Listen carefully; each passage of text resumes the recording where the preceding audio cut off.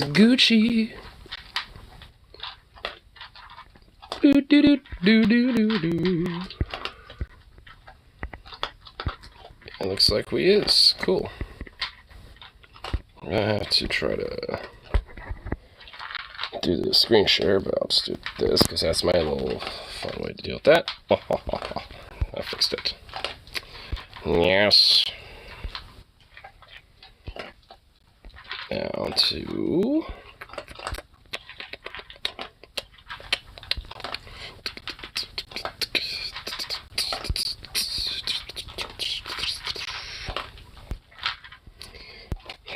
Down to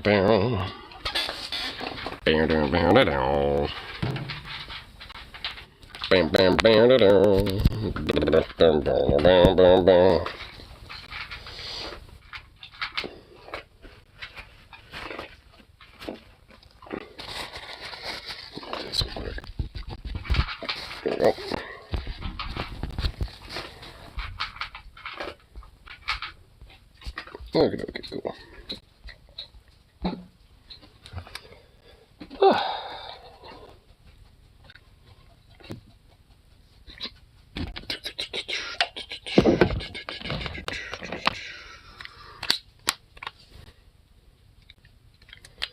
There.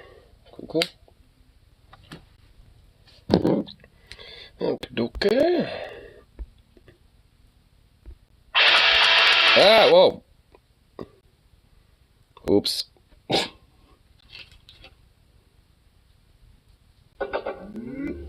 we go. Take me for that happen on my low.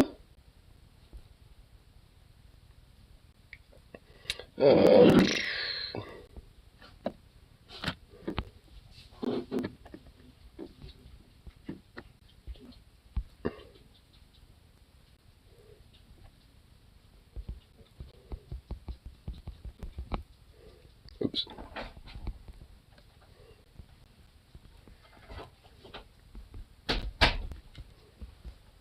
Oops. Wait, fuck, trying to do this. There we go. Nah. The future gets done before you deal with Carol. Ah, fuck, oops.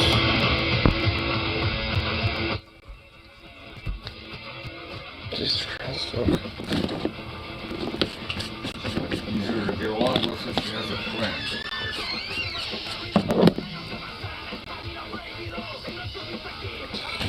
Oops.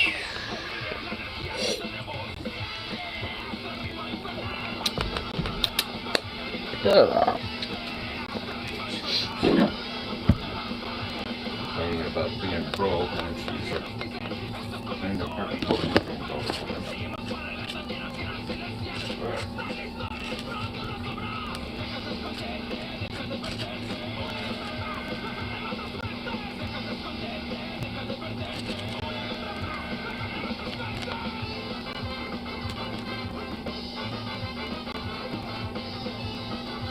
There we go. Sweet.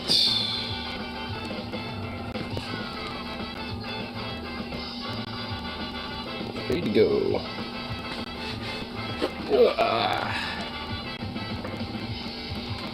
Ay, ay, ay.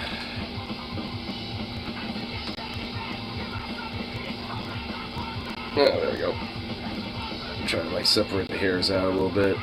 Got all sticky. All sticky with the schwitz and the warmth out there. At least it's not really like that hot.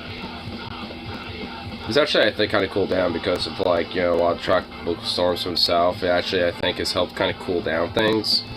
So I think luckily it hasn't really been that bad, legitimately.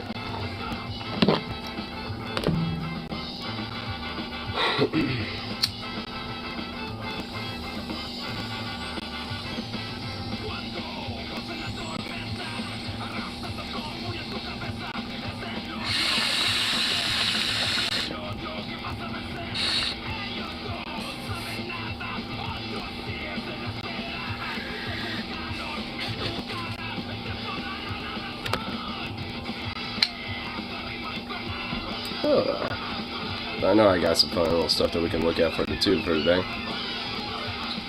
Certainly some interesting shit about you know, that insurrectionist who happens to be a trans person and shit, and want to at least kind of, you know, react to that and kind of talk about that a little bit. Because I'm sure Mike's commentary about that ain't gonna be, you know, ain't short of, like, you know, nuanced. He loves to, you know, make sure it goes in detail and, you know, kind of explain extra little things and even other little stories, you know, in the bigger video. So, I always like that. I've always liked Mike Figueredo's, like, format for his videos. It's always been pretty good.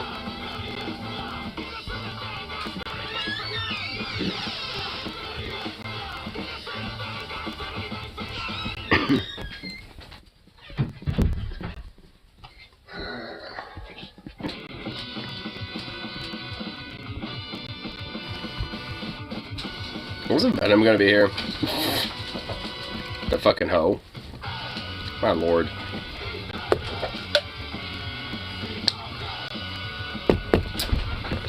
That little hoe. Yes. Succumbed to the sleep. And then he's the one that tells me to go to bed all the time. And there he is, being the hoe. Going to bed. After our little discussion, I wasn't gone that fucking long. I mean, come on now. Just like after I grabbed my bud and get back home real quick, I kind of caught myself up on Project Zomboid a little bit. Just to at least, you know, kind of reset up my base a little bit, because at least in the gameplay I'm doing right now, my first character got bit, and I basically just like kind of YOLO'd it and killed a fat horde in the area, and dropped off most of my shit outside of like a shotgun with, you know, like, of a box of shotgun shells, and decided to just go full ham. So now I have my first dead character with just like a shotgun with no ammo left. I made sure I shot every shell out of that. But now basically there's just this dead corpse of my first character with just like his basics on, with just a shotgun like lying around somewhere. So now that I kind of like reestablished my home base and kind of gotten things collected again with that, I'm gonna try to, you know, get that shotgun back. And not like I really need to, like, you know, try to get it back. I already have like 2. And I have like 3 9mm pistols and a bunch of other shit. So it's not like I'm fucked, but, you know, I definitely need to, you know, like, regain some XP that I've been like kind of worked on, you know. So I need to, like, you know, I'm basically, instead of having a shitload of supplies, I'm just gonna, like, you know, work up on my cooking XP and, you know, just like other skill sets, you know, and shit like that, and watch the TV until the power goes out and stuff. And when it comes to like the life and living thing, where you can get some XP just by watching some of the shows that will come on.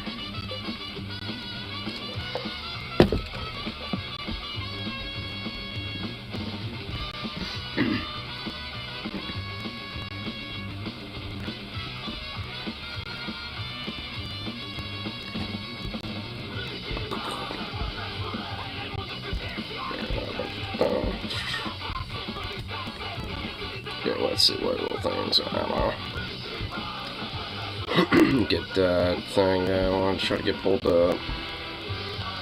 At least for a little bit later. After I kind of get broken in for the evening. There's that.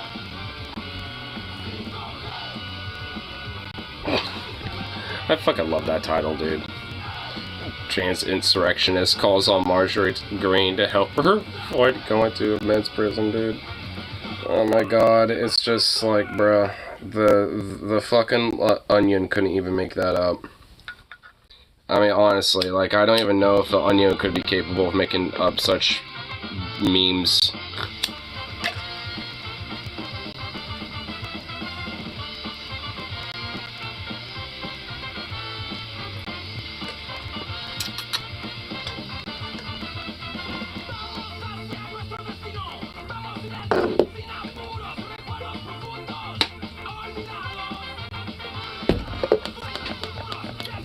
Dude, are fruit flies just something that, like, is, like, a thing that exists on Earth that, like, just has the capacity to materialize out of nowhere?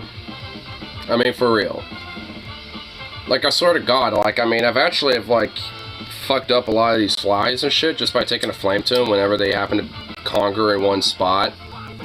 And there's, like, you know, 10 of them, and I burned, like, at least, like, 8, you know, and then the other 2 are able to escape or some shit. Like, it's like, how in the fine actual fuck do these bastards, you know, somehow still, like, you know, like, where do they come from? Like, where are these fuckers, like, materialized from? Like, I genuinely want to know, because, like, what the fuck? Little bastards.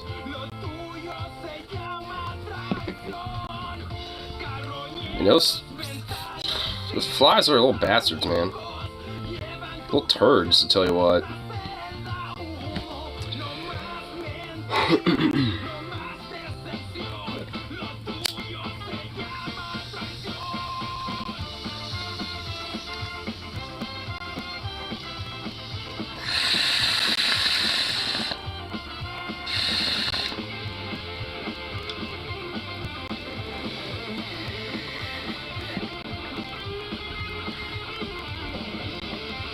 Man, hey, it was like an off week, you know, for DFF, so they're fucking...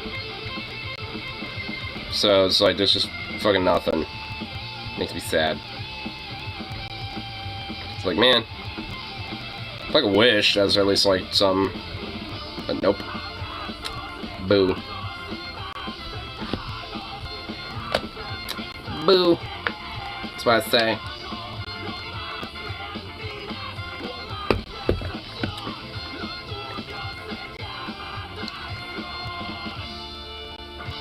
Man, I'm starting to, like, really get my eyes honed in on these fuckers, dude. These, like, I mean, I've actually been slowly but surely killing a good chunk of these bastards, but, I mean, motherfuck, bro.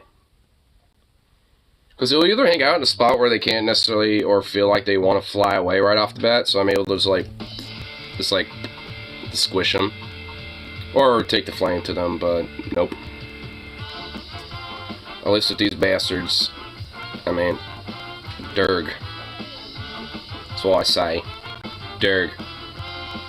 Because they just materialize. Like, I swear, they just, like, come forth via, like, the particles and the, like, things that just exist in the atmosphere, and they just become a thing.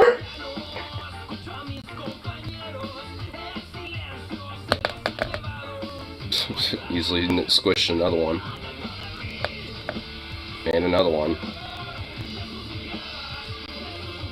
These fuckers are easy to deal with. I mean, Jesus Christ. At least they're not as annoying as, like, the gigantic fucking, like, houseflies. I mean, those things are a pain in my existence. Those fuckers are annoying.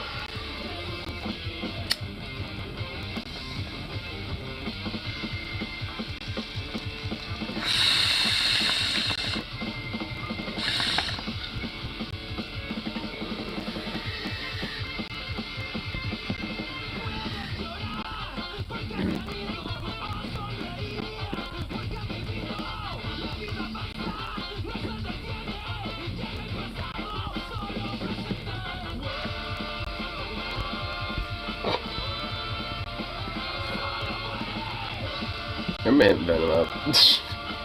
That little bastard succumbed to the sleep, dude. He had that pyro water and he fucking, you know, succumbed, dude.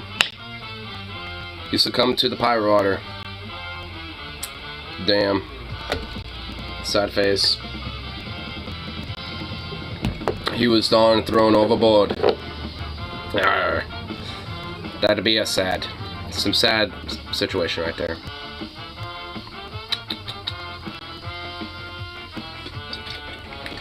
Rest in pepperonis. For he shall be missed forever. And forever in our hearts.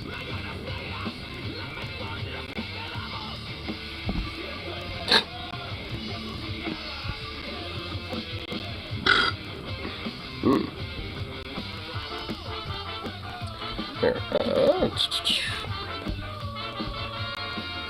Yeah, outside of that one video from earlier, what other little things are happening? So go after that one video, and we'll at least see what else is happening. This could get very bad in Pakistan. Oh no, there's some crazy shit happening in Pakistan now. Are they ramping up some shit with India or something like that?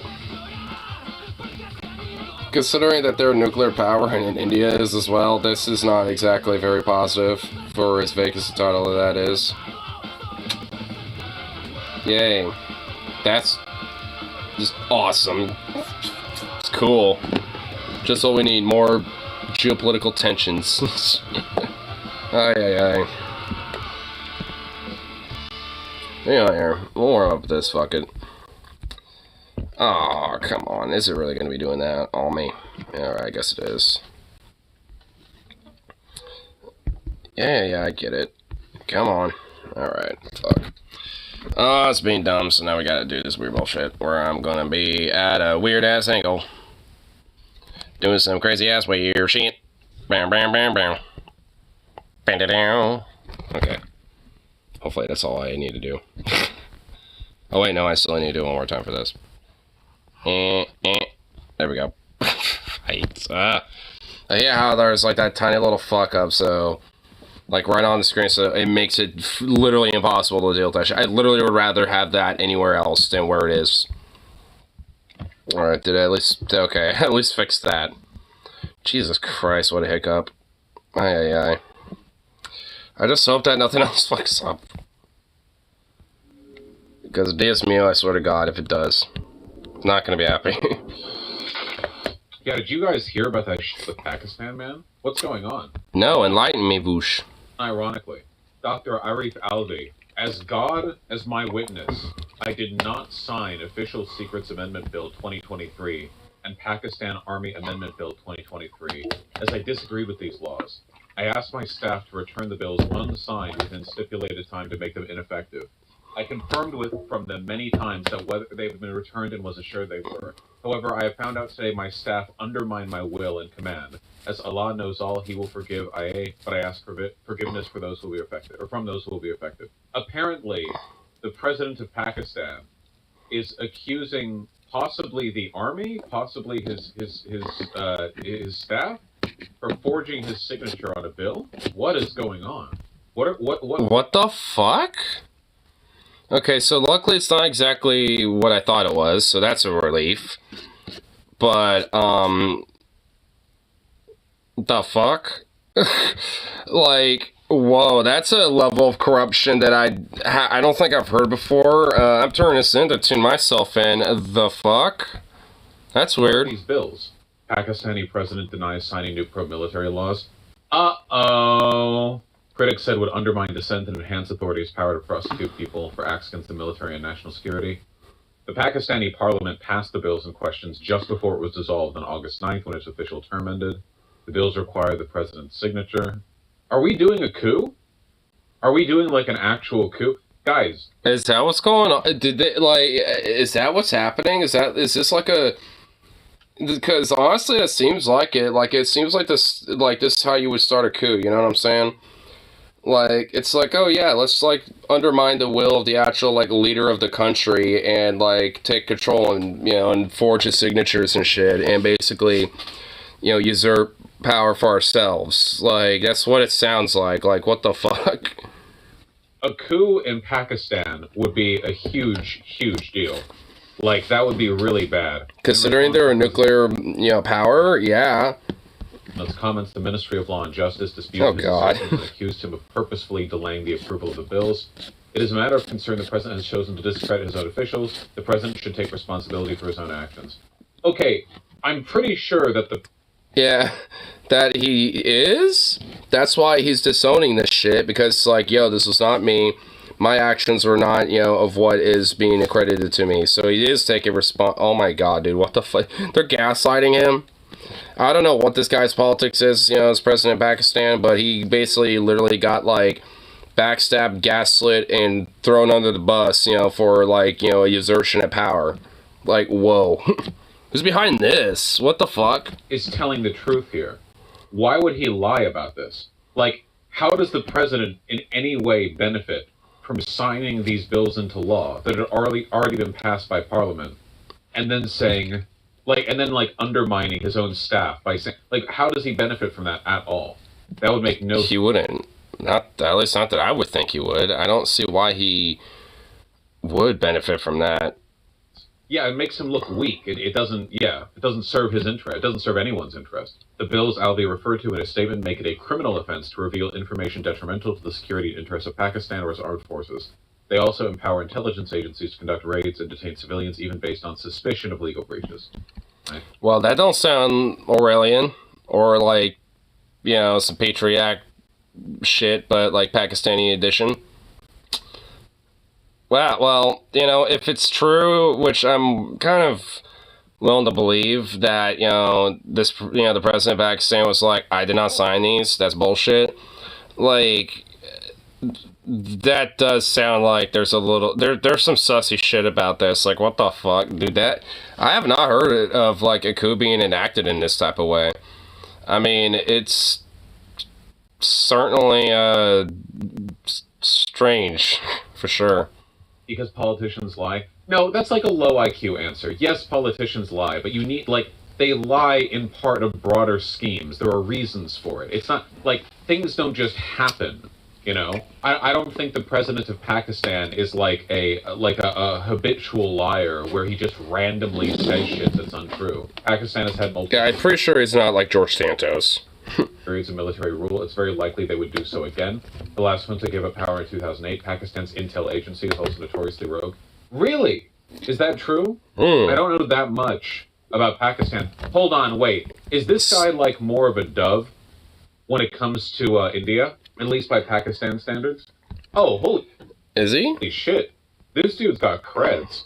While studying at De Montmorency College of Dentistry, he became an active member of the student unions. He became politically affiliated with Islami Jamiat Talaba, a student wing of Jamiat-e-Islami Pakistan, and went on to be a president of the student union.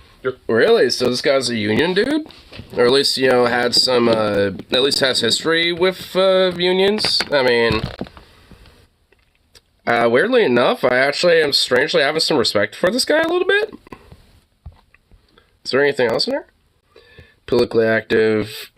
He ran for... It's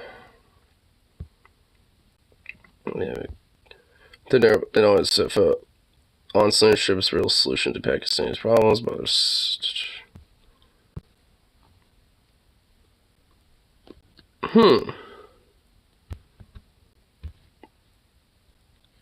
That's interesting.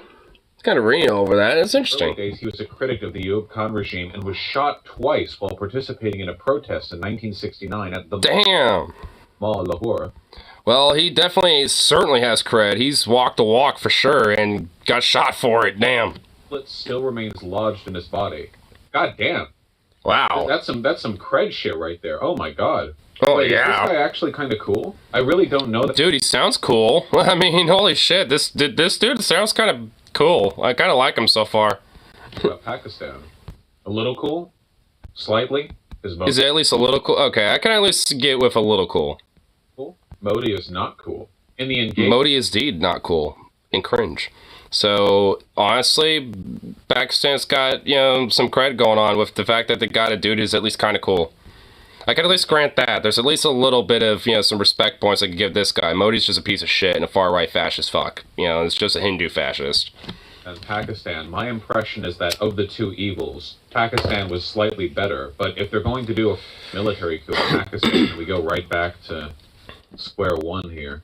Aren't Pakistan and India, constantly at the edge of war, way worse than Polish are towards Russia? Yep. Yeah. India's fascist at the moment? Yes. Well, Modi is fascist. India... I struggle to call India the nation fascist. Modi is a fascist, but India is not as institutionally entrenched, and I don't think there's enough control by the government to really make India the nation fascist. He's right about that. Funny enough, when I was taking an international climate change class, near the end of that class, we did a little project where we basically, get formed in groups that are pretty much like different international bodies that would represent like like a GU summit or something. So you get like the the UN, or not like the UN, but like the US, the EU, China, India, etc. And basically, you all have to at least learn some of the basics of your country's government, at least just a basic foundation, so you can at least get an idea about how certain legislation, things like that, could get enacted, yada yada. At least in some part, while I was reading up about that type of shit, was the fact that at least in some part, the Indian Constitution at least does have some somewhat democratic socialist like aspects and elements within it. Not full on socialistic, but at least some. Like there's actually some pretty decent like protections for when it comes to like worker stuff like that. I mean, it's more nuanced than I'm making it out to be, but there's at least some things that are there that kind of give some sort of a layer of protection for people. I mean, considering they have these other problems like the caste system and shit like that. It's a big country, so I would say it's led by fascists, or at least a fascist. And there are elements of fascist institutional power, but the nation as a whole is pretty big. Don't they support terrorists in each other's country? Oh, they do a lot more than that. Yeah. America. Well, guys, think about it. Back in 2016, or 2017, Trump was a fascist. I would say that, but I wouldn't have called America a fascist nation in 2017 just because Trump became president, right? Like, the leader is a fascist. The party in control is fascist, yes. But they had not yet done the level of institutional deconstruction that I think would justify calling the country fascist. Indian food is delicious. That is true. That is true. Dude, it's amazing. Pakistan did commit some genocide. Yes, that's true. I'm talking about, like, currently, Pakistan and India. I think India has had their own fair share of, of bloodshed and war. Shenanigans. But on Saturday, we'll just call it some shenanigans. Arrested Shah Mahmood Qureshi, who is standing in for Khan as the PTI leader. Whoa! Whoa, whoa, whoa. Citing the amended law, the agency accused him of exposing official secrets and harming state interests while serving as the foreign minister under Khan. Wait. Who is Khan? He was the former prime minister up until April 2022. He was the guy who was ousted. Wait, did they force through this law just so the intel agency could arrest this guy? Was this like a quick push through just so they had a legal excuse to do this arrest? Maybe. Was arrested before this? Yeah, and this is the stand-in for Khan as the PTI leader. He's like the Pakistani Trump-like person as far as I'm aware. Imran Khan was the PM of Pakistan. He was majorly popular. He was ousted and arrested recently with U.S. involvement. Okay, wait, let's learn more about that. Well, I'm not really that surprised with U.S. involvement. Learn more about this. Amid a constitutional crisis, Khan became the first prime minister to be removed from office through a no-confidence motion. Charged under anti-terror laws after accusing the police and judiciary of detaining and torturing an aide. What was the constitutional crisis? Al Jazeera article on his ousting. 3-year sentence, been barred from politics for 5 years after he was convicted of corruption charges by a court in the capital Islamabad last week. He denies the charges and says the action against him is aimed at stopping him from contesting elections expected later this year. God damn it, this all seems really complicated. It is. It sounds like there's a lot of shit that led up to whatever the fuck is going on here. Like, what the hell? Dude, like, Pakistan's got some whack shit going on for their politics. What the fuck? The Jesus Christ. According to the report, took place less than 2 weeks after Khan visited Moscow on February 24th, the day Russia invaded Ukraine. The U.S. and Europe were quite concerned. That's strange. About Khan visiting Russia. That's honestly kind of suspicious. Oh, yeah, this nuclear power, visiting another nuclear power the day they decide to do their invasion and, like, potentially maybe have, like, some diplomatic, agreements and stuff like that. Well, that's kind of fucking obvious now, ain't it?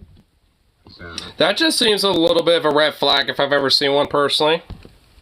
Aggressively. The fuck? Okay, guys, question. I'll open up the chat again for a second. Can you explain to me why would Pakistan side with Russia in a geopolitical conflict when Pakistan is A, U.S. ally, and B, mortally opposed to India, which is largely aligned with Russia geopolitically? Probably just so they can maybe use them as a buffer, when it comes to, potential war between India and Pakistan that they maybe want to avoid. I mean, because if they're able to have like a, kind of like a middleman, that's already somewhat favorable to India, but then they're like, hey, well, our new buddy over here is apparently not really, you two are not fond of each other. We can, maybe we can, get some agreement in, though. Like, I mean, I think that's kind of the idea, Like, I think it's meant to, like, hey, maybe we can grease Russia's wheels a little bit, and, like, at least get somewhat friendly with them, and maybe they can help potentially ease tensions between our geopolitical enemy, and maybe even, get a favor into maybe they can pressure India for something. So I feel like it's just kind of like, like a political gamble, at seeing if that, could be a result, if I would guess. Maybe I'm just going a little Hearts of Iron 4 brains, with it, but I mean, I don't know. If I was a political leader and I was thinking what could be a way to potentially at least avoid a more immediate risk of like some conflict like that, have a buffer. That's our, where you're kind of friendly with, somebody who's, also friendly with somebody you're not like an ally with, obviously. Yeah, because if India's got fairly close ties with Russia and Pakistan is able to somewhat get similar, ties, then that could potentially maybe use that as a way to create like some sort of a compromise where, Pakistan can at least, get some sort of a gain out of it, and India can at least, back off a little bit while being disgruntled and maybe begrudgingly being okay with that because they don't want to lose their economic and political ties with Russia.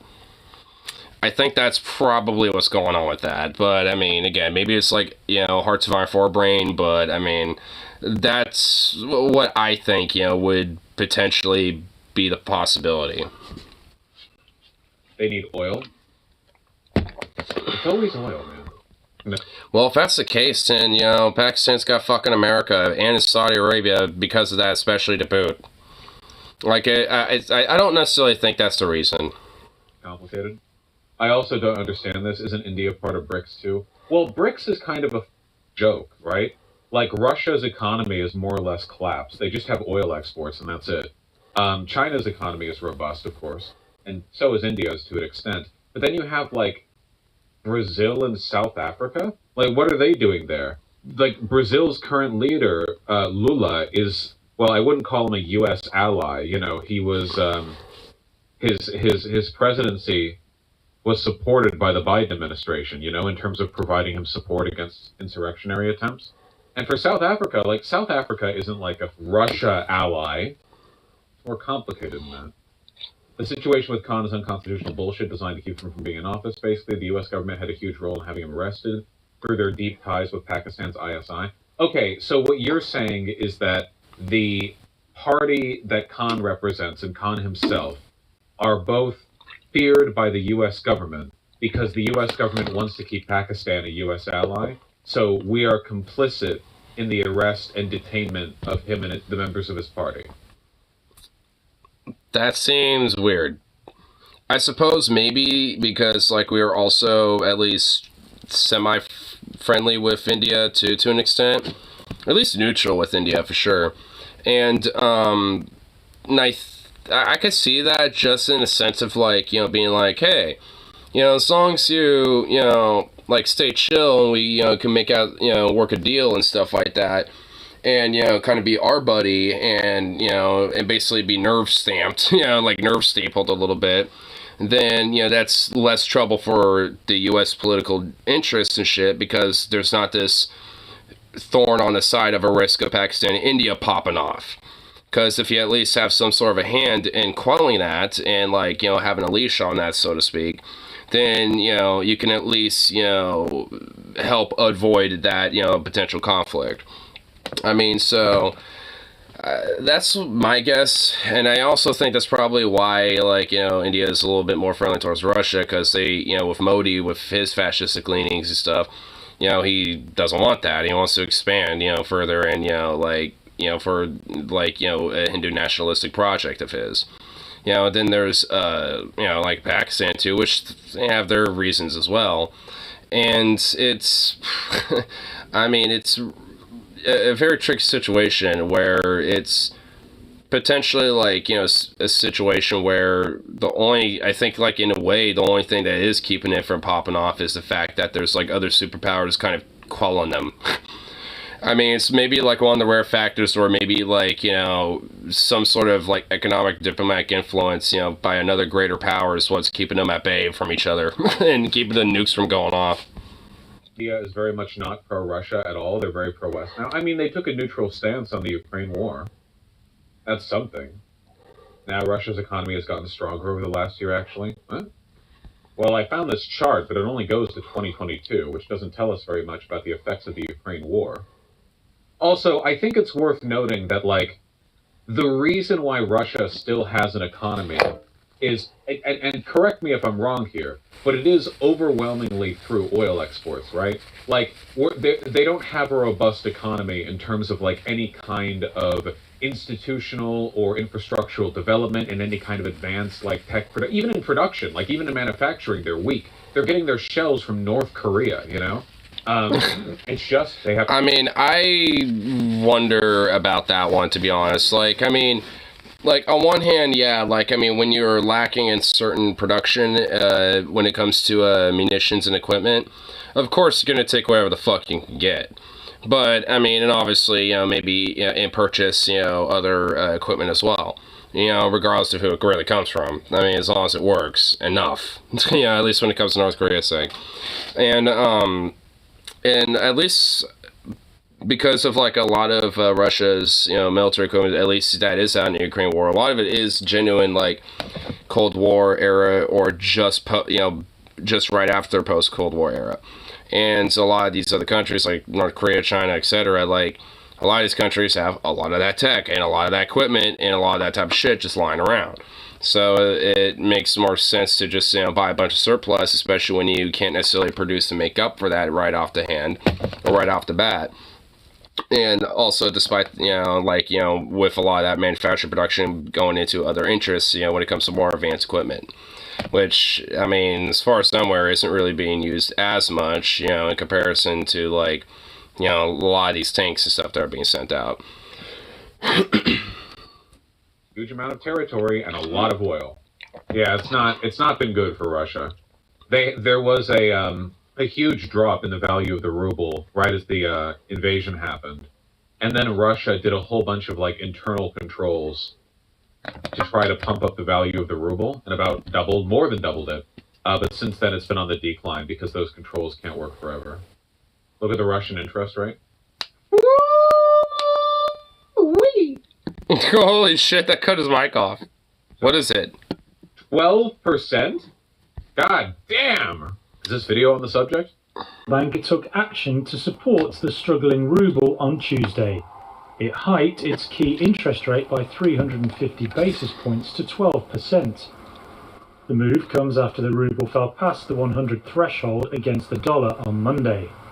On the same day, President Vladimir Putin's economic advisor Maxim Oreshkin criticized... This guy literally looks like some sort of like weird, like, SS officer that has like been out in the field for like a year and has not known the term of a break, you know, when it comes to manning the camps. You know what I'm saying? Like, this guy looks like a fucking Nazi, bro. Central bank.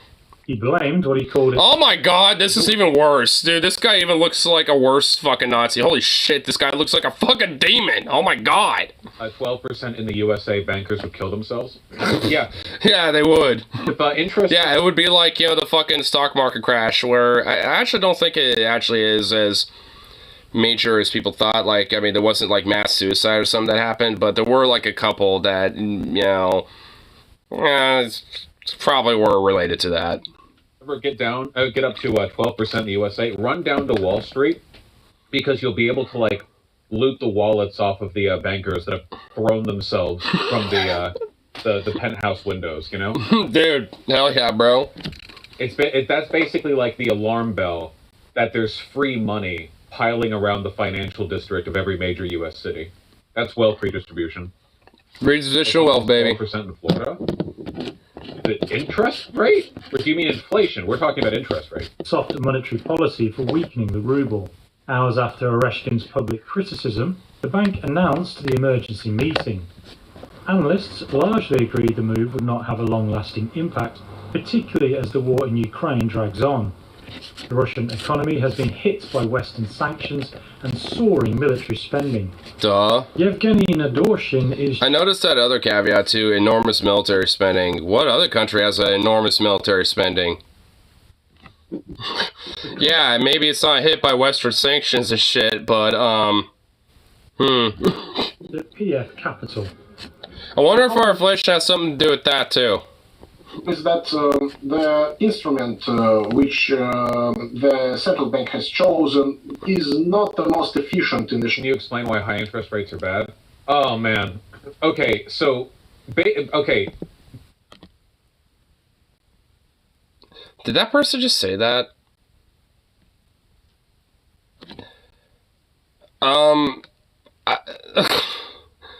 Go outside. Try to buy something that normally was like $10. You'll realize that it's not $10.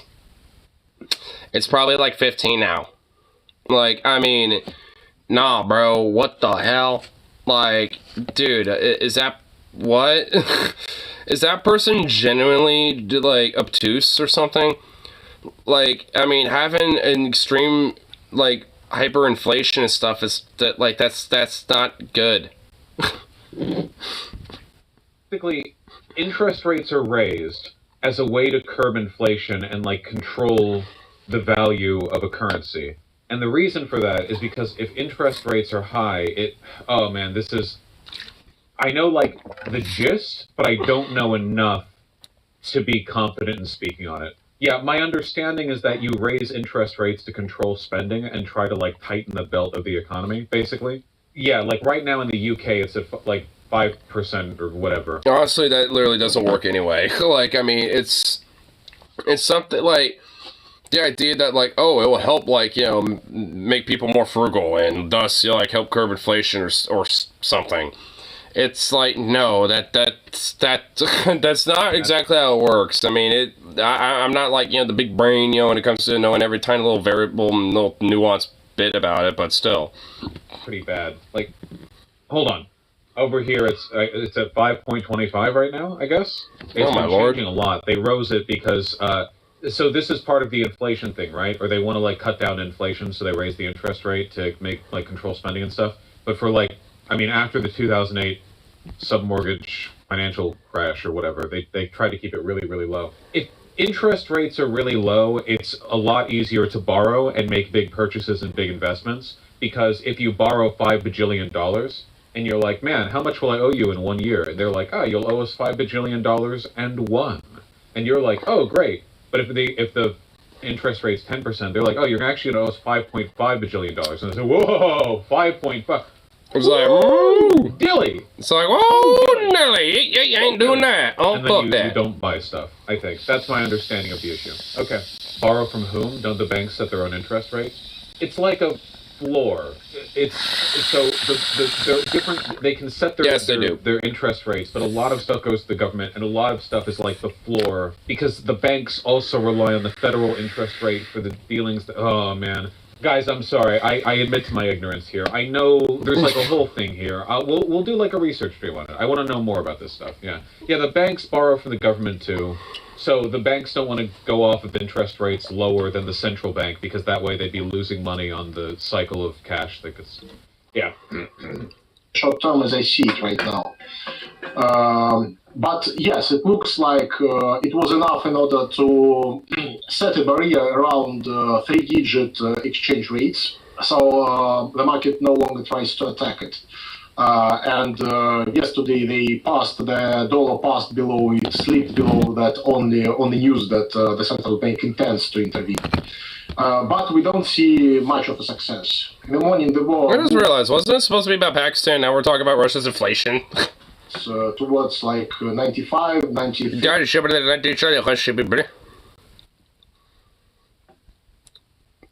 Yeah, he literally just continues to drag on about the inflation rate stuff, but you know, it'd be the rambles. I'm mostly wanting just to kind of check out the Pakistan situation, which seems a little like a fucking random nightmare and a half, to be fucking honest. Like, I mean, I mean, it's just like, oof. it just seems like some weird, crazy political like shit is going on domestically in Pakistan, and obviously a lot of it's out of my fucking knowledge book, but like, bruh, like what the fuck? You would think there would at least be like some sort of like, you know, I don't know, like some sort of a like, you know, check and balance within his government, but I guess there isn't.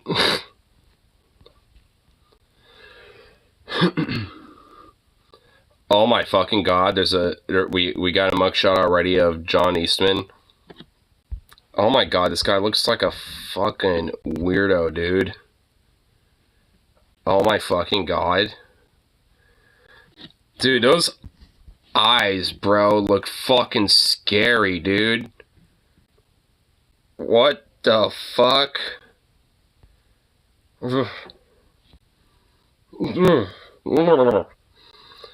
God, that is... Jesus, that guy's got some fucking demon eyes, man. Holy shit, that's some demon eyes. My god. Oh.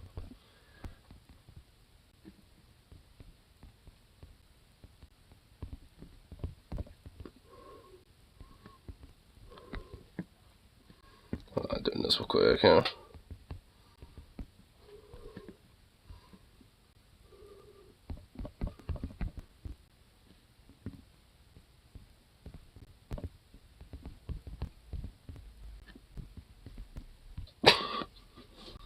There we go. Boop. Here. Let's see what little funny things happen before we kind of check out the other video that I want to look at. What the fuck? Elon Musk sabotages the concert of his ex? Dude, are you fucking kidding me, bro? No way. Dude, this actual fucking parasite is that fucking hung up over... Dude, no way. No way. No fucking way, bro. What? What? What? No way. Oh my god, he's standing in front of the projector entirely. Yo, he is the most divorced man in America, dude. Oh, yeah. The what? Yikes. There's so much that is a nuisance with new Twitter. It is becoming worse and worse overall. I hate it. I wish it wouldn't be the way that it is. It is a platform that I relied on a lot, and I think it's awful. Relied on equals addicted to? I mean, first of all, I will never tell you that I'm not addicted to using Twitter. I am. I am deeply and undesirably addicted to tweeting and reading tweets and posts. However, having said that, it is also my job to do so. On that note, let's move on. Let's move on from Elon removing the block feature, which he won't be able to do most likely, okay, to, you see her, Grimes arguing with her AI, it's terrible, wait, what? Watching Grimes get into an argument with an AI version of herself is peak 2023, and I love it. I mean, this is not... No way, what? Grimes AI, being woke as a cult and it's bad art, I literally blah blah blah blah, I cancel me, but hey, I don't want to make you lie, but why do you say so much negative things? I'm hesitant for you to take off, never some bad punishment, blah blah.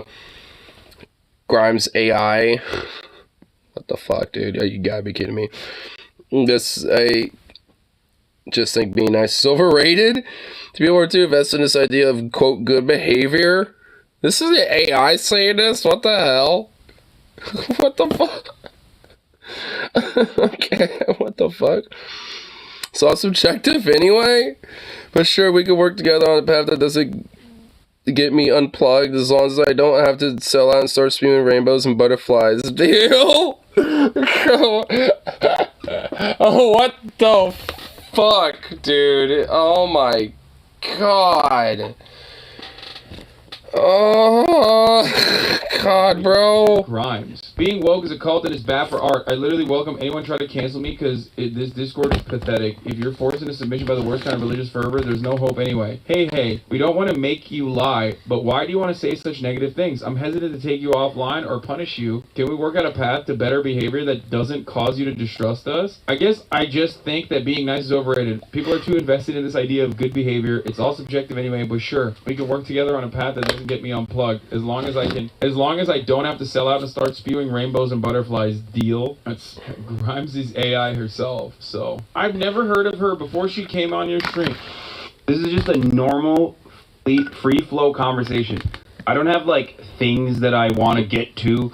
I don't have any like information that shit, that's her. I want to draw out of you. I actually have no idea why I'm here or what this is. Speak into the microphone. How? Wait, did she just like observe that, being like, what is this object?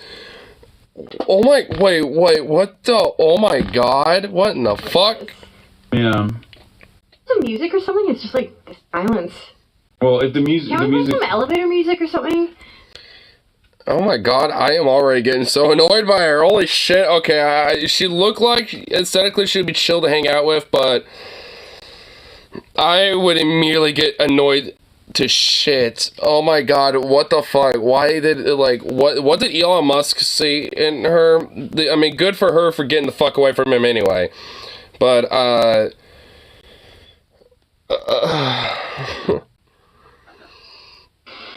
Okay, I'm gonna give you guys something really important here. Are you ready for this? That was something. Her just like her looking at that mic like it was like some alien artifact was just fucking gold, bro. Like, I mean, dude, I mean, what the fuck was that? Things that you see on this stream, or even things that you see on Twitter, are not even a fraction of what is going on in the real world. One example I will give you is this wonderful Planet of the Bass song that absolutely went nutty mode on Twitter, right? People loved it. You know what? I just want to see the goddamn fucking... Oh, get right to it. Okay, cool. But they opened up for the Jonas Brothers, okay? And here's how people reacted to it.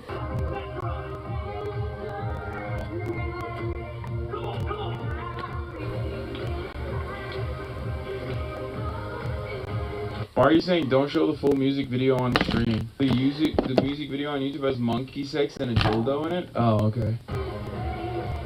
Huh? What? Like, people are completely oblivious to what is happening here, right? And these are like people that paid money to go to a Jonas Brothers concert. You know what I mean? Wrong market. Song was for elder. And then basically Musk somehow got in here and stuck his way into like, you know, into like some sort of like into where the projector is, into like the production sound crew and all that shit. Like somehow snuck his way in there and be like, I'm Musk, just butt his way through. Oh my god, this guy's entitlement is insane. Who the f*** do you think goes to a Jonas Brothers concert? Children? Brother, you think children go to a Jonas Brothers concert because you're a grandfather. Okay? That's why. Because you're a granddad now, okay? By internet terms.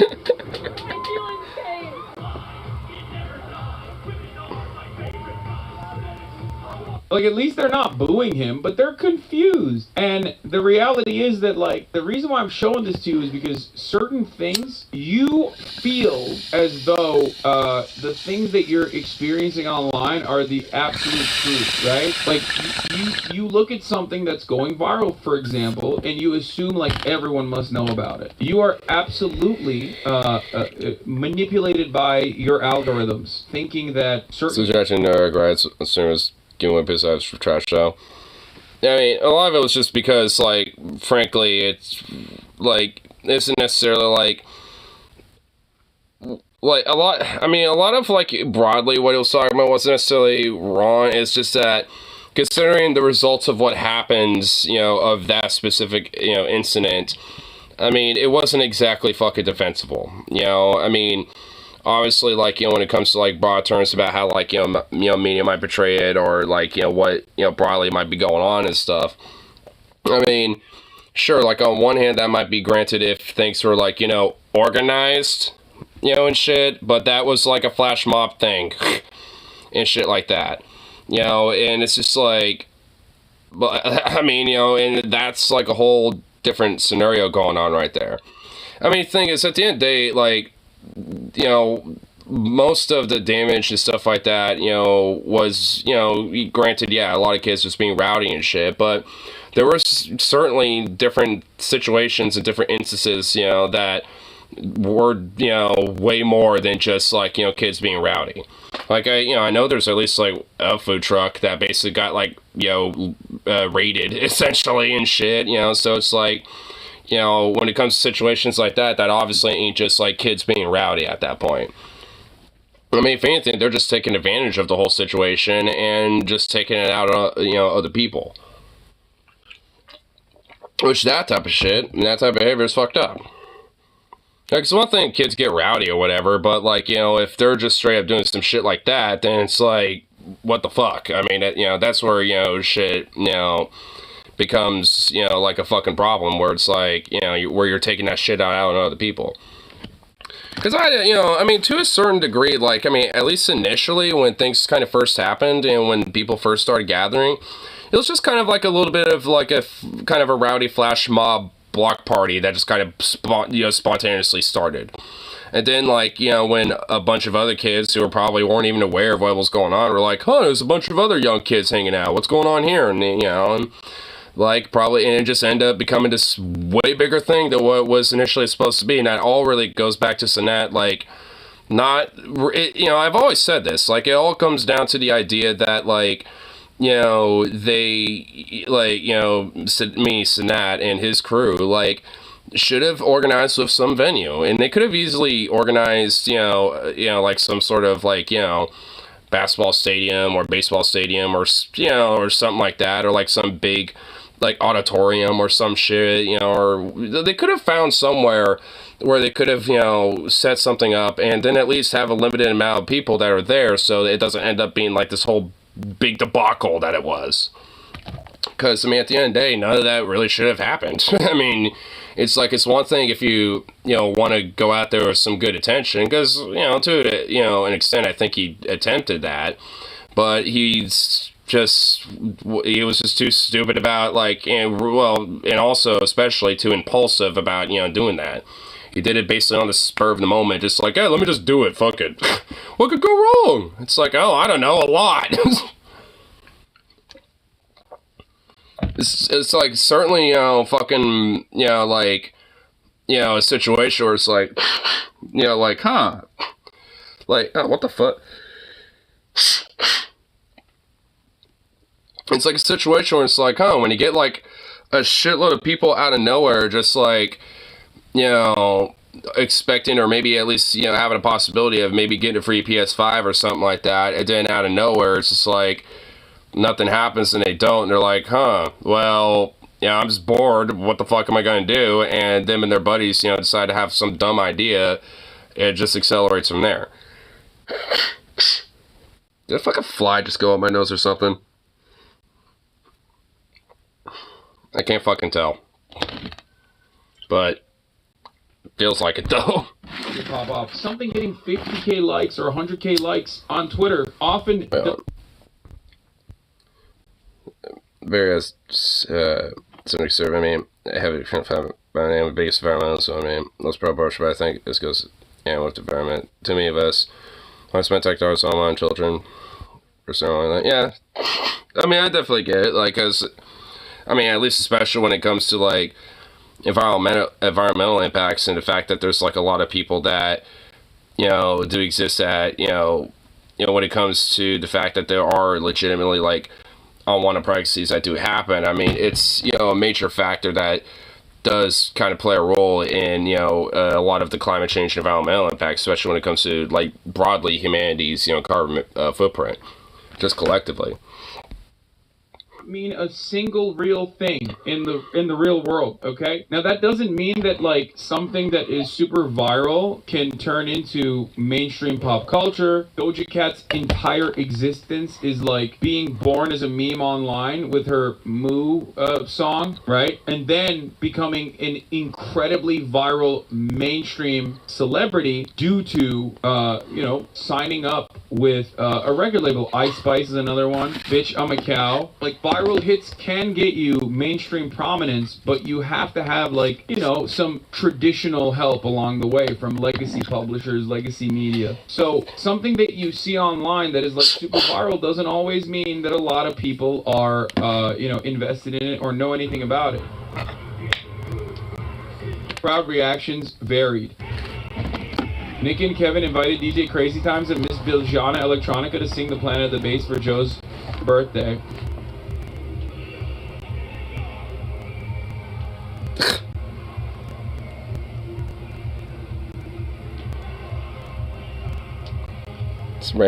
Just random little clips. Seems like everyone, or a mixture of people, either having a good time or not. Mixed results. He posted this himself. I like this guy. Funny. Seems like some people are mostly enjoying it. Because of the way that the every facet of existence now, okay? And, What's it like Elon coming to play on this one? Because it apparently, bumps in out of nowhere. Oh, wait, is it right up here? Oh, yeah, there it is. Yeah, I see a silhouette. Which I did not realize. Wait on. I think this might literally be the club I went to. The club I went to, like the triple-decker one with Will that we talked about, said that Grimes was going to perform there. So I texted her, and she said she was going to do it in August, which I did not realize also meant Elon Musk would be there in August alongside Grimes. But in many ways, they're perfect for one another. Let's be real. No, not 1-0. No, it was like a Japanese club with like. Then Abba and Priest response.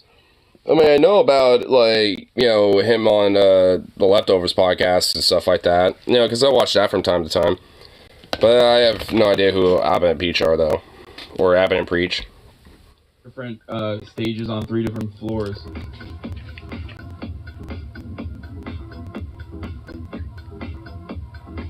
This is weird ass silhouette. What's he doing? Just wandering around?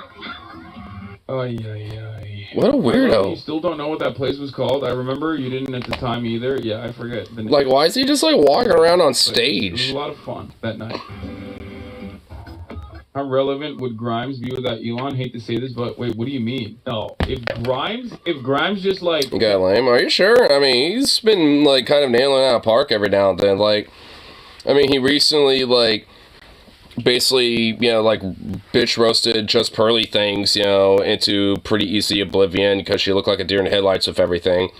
And then there's, like, this whole XQC drama thing where he basically, like, he basically just, like, roasted XQC on a silver platter to the point that XQC literally, like, out of nowhere started doing the worm. I shit you not. He got out of his seat and just got on the floor and started doing this weird worm shit. I was like, what in the fuck is he doing? I was just like, it was weird, dude. I mean, honestly, like, he's been kind of, like, hitting it out with, like, some of these little interviews or, like, little debates that he might do with some of these people and shit. I mean, it's not the first time. There's, like, somebody else, like, not that long ago that he also kind of did this with, too. There's also the whole, like, Steven Crowder debacle, too. Now, that was when the Just Barely video still misses comedy stuff. Yeah, I mean, in a way, I mean, it's just because he's, like, kind of, in a lot of ways, just moved on to, different form of content and stuff, but, I don't know. I still like it just because, I mean, he still kind of has, like, some of those comedic quips and stuff. It's just, not really necessarily in the same traditional format that, like, he used to have. Doing grime shit and, like, made music, I think she would absolutely be relevant in, like, the music circles. What the fuck are you talking about? She was relevant before Elon Musk. She might have even be more relevant. Yeah, if anything, like, her girly pop alt clout kind of went away when she was dating the world's grossest billionaire. The thing is, like, Grimes is an artist, kind of. Like, she was a well-celebrated producer and pretty talented. Especially her old stuff is really good. So, yeah, I mean, she's also weird, as artists are, oftentimes, but, The music or something is just like the silence. well, if the music, Can we put some elevator music or something? Elevator music.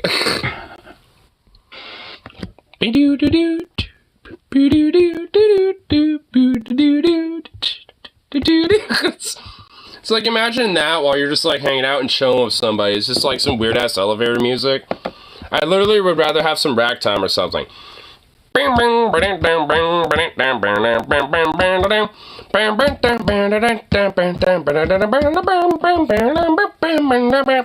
literally would rather have ragtime. Because at least ragtime is kind of fun.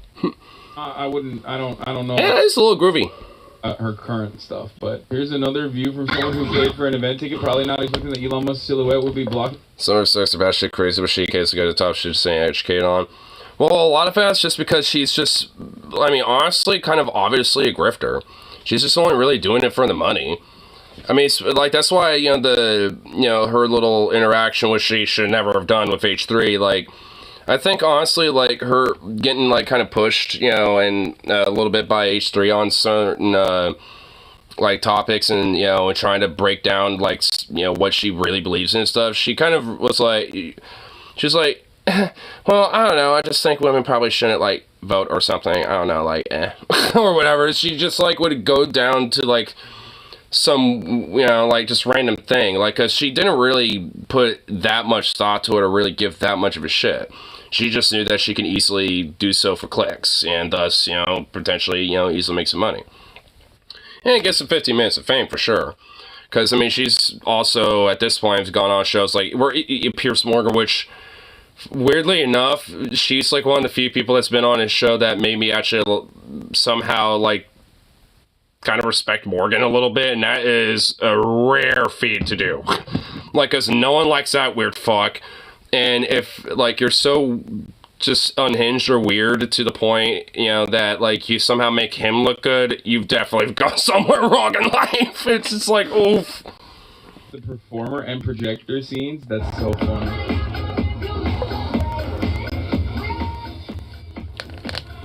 Piers, he cracks me up. I mean, in a way, like, he does, but not really intentionally, honestly. Or, you know, not in the way he thinks he probably, you know, is funny. Like, he's just funny because he's just, like, a fucking nerdy little dork and just, like, looks like such a dude that I would, like, I don't know, show in a locker or something. Like, it's like, what a weird fucking little nerd and dork, dude.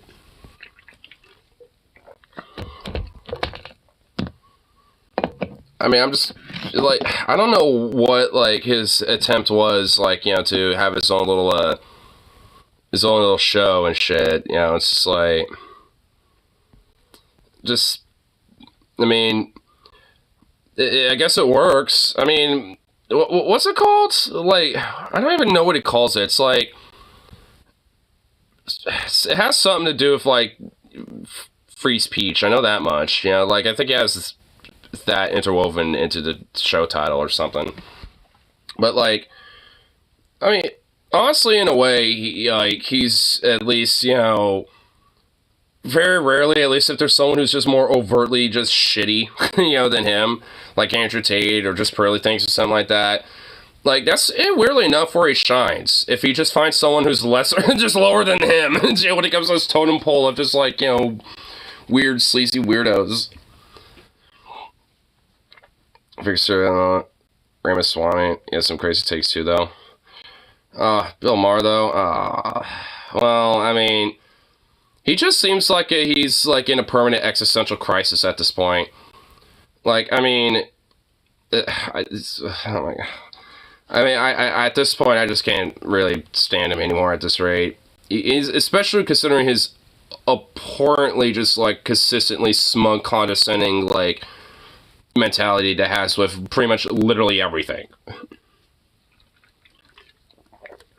Which kind of made me realize the only reason why I kind of liked him is because he was like that for things that I agreed with, and then it's like, well, kind of grew out on me.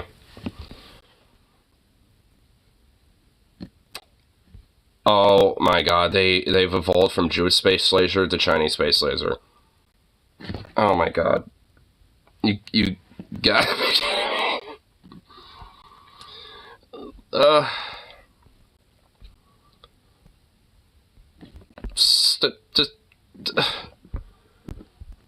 Seriously? I mean, obviously we have a little Sonya again, but here I just want to like see some of the Tic Tacs because we kind of already know about the Lanya, whatever the fuck. We already get this shit. I want to see some of the tax, some of the Hawk tax. What's it right here? Yeah, okay. Yeah, I think this is the first one. Yeah, let's go right here. Lost history, our kids are traumatized. You guys messed up real bad. There is one way to mitigate some of the worst aspects of this, as far as I understand, and I am no big city lawyer. Moving some of the power lines underground would, at the very least, actually be a cost-effective measure in the long term, but of course, an incredibly expensive one in the short term. Here's why. When you have an above-ground electrical grid, especially in areas where there are a lot of trees that are susceptible... I've actually know that some places do this, and honestly, I don't know why we don't do this more often, to be fucking frank. It does, like, especially in areas that might be prone to wildfires, or, even things like earthquakes, tsunamis, stuff like that. Like, having, like, I mean, granted, yeah, like you just said, like, it's definitely more expensive in the short term, but I think especially infrastructurally, I mean, the long-term investment in that would actually be better, like, in a way. Like, I mean, especially when it comes to, like, maybe, like, these more longer distance, like, lines and stuff. Like, if you're going down the highway, sometimes you'll see just, like, these stretches of power lines going on for miles on end. Like, in a way, it would probably be, better, especially for just, like, infrastructural maintenance, too, to an extent, to maybe have that underground. At least, especially for more, like, denser urban areas and shit like that. I mean, I know at least you're, like, in Portland it is, to some extent. But at least around here, it's not really the case. A lot of power lines are above ground. Watching conservative stuff? Well, not, like, conservative stuff in the sense of politics, but there's, like, obviously, like, there's channels that I know at least lean more conservative that I will watch, stuff like that. Mostly, like, gun tube channels, stuff like that, like Civilian Tactical, or One Punch Dad, I think his name is, because a lot of his little, like, military skits are pretty good. I like, I honestly like him a lot. Of his little weird characters, like the Crafton bit and stuff like that. I mean, so, I mean, there's, like, a few channels like that I'll watch, where, they for all intents and purposes do lean somewhat conservative, but they're not really, like, political necessarily. And there's also, like, I think it's Tilsby, but it's like TLPSY, I think, but he's like a dude that, will sometimes talk about politics occasionally, but mostly just kind of talks about more about, like, how, like, military culture was like, and, what, soldiers tend to do versus, like, what the stereotype might be, and what people think they might do, and this and that. On top of, like, what people's favorite gear was versus the worst, shit like that. But, in a way, they kind of generally at least lean somewhat more conservative leaning, at least whenever they do kind of mention their politics and shit. But, I mean, they're not, like, politically based, in the sense that they, do, like, news commentary or something. Climate turret cut down, everything dead. All dead branches and has reached. I'll spot old water tank, trailer follows. Nice. That's pretty nice. Yeah, around here, at least, I think, at least on my street, I think it's not really underground, but it's all, like, connected, with all the houses and stuff. Like, there's, like, I think actually around where I'm at, it's a little bit of mix. Like, some blocks, will have, like, the power lines up, but then they'll, like, connect to one property where it's, like, where it goes down, like, a street where it'll be, like, underground or something. I think there's a little mixture of, like, different shit going on. If I, remember correctly, because I know on my street there isn't any lines, but for most of the streets and neighborhoods around here, there are, so. Falling. But one thing you're supposed to do with respect to upkeep is to cut the vegetation that is in contact with the fucking power lines. This is a big part of it. Making sure that, like, no natural vegetation is touching power grid. That is a profoundly expensive endeavor. You want to know why I know it's expensive? Because they don't do it as a cost-effective measure. They just choose to... I know that much. There's a bunch of trees that are next to the power lines that are actually up this road up here. And they basically once a year will go over there and trim some shit, but throughout the year, a lot of the vegetation will just go right back all on and around those power lines and stuff, and they have to like trim them down a little bit. Which, it's like, that's just what, part of the job, and make sure that, the infrastructure, especially with the power grids, stay safe and stay fine and functional. But, I mean, it's just like, it costs money to do it. It's like, well, if that's the situation in the case, then, well, put the money into it, to just invest in it. Check. That leads to a lot of fucking problems. Think about how much we just talked. All of this stuff is difficult to explain. You know what's not difficult to explain? Lasers. The truth is much more complicated. You have to talk about anthropogenic climate change. You have to talk about bad land management. You have to talk about non-native grass and So it's very can't sure the timber I have will be too expensive to clear my property is for north of Washington, west of I-5. Yeah, I mean, and it's the same thing around here. Fires happen a lot less the closer to the coast you get. That is true. There's more moisture and stuff like that because of the coast, and a lot of the whatever weather and like cloud formations and stuff like that come from the coast that move westward or move eastward. I mean, like a lot of them tend to get kind of like bunched up by like those coastal mountain ranges, and then also to a certain extent to the Cascade Mountains as well, like when they like kind of hop over those. So the valley kind of gets like a lot of cloud coverage and stuff as well because of that, at least for like low level clouds. I mean, higher level clouds not so much, but at least more lower level ones. It is way drier. You have to talk about the electrical grid and multiple points of failure. You have to talk about a lack of adequate response immediately in a crisis, in a moment of crisis. What are the other components that led to the government not sounding the alarms as quickly as possible? Which honestly, that should be some criminal and negligence right there. Like when I found out about that, when they didn't sound sirens, and shit like that, to try to see if they can evacuate people, like, despite the suddenness of it all, I mean, it's just like that. I think honestly, like whoever was in charge and like a part of the administrative apparatus that was meant to like handle that type of shit should, the people involved in that need to at least have some criminal negligence, because like there's hundreds of people that are still missing, and every time people tend to be recovered, at least more often than not, they tend to be dead. So it's like, I mean, who really knows what the real death count is right now because of, at least in some part, due to the negligence of, like, trying to evacuate as many people as possible with whatever and any warnings that and systems that you have in place.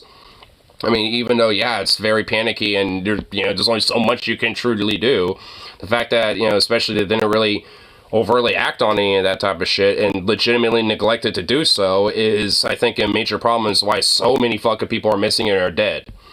Like, I mean, at least to some extent. I'm sure, honestly, I do think that like, there would be less people missing and less people dead if they, hit the sirens and shit, Afraid that tourists would be terrified. Is that one of the reasons? These are questions that you have to ask. However, you don't have to ask any of those questions if you say lasers are the reason. Lasers. Okay? Especially when you're fucking Tim Pool. And you can tie that to a... I've heard some horror stories actually been showing people that try to shelter dogs horrible.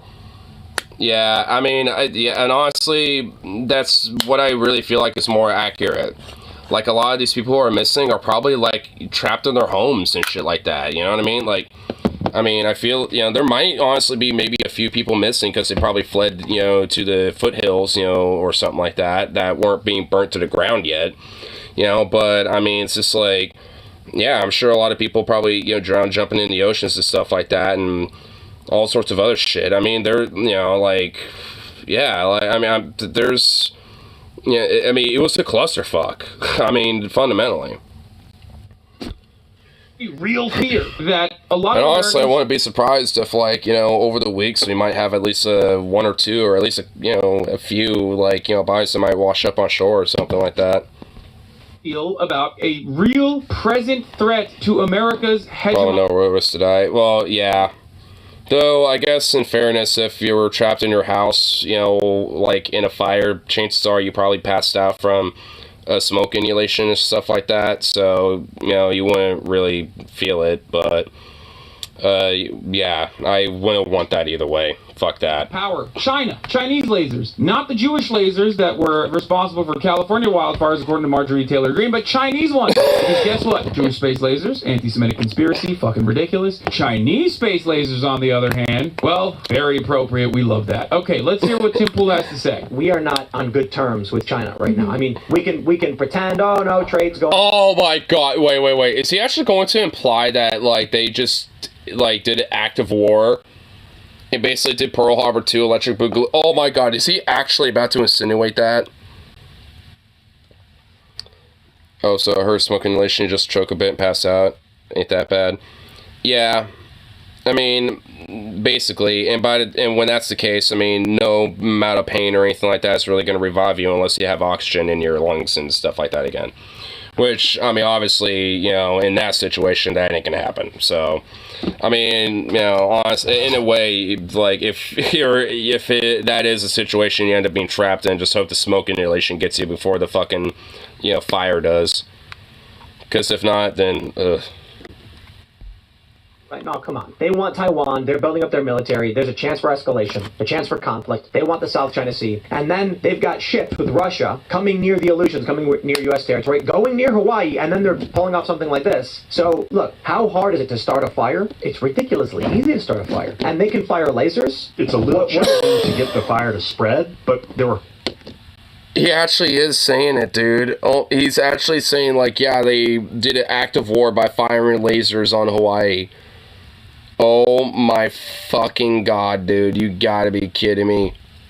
Level, it said it was like hurricane level winds. Why would China do that? Like, I mean, regardless of, like, who invades who, it's a fucking bloodbath, you know what I mean? Like, whether we decide to invade China, you know, or China invades Taiwan / America, or whatever the fuck, how that ever might work or some shit, like, it would literally be a bloodbath no matter how the fuck that fuck shit plays out. I mean, it's just like, why is the right pro-Russia and anti-China and the left is pro, or anti-China pro-Russia, or pro-China? I can't say any one. I don't know. I mean, I feel like, you know, like, at least, you know, a lot of lefties probably look at China, at least when it comes to certain aspects of them, and probably think, hey, they're actually kind of beating us on these type of things that are actually kind of good, like high-speed rail and, you know, and, like, you know, certain, like, infrastructure projects and things like that, you know, and shit, which, you know, I'll grant, yeah, sure, but I think in a way they look at stuff like that and then it, like, kind of gives them a sense of, like, oh, well, they can't be that bad, and it's like, well, no, they're still imperialistic superpower, you know, and they're authoritarian state, like, I mean, like, no. I mean, it's just like, you know, it's like, you know, there's, you know, a lot of various things about them that you can kind of pick, you know, and, like, I mean, really, it's just cherry picking. It's like, you can cherry pick certain things about China, at least concurrently, that, yeah, that are legitimately, I would argue, are positive, you know, but that doesn't mean, oh, thus they good. I mean, it's kind of the same mentality how, like, you know, a lot of people are, like, super hyper, like, yeah, America good no matter what, you know, and shit. It's like, no, it's like you could point at some stuff that, yeah, sure can be legitimately good, but there's a lot of fucking other problems going on that don't, you know, excuse that, you know? I mean, it's just like, you can't necessarily just, you know, it's, you know, use those things as an excuse. Because if that's the case, then you could do that with any country, basically. It's like, oh yeah, like, well, you know, Egypt's actually pretty chill and awesome because they have, like, a public education system or something. It's like, yeah, well, that doesn't mean that they ain't terrible. You know, it's like, it doesn't mean much. At least when it comes to how, like, a state functions. I mean, if they're shitty, then they're shitty. Even if they have, like, a few things that, you know, can be pointed at that are kind of good.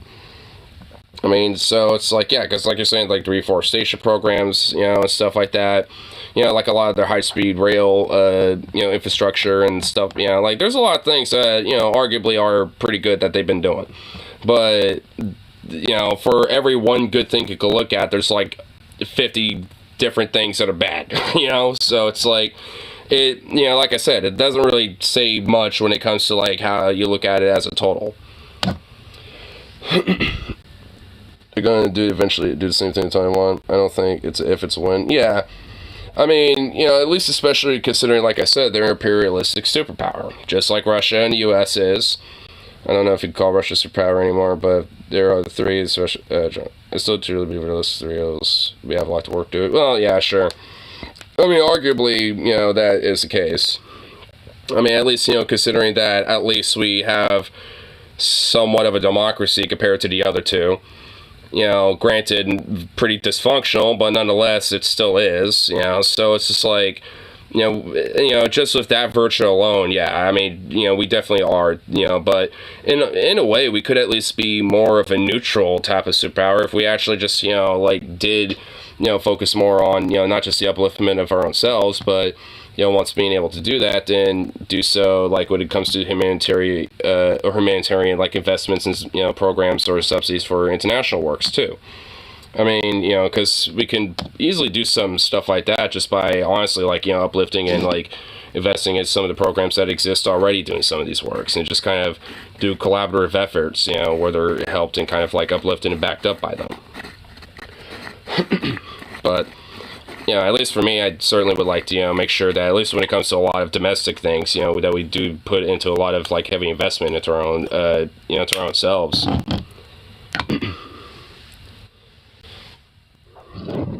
For terms here and our leaders of position don't mysteriously wind up dead, or are they forcefully? Yeah. I mean, you know, at least, yeah, like, there's that. I mean, you know, like I said, you know, the fact that we do have a democracy, you know, gives us at least, you know, an ability to kind of change things up a little bit. While, you know, the other two states, you know, the other two major superpowers are authoritarian, like, you know, like one party / like one man rule dictatorship, basically. Regardless of what little flavor of aesthetic they want to prop up, you know, to make it seem like it's one thing or the other. Here, go to the bathroom real quick. Be right back.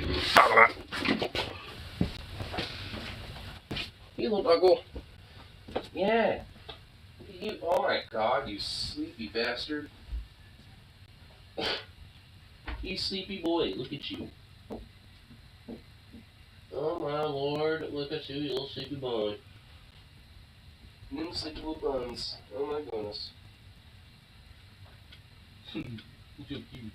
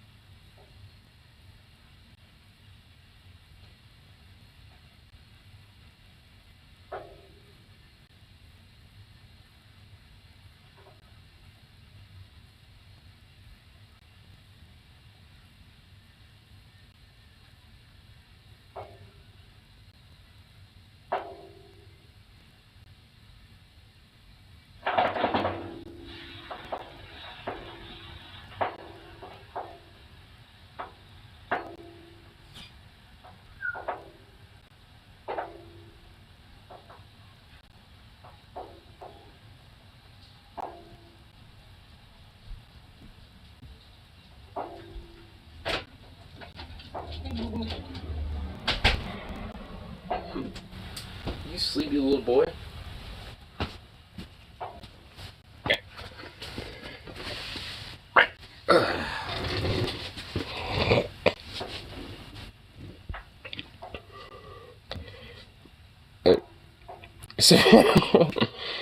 Oh, party goes up. What's that? Or should I say? Maybe a little sending before or something, alright. Well, oh my god, you fucking lazy boy furniture and appliance.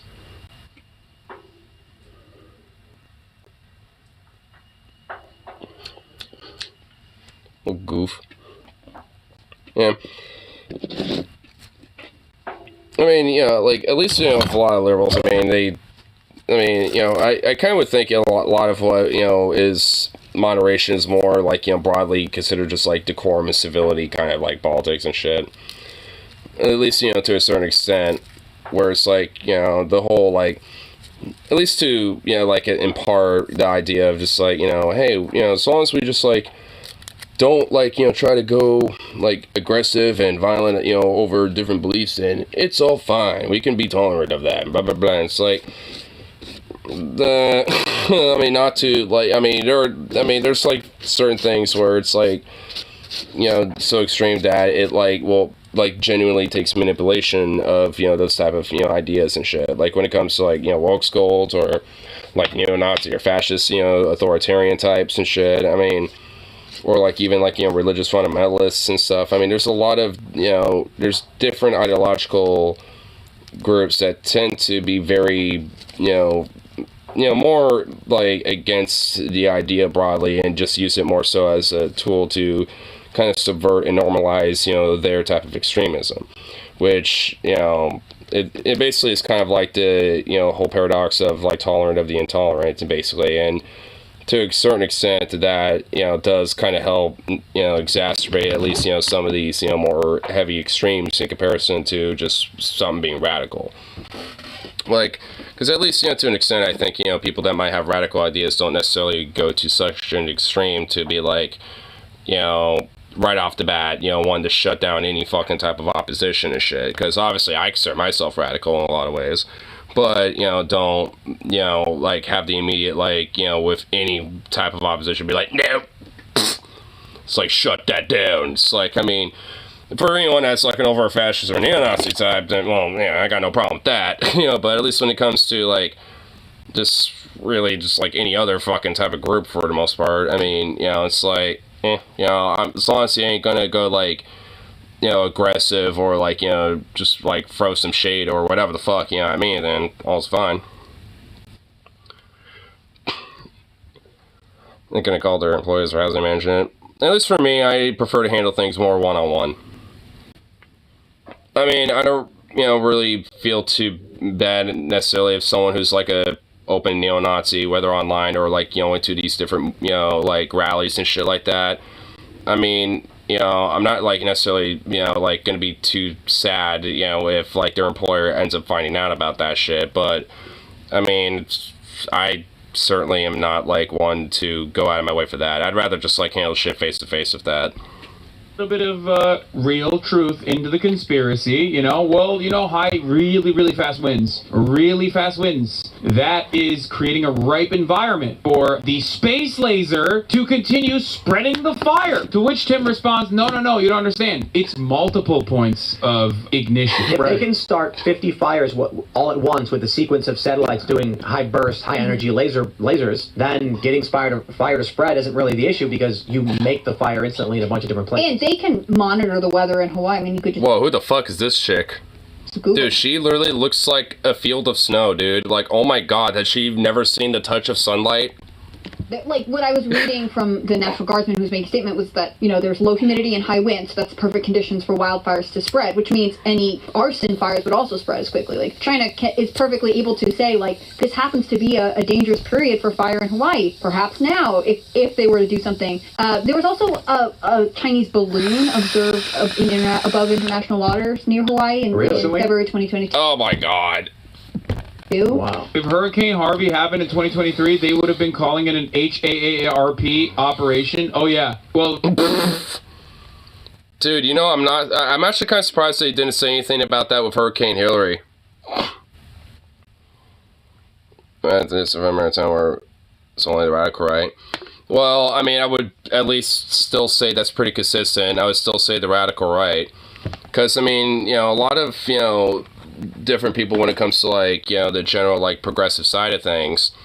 I mean, most people on average, I mean, especially me being in Portland, just my own experience, like, there's a lot of different, like, degrees, that people have when it comes to their, like, ideas or philosophy behind it, but, I mean, all of it's just more about, like, just trying to, like, be chill, respectful of each other. Like, oh, hey, you happen to be trans? Well, hey, cool, whatever. You know, or like, oh, you're non-binary? Well, cool, whatever. Or like, you know, this or that, you know, like, I mean, you know, where it's just like, whatever, like, you know, arbitrary factor when it comes to your identity or this or that, you know, it really, at the end, they shouldn't matter. And the fact that, you know, there's a lot of elements, you know, systemically, whether it's, you know, concurrently from historical factors or because there's a lot of other elements that are trying to, like, you know, push, you know, go farther back and, you know, like, kind of go back to that type of, you know, such, you know, type of, like, idea and shit, then it's like, you know, like, there's definitely going to be a lot more of a defensive and, in a way, kind of like more of a, you know, reactionary, you know, bent towards that, because there's certainly a lot of, you know, elements for sure that are a lot more, you know, scoldy in a sense, you know, like, because you know, like, you know, an equivalent of, like, how the SJW days were and shit. Like, Anita Sarkeesian types, or, like, you know, shit. Like, cause certainly on the left, there's, you know, a lot of people that are, like, you know, still kind of, you know, who are, like, you know, rad femmes, but are, like, TERFs or SWERFs and shit like that, you know, and basically just, you know, really, if anything, undermine the true idea of what it is to be, like, progressive and stuff, and not actually, you know, like, do anything to, you know, push, you know, that whole idea. And oftentimes, if you don't agree 100%, you're viewed in my own opinion. Well, I mean, in a way, you know, like, I think this just kind of, you know, a two-way street in a sense. Like, I mean, you see this a lot of the right, too. Like, of a lot of these, you know, Trumpists who are, like, super blood, diehard loyal, you know, to Trump and shit, and got, like, you know, a little niche, you know, kind of cult following with DeSantis, too, a little bit. I mean, there's definitely, like, a lot of this very collective, like, kind of politics within the right, too. It's just that they have their own version of it. Like, a lot of it being, like, with traditional Christianity, or, like, you know, these, like, you know, America First type of things, or whatever the fuck, you know, it's like, they just have their own version of it, and obviously it doesn't click well with, you know, the more left, you know, progressive idea of identity politics and shit, because they're both critical of each other, you know, so, I mean, if anything, I honestly think a lot of it's just because, I mean, to a certain extent, a lot of it is just exacerbated, enabled, I think, you know, purposefully, really, because it's, like, meant to be more of a red herring to the root of, like, the actual fucking problems. Because at the end of the day, regardless if you're, like, trans, Christian, left, right, whatever the, you know, whatever the fuck, like, you know, who's really boning you in the ass? Like, it ain't, you know, the woke scolds, it ain't necessarily the right-wingers or anything like that, it's the fucking owner class and shit that are, like, you know, boning your ass and making our planet more uninhabitable and fucking everybody over, you know, for, like, their daily pay and just their sense of, you know, comfortability and, like, sense of self when it comes to, you know, trying to live a life. Like, I mean, and really, if anything, a lot of this other stuff is really, realistically more secondary. It doesn't necessarily mean that they're not important, but, you know, it's just that, you know, like, it kind of is, at least in a lot of ways, you know, more or less a distraction. You know, like, you know, because a lot of the ideas, like, whether from, like, some people on, you know, conservative side of things, or, like, people on the more progressive left side of things, like, you know, there's a lot of things, you know, to be discussed that surely, you know, that's for sure are definitely important, but, like, it's exacerbated and more, like, hyper exemplified more so than it really actually is. Because, like, at least, you know, especially from my experience, being in, like, crazy woke lefty Antifa ran lawless Portland or whatever the fuck, especially with a lot of how, like, the stereotypes of with a lot of these more far right leaning conservatives like to portray it as, like, I mean, first of all, one is not even close to anything like that, you know, outside of, like, maybe certain areas, but that's just due to the, you know, various different plights that, frankly, every major city, you know, faces in a lot of ways. You know, granted, you know, for some aspects, Portland's probably got a little worse, and at least for maybe some others, a little better, but, you know, it's give or take. But either way, it's like, I mean, a lot of it is just like, I mean, when I talk to various different people, I mean, you know, a lot of them tend to be, you know, more left or progressive leaning, and some, you know, a little bit more maybe centrist or more moderate or kind of rightish leaning to an extent, and, you know, like, it's, no one really, like, gives that much of a serious fuck when it comes to, like, culture war issues. I mean, it's like, you know, there's a certain level of, like, you know, interest, you know, because it's not like it doesn't ever get brought up, but there's at least, like, it's, like I said, it's more secondary. It's like, you know, things that might come up, you know, in their past, I'm like, yeah, I wonder what, yeah, that issue, You know, they might think about it for a bit, you know, but it's not like their main worry, because they're more like, I wonder how, you know, I can get a better paycheck. You know, this sucks. So, you know, how do I like make sure my rent's better and being able to afford that and my groceries and blah, blah, blah. People are more worried about that shit and what will directly impact that in a positive way. Not, you know, like, if, you know, someone, you know, if they go to a public bathroom and they, you know, someone walks in, are they trans or not? You know, it's like, that type of shit, no one's thinking about that. Unless they're, like, utterly, hyperly, endlessly fixated on shit like that. You know, like, most people don't give a fuck. I mean, you know, they're just thinking about how, like, you know, their day-to-day life, you know, could be better when it comes to, you know, the system as is, you know, all fucking us.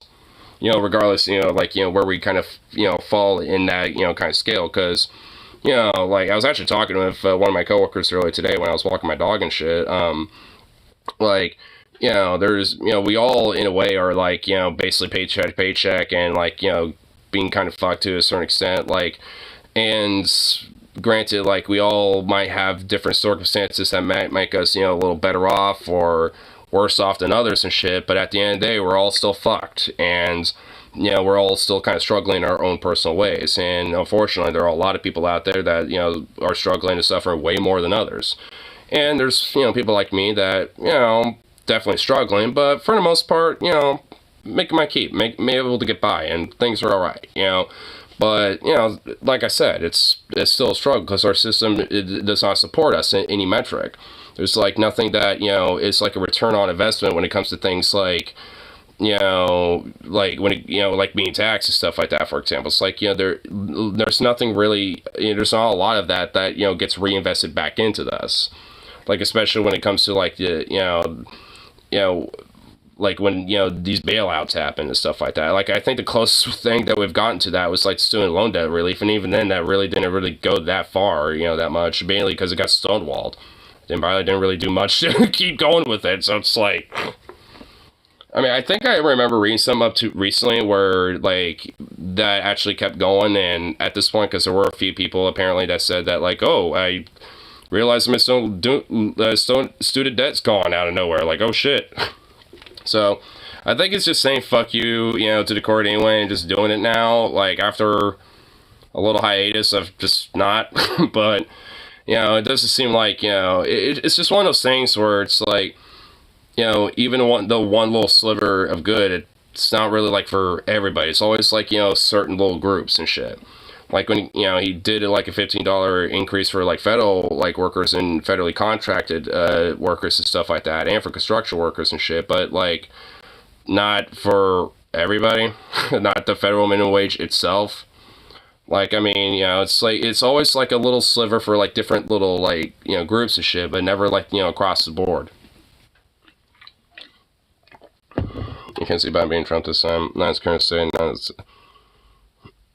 I think it's backfire mentally. I mean, it's certainly a coin toss. I mean, right now, I would say probably maybe might lean towards Biden, but I just, as it stands, I mean, realistically, it's a coin toss. I mean, I could see it kind of really go either way to an extent, but, I mean, you know, considering, like, Trump's, like, indictments and stuff like that going on, I mean, I don't know if he's going to be able to hold enough of a support for that. I mean, if a round two were to really happen, I mean, especially with a lot of the baggage he's got, you know, on that type of shit, I mean, I don't know. Like, unless, like, you know, some other extra shit happens under, you know, Biden's administration, like, that, you know, chips away, you know, support from him, makes people more disenfranchised. I mean, I don't know.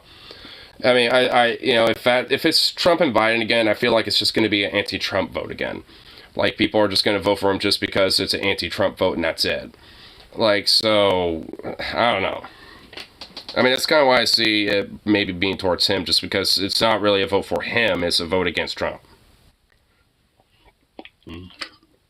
Because that's what it was the first time. I mean, so I wouldn't be surprised if it's a round two, it's just going to be the same thing.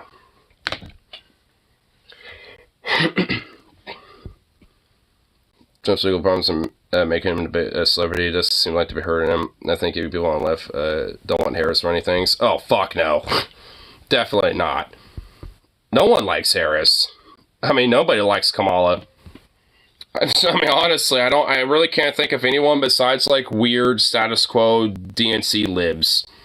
Like, I really can't think of anybody who would be, like, into that weirdo. She's about as charismatic as moldy stale bread. Like, I mean, she's got anti-charisma. Like, I don't think she was raised with the idea of charisma being conceived of in her head. It's, oh my god, dude. Like, honestly, the only time I thought she was actually somewhat like a oh fuck fierce idea was the very first debate that she did in 2020. In the primaries at that time. The very first one, because she kind of popped off a little bit, and I was kind of like, oh shit. But then, literally after that, like, you could tell that her campaign, you know, staff were like, yo, you gotta, like, hone that down, you gotta chill, you gotta, like, turn that down to, like, an 8 instead of 11. Like, you know, they basically neutered her, essentially, and, like, after that, she just became this whimpering, like, it lost all of it.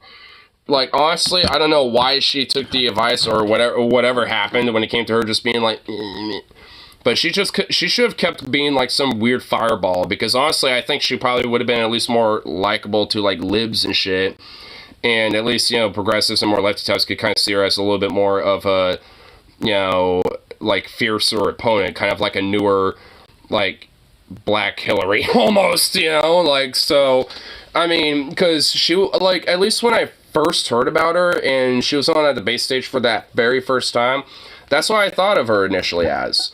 But after that, like, as soon as that just died, like, in her, then I was like, oh, never mind. And it's literally been that since. In fact, it literally gets worse every time she is out in public, because she's, I mean, like Hillary, I guess. She is kind of like a Black Hillary almost. I mean, she's like anti-charismatic and no one really likes her. I mean, you know, so I guess in a way, she's still holding up to that title. I think her laugh is evil. Oh, yeah. What is with these, like, sinister, like fucking elitist, like, politician fucks with evil laughs? Like, Hillary has one, like, Kamala has one, like, McConnell's got that, like, like that fucking Dracula laugh, you know, and shit.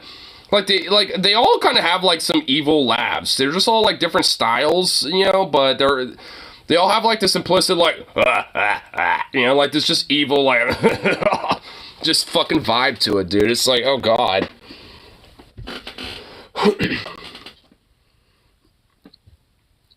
Didn't leave right until 2016. You were like my friend Rip City. I didn't vote for Hillary. I voted for Stein at that time, but... And then, weirdly enough, I mean, I voted for Biden 2020 and shit, and then, like, immediately was like, well, there's nothing, you know, to offer here, so fuck this. So, I mean, as it stands now, like, at least in the primaries, I'd vote for Marianne, and in the general for Cornel West. So, at least for the Green Party. But, I mean, that obviously is potentially subject to change. But as it stands now, I'm pretty set on that at this point. Like, especially when it comes to, like, you know, backstabbing unions and shit, like, over and over again. Like, he's certainly got a lot of fucking work to do, especially on that front, you know, to, you know, make me even remotely consider on, you know, maybe voting for him again. Because, like, like, Tim Scott, isn't he, like, the dude that basically has, like, the popularity of, like, wet paper towels? Like, I don't even really remember much of that guy. Like, I don't know if that dude's going anywhere.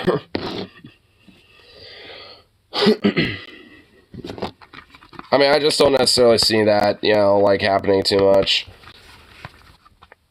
I mean, if anything, I kind of feel like, I mean, I got a soft spot for the Krispy Kreme.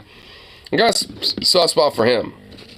I kind of feel like he might, like, you know, have a little surge for a little bit. Because, I mean, not only was he been going after Trump lately, but he also kind of took a stab at DeSantis, too. And, like, I mean, it seems like he's just kind of, like, getting his whole, like, blunt, loudmouth boisterousness back a little bit. Because, like, I remember when, in 2016, he was, like, first on the debate stage, like, he kind of had it at first, and then he toned himself down, thinking that was supposed to be better. And then he just realized that he wasn't going to make it in the polls, and then said, fuck it, and just, like, went all out, like, last second. And then, and basically just bent the knee to Trump at the end of it. And then Trump backstabbed him, and now he has a vendetta against him, you know, and it's personal to him. And, you know, because he actually, you know, does have, like, you know, that vendetta, he's going to go after also anybody that, you know, potentially was sympathetic to him at some point. And will use that as, you know, potential points, you know, to jab at him with. Because if I remember, I think, Christie was saying, like, about the sense, like, well, shit, man, like, you know, it's like, when it comes, like, if you're gonna say that you don't really know much about what happened on Jan 6 and don't have an opinion on it, well, guess what? I do, because I have a thing called, you know, the internet. I have, you know, the news. I can go, you know, see what's going on even if I'm not there. So, yeah, you're damn right I'm gonna have an opinion about it. Like, I mean, he basically called him a bitch, you know, that, you know, basically saying, like, hey, you're a coward for not saying your opinion because you know goddamn well that, you know what happened that day, and you're purposely being stupid. Like, I mean, he's, you know, like, he kind of went balls off a little bit. I was like, oh, shit. Like, I mean, honestly, like, I kind of hope that he has at least a little bit of, like, 15 minutes of fame. He should have that at least for a little bit. Because I do generally kind of have a soft spot for him a little bit. I mean, I still think he's, you know, kind of a shitty Republican type, but, I mean, out of all of them, at least, you know, for the ones that are running, I feel like he's the least shitty of them all. And also just for kind of the Republicans in general. I mean, it's not really, at least from my understanding, there isn't really, like, anything specifically about him that's, like, overtly egregious outside just typical GOP shit. Like, he doesn't really, like, go hyper into the culture war thing really at all. I mean, when it comes to, like, foreign policy stuff, he's pretty typical as any other Republican is on that front. So that's, you know, that whatever, you know, Republicans think about foreign policies, his policies to be expected, basically. I mean, there's, like, you know, he's just going to be kind of like a more charismatic, typical Republican-style president. Like, I mean, but just charismatic and, you know, a chunk boy. But he's just going to basically be Trump without the solipsistic, you know, idea of doing an insurrection. You know what I mean? Like, I don't, like, Chris Christie would never do that. Like, I mean, you know, so, I don't know. I mean, there's a little soft spot in him. Not saying that he's, like, a good guy at all, necessarily, but, I don't know. I'm willing to, you know, give him a little leeway right now. He has his little 15 minutes of fame for me.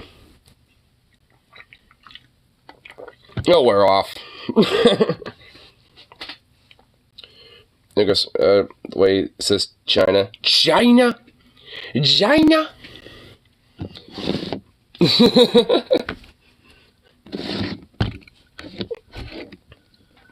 That dude, I mean, the way he does say it. China? Oh my god, bro. I mean, you know, there's one thing about Trump that we could always at least, you know, give him, is that he really is funny. Like, I don't know if he's, like, intentional with it or not. Like, I think most of it's unintentional, but he is generally kind of a funny dude. I mean, he's just, like, one of those characters. He's just amusing. I mean, an utter egregious Cheeto bag fuckwad, but, I mean, hey, you know, like, he's at least funny, you know, like, I think he's at his best when he's funny. And you know what? I guarantee you there's, like, some sort of alternate universe out there that, you know, where, in that alternate universe, Trump is actually a comedian, and, like, a successful comedian. Like, and honestly, I want to be in that universe, because I feel like that would actually be kind of cool. Because honestly, Trump works fairly well in, like, kind of a stand-up situation. Like, especially just kind of doing it off the cuff. Like, I mean, he's definitely got, like, a little bit of a, you know, talent to, you know, for that, a little bit. I mean, if there's at least something you can give him, it is that. President Bush was funnier, but it wasn't intentional. Yeah, you're right. Dude, you know what? You are kind of right. Dude, there's like the Bushisms. All the Bushisms, dude. There are a lot of Bushisms. I feel like there's just... Like, I feel like there are less Bushisms, though, but the quality is just so good. While there's a quantity of Trumpisms, but not as many of them are as quality. But, I mean, like, oh man, those Bushisms, though. Like, for pretty much, like, one bad Bushism, there's always, like, gonna be, like, 10 just top-tier Bushisms. And, oh my god, there were so many. Like, you need to put, like, food on your family. Fool me once, shame on you. Fool me twice, you can't get fooled again. And then there's him doing, like, Neo shit, where he, like, fucking dodges those shoes, like the Matrix and shit. Where he's like... Dude, like, his whole fucking reaction to that shit was so legendary, bro. I mean, dude, there are so many, man. Oh my god, I love it. Yeah, he was certainly, one of those motherfuckers who was unintentionally funny. And yeah, in a way funnier. And he's still out there doing Bushisms. Because he literally, like, when he was remember that whole speech he was supposed to make about Ukraine, and then he slipped up and said Iraq? When it came to his whole speech, because he kind of did an accidental omission. Like, I mean, it's like, oof. It's like, and this is why, we need to, like, look at this whole invasion of Iraq. I mean, Ukraine. Freudian slip, wink. It's like, no, that wasn't. That was an accidental omission. You had an intrusive thought that came out while you made that speech, bitch. It's like, no, that wasn't. That was not a slip. Well, it was, but it was like an intrusive thought that I decided to pop out. Like, I mean, it's like, my god. He really shot himself with that one. Dude, yeah, for real. Which just vindicates, like, every motherfucker, like, who will show up to speech being like, you're a war criminal, blah, blah, blah, and all the, lying, all that shit that happened to God. Like, it really vindicates all of that shit. It really just, like, in a sense, for people who could just see for what that was, like, in a sense, put the rest, like, yep, we now know, like, because he fucking knows. It's like, I mean, we knew, but, like, it kind of, it's just like that accidental little slip up that happened. There was really kind of the evidence to kind of prove that, like, oh, yeah, you knew what happened. You knew what you were doing. And the fact that he kind of saw, like, what happened with the Ukraine shit as kind of at least somewhat tangential was just like, at least with how they started it, it's like, fabricate a lot of different ideas for claims, to invade a country, start organizing to build up to do so, and then you thus invade and end up now being in a very long-term war where you hypothetically think it's going to last, a couple weeks or something like that, and ends up being drawn out for well over a year. Just kind of like it. I mean, there are, some kind of, similarities to, like, Iraq and, with the, Ukraine war a little bit. But, I mean, it's like, what outcome is going to happen will certainly still be, who knows? Like, I feel like at this point, it just seems like the attrition is going to go to Russia just due to the sheer fact of the, the economy, and with Putin himself, because chances are he may croak in the next couple of years. Or even sooner, who knows? So it's like, I feel like, honestly, the attrition, who's going to suffer from that the most and the first and the quickest is probably going to be on Russia's side. Because, in a way, like, Ukraine at least, has enough, ability to get funds and, equipment, from other, like, other sources, and also when it comes to, like, manpower, too, to an extent as well. And plus, they just aren't losing as many people in comparison to the war as, in comparison to Russia. So, there's also that, too. It's a lot of money, but I think we need... what happens in Europe affects us. Well, yeah, whatever, like, major global affair happens in the world, like, it's all like a butterfly effect to an extent. Like, it's all going to, affect, us one way or another. Ukraine war, to a certain extent, has, in a way, affected us. And none of it really necessarily positive. So it's just like, I mean, in a lot of ways, I mean, there certainly has, already had those type of effects. So, I mean, there's certainly, like a level of, like, helping Ukraine that, even for me, I'm certainly okay with, for sure. I mean, it's just that, like, with that, there needs to still be this fundamental, like, extreme pressure, to, like, at least push for some sort of an end to it, like, I mean, at least, however that, can come into fruition. Because, I mean, the longer this drags out, the worse, it is for the outcome for Ukraine, especially in the long term, but also globally, too. I mean, and because, like, the more, bombs drop and mines are placed and all this other shit, the more likely, those type of munitions are going to be heavily affected, by, children and, like, different civilians, that are living on that land hundreds of years later. And it's even predicted that it's going to take, like, at least 100+ years to get rid of, like, every mine and every munition that is potentially, like, buried in Ukraine right now.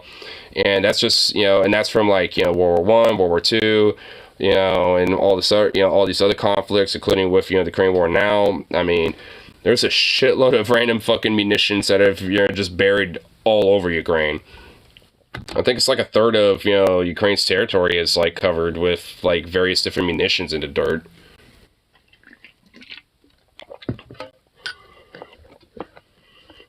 If you weren't given the arms, I don't believe that. Yeah, I mean, I don't entirely, agree with that either. And, it's just, like, the idea of, like, oh, if we just, like, didn't give them anything, we wouldn't be affected and things would be fine. It's like, no. Like, that's not exactly how that works, but okay.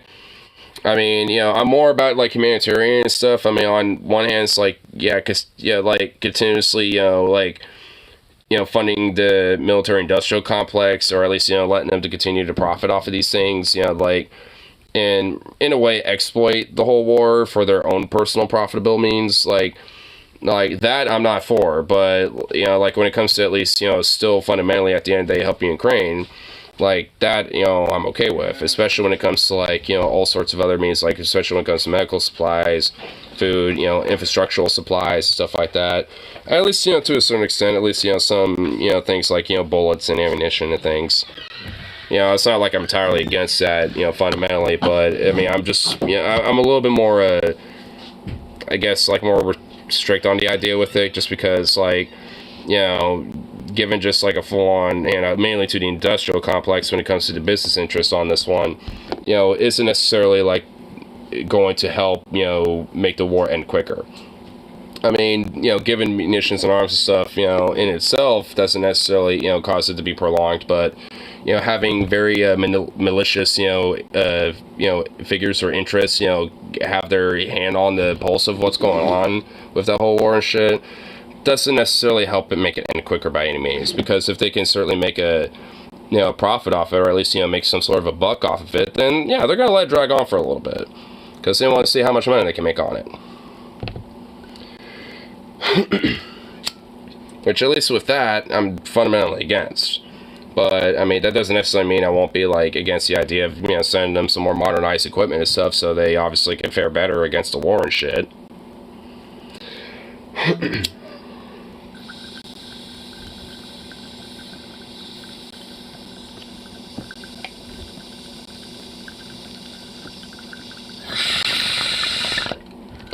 Yep, what's the clock?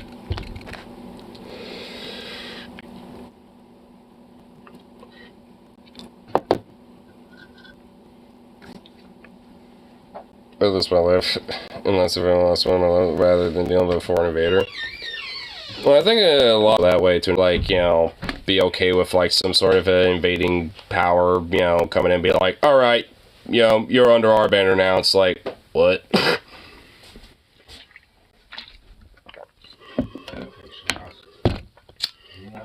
And besides, there's a whole fucking quote about, like, how in America, underneath every blade of grass lies behind it a gun, or a man with a gun, basically. Me being one of them.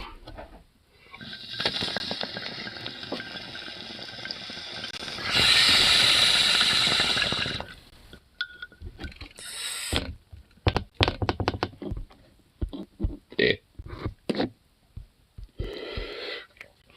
screen after that.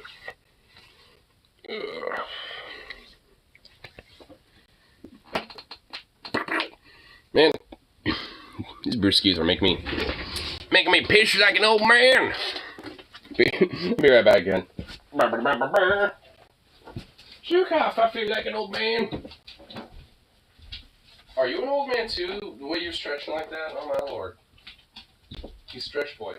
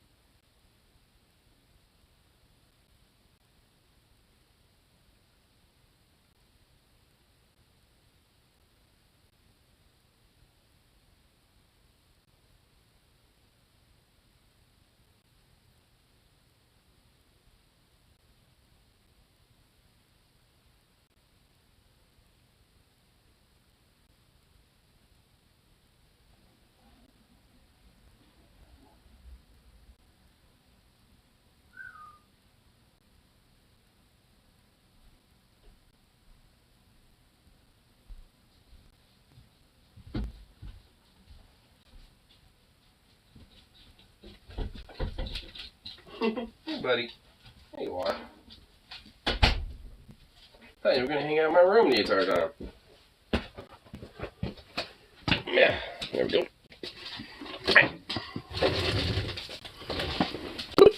I was gonna try to have a guy go to sleep. I here in the country working on a remodel tomorrow. Haven't lived in it for 35 years, a lot of work. Oh shit, well, that sounds pretty fun. I mean, yeah, it actually does sound pretty, pretty cool. Like, I wouldn't honestly mind, doing like a project like that or something like that. Working on like a remodeling of an old place, especially one that hasn't been lived in for that long. I can imagine the work that has to get done with something like that. Oh, fucking hiccups, really? Boo. Fucking hiccups.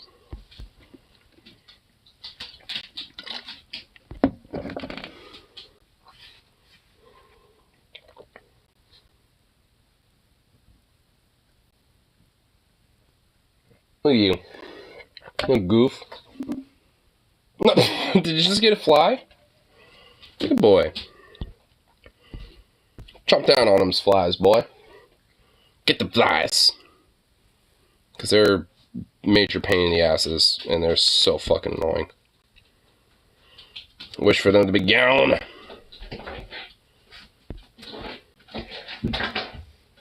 Oh my god. And of course. Goofball little mutt.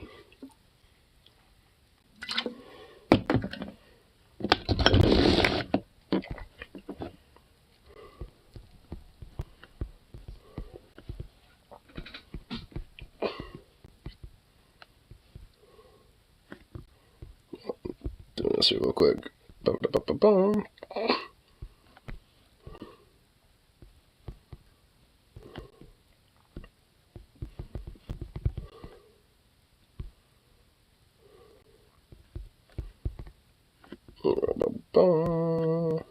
Yeah, there we go.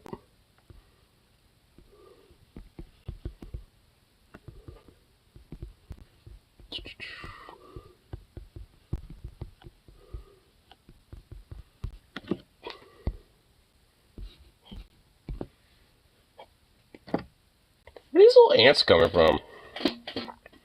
I've been noticing, like, the last, like, day or two, there's been, like, some ants have been kind of crawling around here, but I literally don't know what the fuck they could be getting into. Like, honestly, like, I can't tell if, like, they're Like, honestly, I'm trying to think what they could be getting into, and I can't think of anything that they could be getting into around here. Like, honestly, it just seems so weird. Man, there's a little rain of bugs all over the place in this fucking garage. Very nice little flies. Fucking house flies. Little ants. Like, what's next? Like, what the fuck?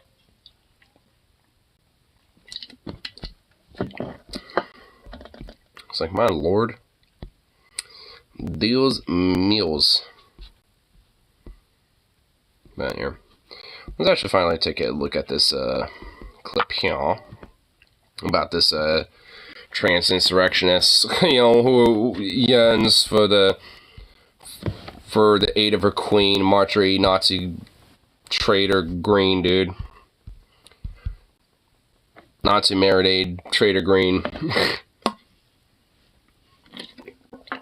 In fact, let's have a fresh cracked one for that. In fact, here, hold on. Nice. 2 for 2? Not 2 for 2. 2 for 3? No, I guess not. That was shitty. Couldn't even get my goddamn coffee can in there. And are we just gonna, like, have the ring of death?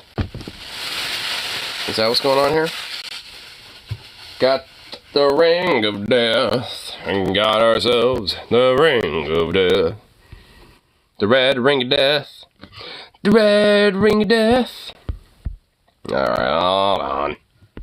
Man, YouTube really needs to fix this shit. Oh, what the hell? Oh, this turned off. Turn back on, ho. There we go. Okay. Alright, there we go.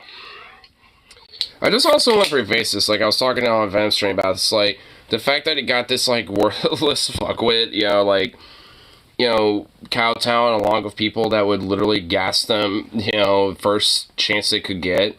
Like, I mean, this already from right off the bat makes me not have much sympathy for her. Like, I mean, just right off the bat. I mean, you know, and honestly, considering, you know, especially being a traitor and an insurrectionist trying to take over the Capitol and do a coup, I mean, it's like, no, like, there ain't no excuse for that. It's been about 2.5 years since the January 6th Capitol insurrection, and many of the individuals who tried to overthrow the U.S. government have since had to face the music. That includes individuals like Richard Barnett, who's the guy that was photographed with his feet on Nancy Pelosi's desk. I mean, I don't really care that Nancy Pelosi's desk happened to have his weird, like, you know, dirty-ass feet all over it. Like, honestly, he was, like, one of the few that I'm like, you know, he's obviously a fucking psycho and a nutbag, and he had some really crazy shit, you know, behind, you know, just besides, you know, being at Pelosi's desk, because he had the idea that she was going to be in there. And he was obviously going to do some pretty crazy shit, probably, you know, so... I mean, well, obviously, when that wasn't the case, he decided to just, like, hang out in there and just chill. You know, just do that. To over 4 years in prison. Now there's also Stuart Rhodes, the founder of the Oath Keepers, who was sentenced to 18 years for seditious... Wait, hold on.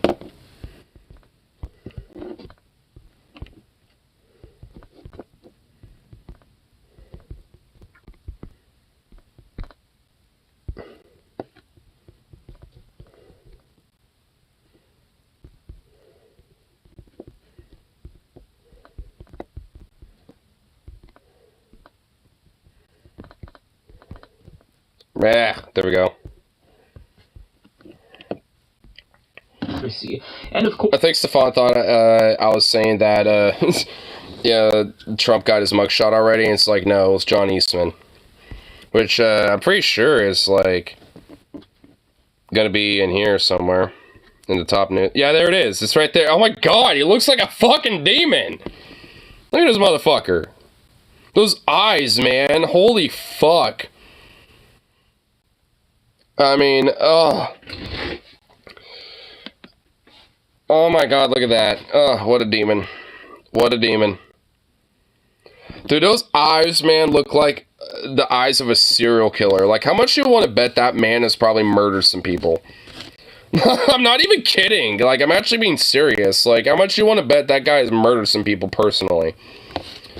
I mean, those eyes look like he's the eyes of a killer. Like, I'm just going to say that right now. That's just my straight up honest opinion. Recently executed on Shaman was released from prison early. Oh, wait, what? Oh, really? There is Jacob Chansley, aka the QAnon shaman, who served about 27 months of his 41-month sentence but was released early. Now, those are just some of the more recognizable people involved in the Capitol insurrection, but there were many, many more people who participated and have since been convicted. Politico reports more than 1,033 of the rioters have been arrested, with approximately 485 federal defendants receiving sentences. About 277 defendants have been sentenced to time behind bars, and roughly 113 defendants have been sentenced to a period of home detention. So lots of people have been held accountable for their actions on January 6th. One of the less... I mean, honestly, like, I'm not gonna lie, this kind of does feel like a slap on the wrist considering how many people were actually at that fucking coup. Like, I mean, it's only a fraction of, like, all the people that partook in that shit. Like, so, I mean, you know, this really does still feel like kind of a slap on the wrist, you know, with the whole thing, but, I mean, at least the people who were caught and, you know, convicted and shit, then good. But honestly, they should be considered, you know, like, all fun, like, every single one of them facing, you know, federal prison time for a long time. Not, like, for, like, a year or two, not for, like, 5 years or 10 years, like, for, like, 30 to 40 fucking years. Like, for a long fucking time. Nope. Like, no sympathy for a traitor. Own insurrectionists, however, is Jessica Watkins, the woman pictured behind me. She's an Army veteran. An Army vet? Well, it looks like she decided to bring her fucking Army gear. And Oath Keepers member who was sentenced to 8.5 years in prison, and her story is very unique. Politico continues, Watkins' attorney said that the trauma and rejection from her friends and family due to her being transgender was what pushed her to be dragged into conspiracy theories around the 2020 election. Wait, what? Wait, what the hell? Watkins' attorney said that the trauma and rejection from her friends and family, because they're probably far-right conservatives, to her being transgender was what pushed her to be dragged into the conspiracy theories around the 2020 election. How? Fucking how, honestly. I mean, like, because aren't, like, if that's the case, then those are the same people that, like, are also against you. You know, like, that you're kowtowing with when it comes to joining in this movement. Like, I mean, what? Eventually take part in the riots. So it's interesting because situations often lead people to radicalization, right? COVID-19, that time, you know, at home during self-quarantine, that's how a lot of people got involved in QAnon. But this lady got involved in, I guess, election denialism because she didn't know how to process her family rejecting her for being trans. So that's where she found some sort of comfort or identity. At least that's what her attorneys say. And I wonder if that's actually true. Like, I feel like it's either that or maybe her family or, like, more progressive liberal types or something. And because she's a right-wing conservative and believes, you know, Trump's type of shit, and, like, maybe she was pushed away by them in the sense that, like, you're fighting for against your own interests and this and that, blah, blah, blah, and just made this person get more, you know, like, made Watkins more convinced, you know, into, like, the beliefs that she was already kind of, you know, convinced in. I mean, I don't know which one was more accurate, but I would feel like the former is, at least, you know, of how things are so far. During her trial, she tearfully explained how she struggled with her identity as a trans woman while she was in the military, and she was in the military during the Don't Ask, Don't Tell era. Now, for those of you who don't know, Don't Ask, Don't Tell was a policy... I actually like, I can explain it before he does. Like, it's basically a policy where it's like, if you're homosexual, lesbian, bisexual, pansexual, or trans, or anything like that, as long as you are not open about that and don't tell anybody, basically, then we don't care. like it's still kind of an implicitly kind of like a kind of a broadly LGBT phobic kind of policy, because like the idea is like, as long as you keep it in the closet, we don't give a shit. Like, I mean, that's basically the whole idea. And because if you were open about it, then you could potentially be, kicked out or disqualified, or or some other negative consequences. I mean, it's a type of idea that fundamentally just like restricts the whole virtue of just like being able to like be yourself, despite being in a pretty collective type of system where you're a soldier. Like, I mean, just because of that doesn't necessarily mean that your identity is like just should be utterly disregarded fundamentally. That meant that any LGBTQ plus person who came out while they were in the military was dishonorably discharged. Yep. But ironically, she went on to riot for a president that banned trans people from participating in the military. So it's certainly, I guess we'll say, interesting that in response to her being rejected by her family, she got involved with a group of people who aren't necessarily the most welcoming when it comes to LGBTQ plus people. I mean, because they're also going to reject her too. Maybe they weren't aware that she's trans. Maybe they didn't care because they had a common cause of installing Trump as president. But either way, that's her defense, right? But putting aside her identity for a moment, she wasn't just another participant in the insurrection. She was a leader, in fact. As CNN explains... Really? Trial... Wait, why are these people blacked out? What's going on here? Why are their identities suddenly, like, hidden? Oh, there she is again. Wearing a boonie hat now?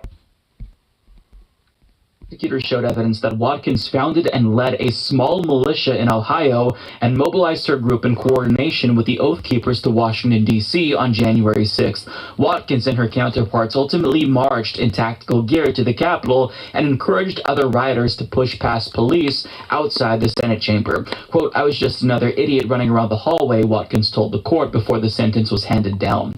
But oh, just another idiot, even though you're a fascist, that decided to organize with a bunch of fucking fascists, to storm the Senate chamber.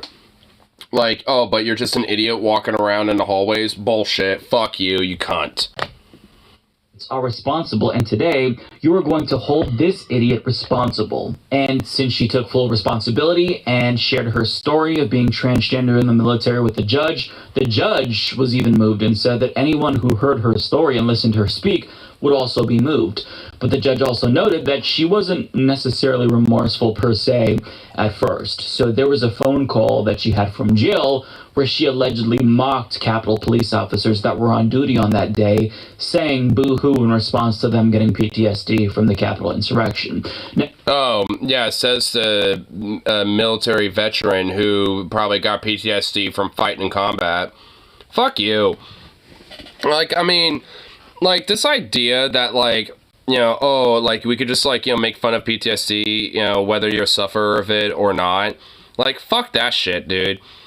Like, I definitely got some PTSD from certain, crazy events that have happened in my life and shit. Like, when it comes to the Floyd protests and shit, me being arrested directly and stuff. Like, there's a lot of different, factors, especially at least when it came to, like, political action that I've done, where there's certainly some fucking, like, PTSD for sure. I mean, not to, like, any degree of, like, combat or whatever the fuck, but PTSD comes in many forms. It's not just some sort of, like, thing you could only get if you're a military vet or some shit. Anyone can get it. Fast forward to today. I mean, it's post-traumatic stress disorder, like, because, and traumatic is the key factor of it, because, like, people who go through very traumatic events sometimes have post-traumatic stress. And she still describes herself as a political prisoner incarcerated for exercising her First Amendment rights, and that's at least what it says in her Twitter bio, which is run by... An Afghanistan veteran, former firefighter, EMT, and now J6 political prisoner? Political prisoner, huh? husband and close friend. Now, they've been posting screenshots of texts that she sends them from jail through the Getting Out app. And in her Twitter debut on July 21st of this year, she claimed that she did what she did to, quote, defend free and fair elections.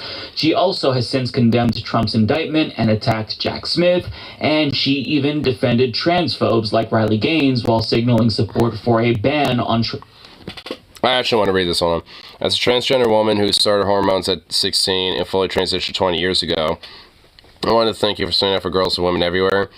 Support advocate for transgender people entirely. Well, evidently, no, you don't. The suffering we endure is not anything I wish upon anyone. Oh my god, that's why.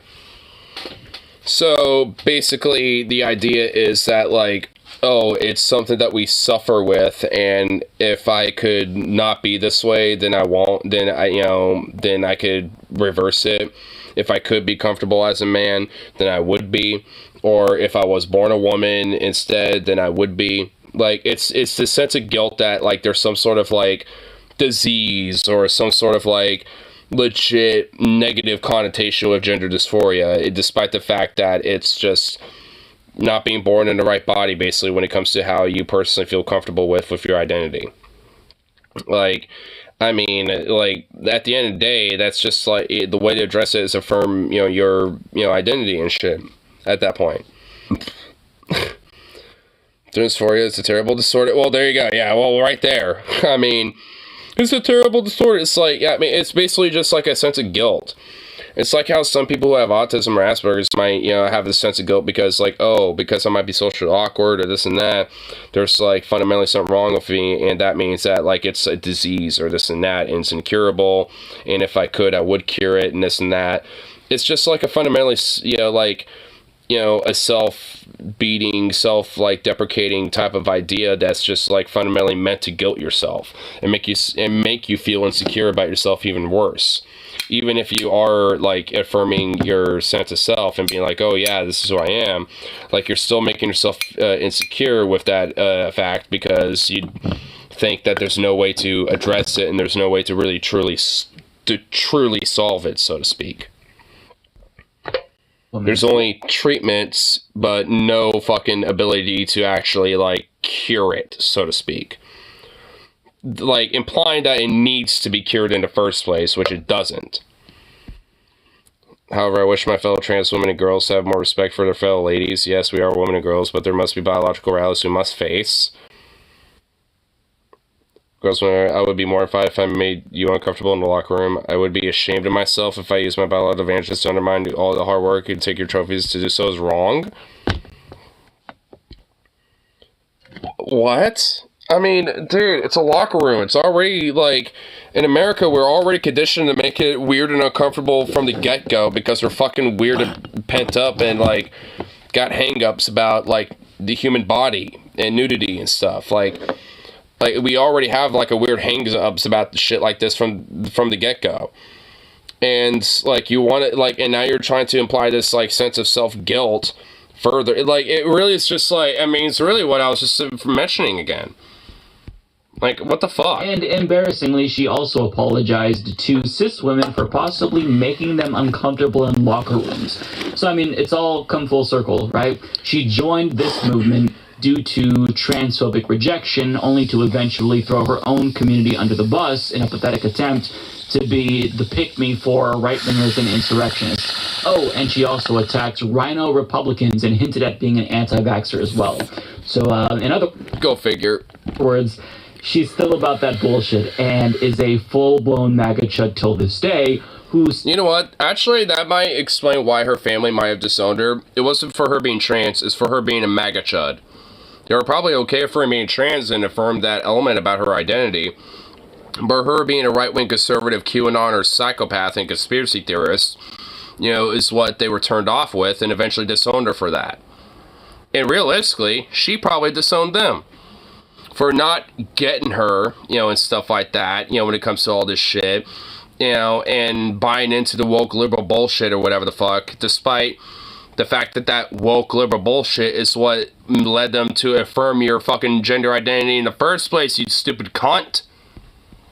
Said what she needed to say at the trial to garner sympathy. So this isn't necessarily the redemption arc that I was hoping for, but despite her idiocy politically, she's shedding some light on a really important issue, one that is unique to trans people who are incarcerated. For example, on July 23rd, she tweeted, "I transitioned to female 20 years ago. Do I look like I belong in a men's prison? The Bureau of Prisons..." No. And frankly, I mean, regardless of you being a fucking traitor, I mean, I'll let you be in a women's prison because, I mean, that's who you are. I don't have sympathy for you. Like, I have sympathy for trans rights, and because you're trans, I have sympathy for your trans rights, not you.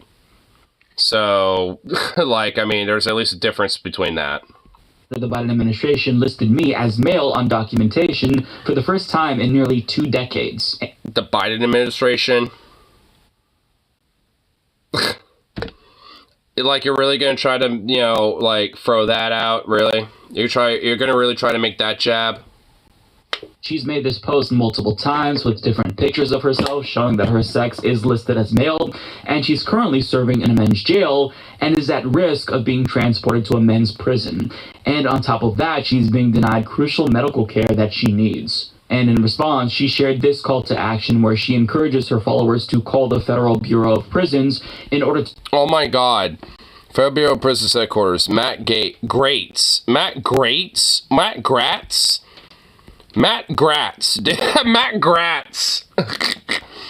Marjorie Taylor Greene, Jim Jordan, this is her representative, her judge Hamid Mehta, in regards to her being put in a male prison against her will and against the judge's orders. She also wants people to let her know, judge, blah, blah, blah, blah, blah. Them to not put her in a men's prison against the judge's orders, and as you can see, she also shares Matt Gaetz and Marjorie Greene's numbers in hopes that they take action on her behalf, but we'll come back to that in a moment. And she also shared the contact information for the U.S. Marshal's Office in hopes that people will call and pressure them to help her get the medical care that she needs for a potential cancerous growth that she needs to have removed. Well, good luck getting that in the fucking, you know, healthcare industry in America. These are very especially when you're in prison. Serious issues, and we'll talk about the broader issues that inmates and trans inmates in particular deal with when they are incarcerated. But first, we have to address the elephant in the room. That is her tagging Matt Gaetz and Marjorie Taylor Greene. Now, I think we all know... And Jim Jordan. She did it. These are two lawmakers who are insurrectionists themselves. Marjorie Taylor Greene in particular always refers to January 6th insurrectionists as political prisoners. So, I mean, it makes sense that an insurrectionist would want to get their attention in order to get support. But, I mean, on the other hand, these are two of the most vicious transphobes in Congress, especially Marjorie Taylor Greene, who don't view her as an equal, despite her status as an insurrectionist. This is what Marjorie Taylor Greene wrote in response to legislation introduced by Pramila Jayapal. Sure. This is a lot of words. Oh, this is like 1 of 5? Oh my fucking God, this fucking whore. Holy shit. The Trans Bill of Rights was just introduced by Pramila Jayapal. It's a sense of constant resolution, meaning it won't have the force of law, but it'll lead to laws, and it's most the same piece of legislation I've ever seen. Yeah, sure it is. 10 pages of mentally unstable wokeness! Oh my God, fuck this cunt. I'm sure the left space would love it. Mostly messaging that reveals that trans are the new protected class replaced by BLM. Wait, whoa. Hold on. Let's pump them brakes. Replaced by... Wait, they replaced BLM? No, they didn't. What? Wait, what? That doesn't even make sense. Like... BLM is a totally different movement, and in fact, they overlap sometimes, because, shocker, there's trans black people too. Oh my God, wow, who would have thunk? Like, so, sometimes, like, they overlap. Like, every now and then, I remember this pretty distinctively, you know, during the BLM protests and stuff, like, with the George Floyd uprisings and shit.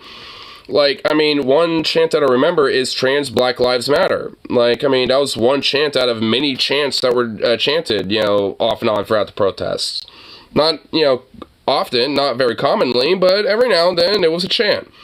I mean, so, like, they overlap sometimes. Like, they didn't replace them as a protected class. Like, what the fuck? It's not like some sort of, like, term limit. It's like, alright, so we got the blacks as a protected class, and once they have their time, then they're no longer protected. We'll have the trans people be the protected class this time. And then the next one will be Native Americans, and this and that, and then it'll be, like, non-binaries after that. It's like, that's not how it works. That's just, oh my god. Anyway, in other words, prepare for the oh my god, whoa! Oh my god, Trans Tifa? The Trans Tifa riots in the future? The Trans Tifa riots. Oh my god.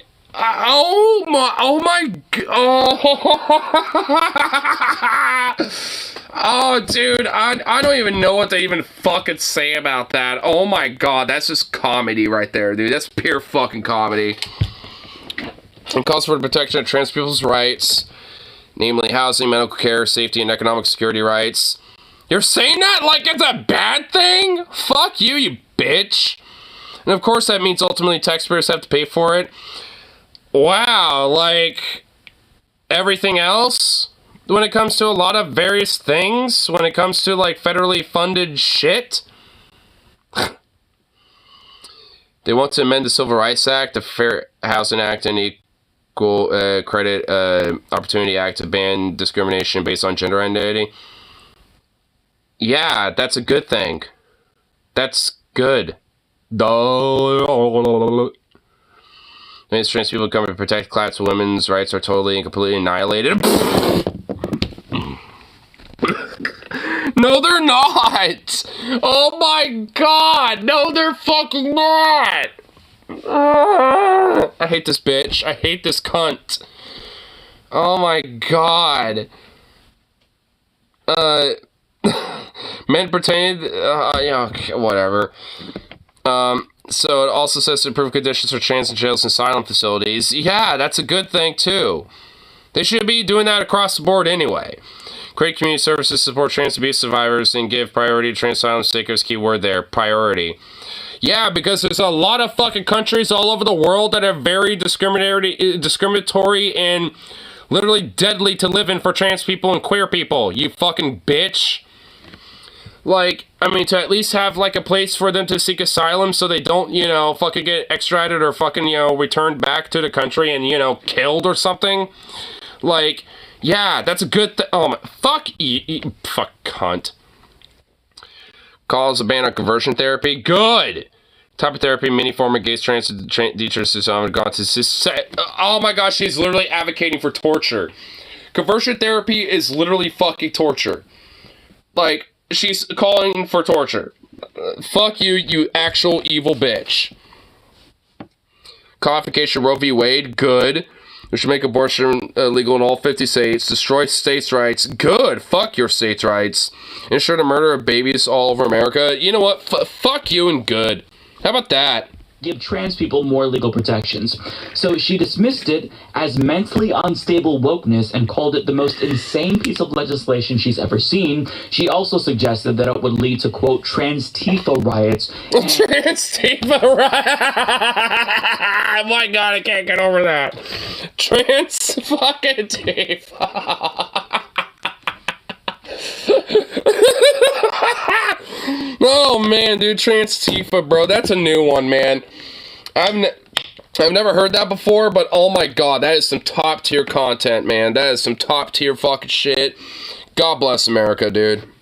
Rejected the idea of a ban on discrimination based on gender identity, writing, that means trans become a protected class and women's rights are totally and completely annihilated. Men pretending to be women would not just be equal to women in all areas, they would be preferred and above all women, essentially replacing women. Oh my god, I didn't mean to skip that part. What the fuck, because that was just even more ridiculous. Essentially replacing women? What? Whoa. Whoa. And yeah, that's pretty relevant to Jessica here. Now, while Matt Gaetz doesn't talk about trans people as much, he's still deeply bigoted. He claimed in 2019... Oh my, he literally looks like he's contemplating whether about to fuck that, like, underage ussy, dude. I mean, this guy looks, is a pedophile. Oh my god, this fucking russet potato pedophilic looking freak, dude. Oh my god, if I can Tsar Bomba his face directly, like, if there could be like, the Tsar Bomba, like, if it literally were to explode, like, if you had the Tsar Bomba touching his cheek, like, he had his face glued to the side of the Tsar Bomba when it ignited, like, that would just be such a blessing. That the Equality Act will allow Trump to declare himself the first female president, which...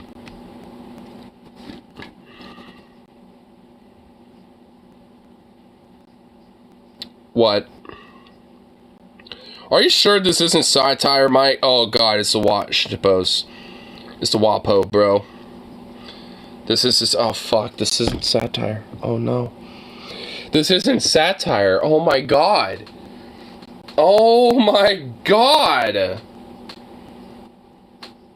says transgender rights bill would let Trump declare himself the first female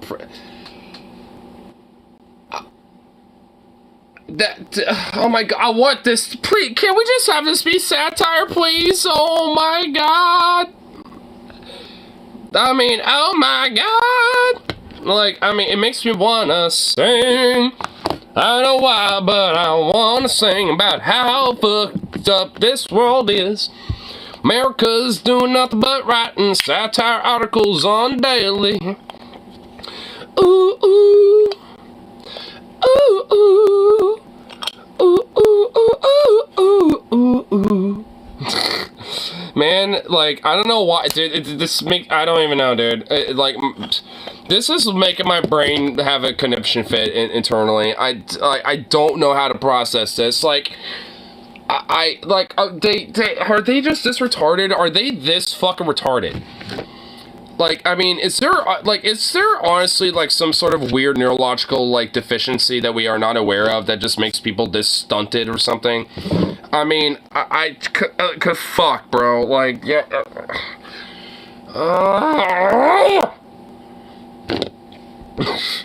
How ignorant he is when it comes to trans people and what it means to be a trans woman. So I'm assuming that Jessica is hoping that her being an insurrectionist will, I guess, cancel out her identity as a trans woman to Marjorie and Matt and get them to see her as the woman that she is, to act... That literally will never happen. That literally will never fucking happen. Get them to see her humanity despite her being a trans person. And have they responded to this at all? I mean, maybe Michael mentioned, but because if they say, nah, fuck you, you deserve to be in a men's prison because that's what you are. We respect the fact that you're basically mentally retarded, but guess what? You are going to be in there, and we will, provide whatever we can for you, but guess what? You're still going to be in there, you dumb bitch.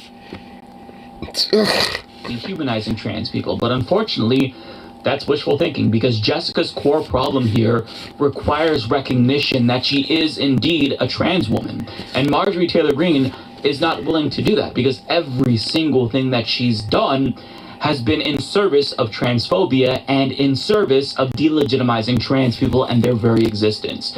But here's the thing, Jessica is a woman, and since she's a woman, she should serve her time in a women's prison like other female inmates get to.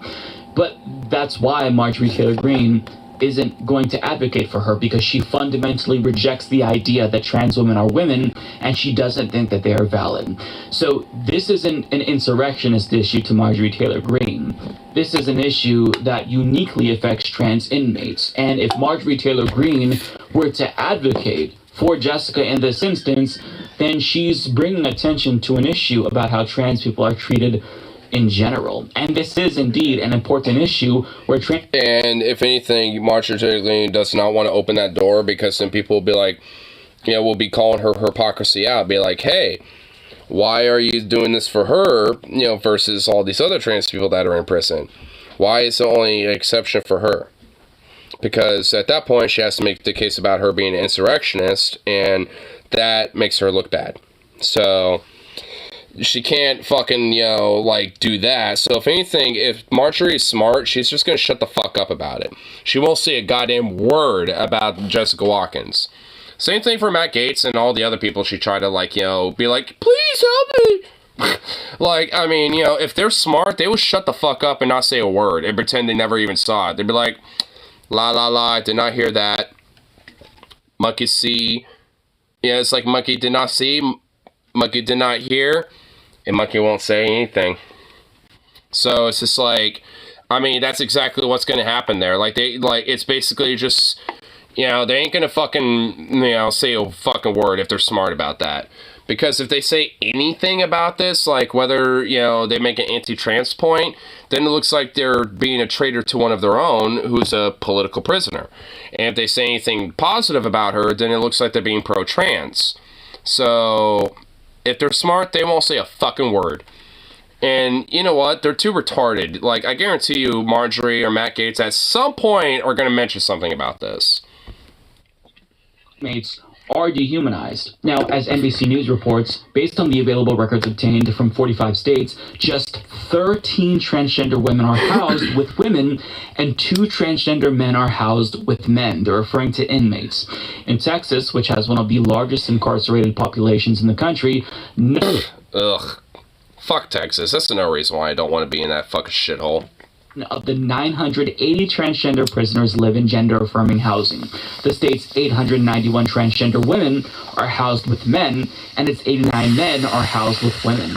Pennsylvania's 214 transgender prisoners are all incarcerated according to their sex assigned at birth, as are Wisconsin's 173 transgender prisoners. These housing decisions can have dire consequences. 35% of transgender people who had spent time in prison in the previous year reported being sexually assaulted by staff or fellow prisoners, according to a 2015 report by the... Which, honestly, you know, is a problem across the board, but it's exemplified because they happen to be trans and not in the prison that they should probably be in.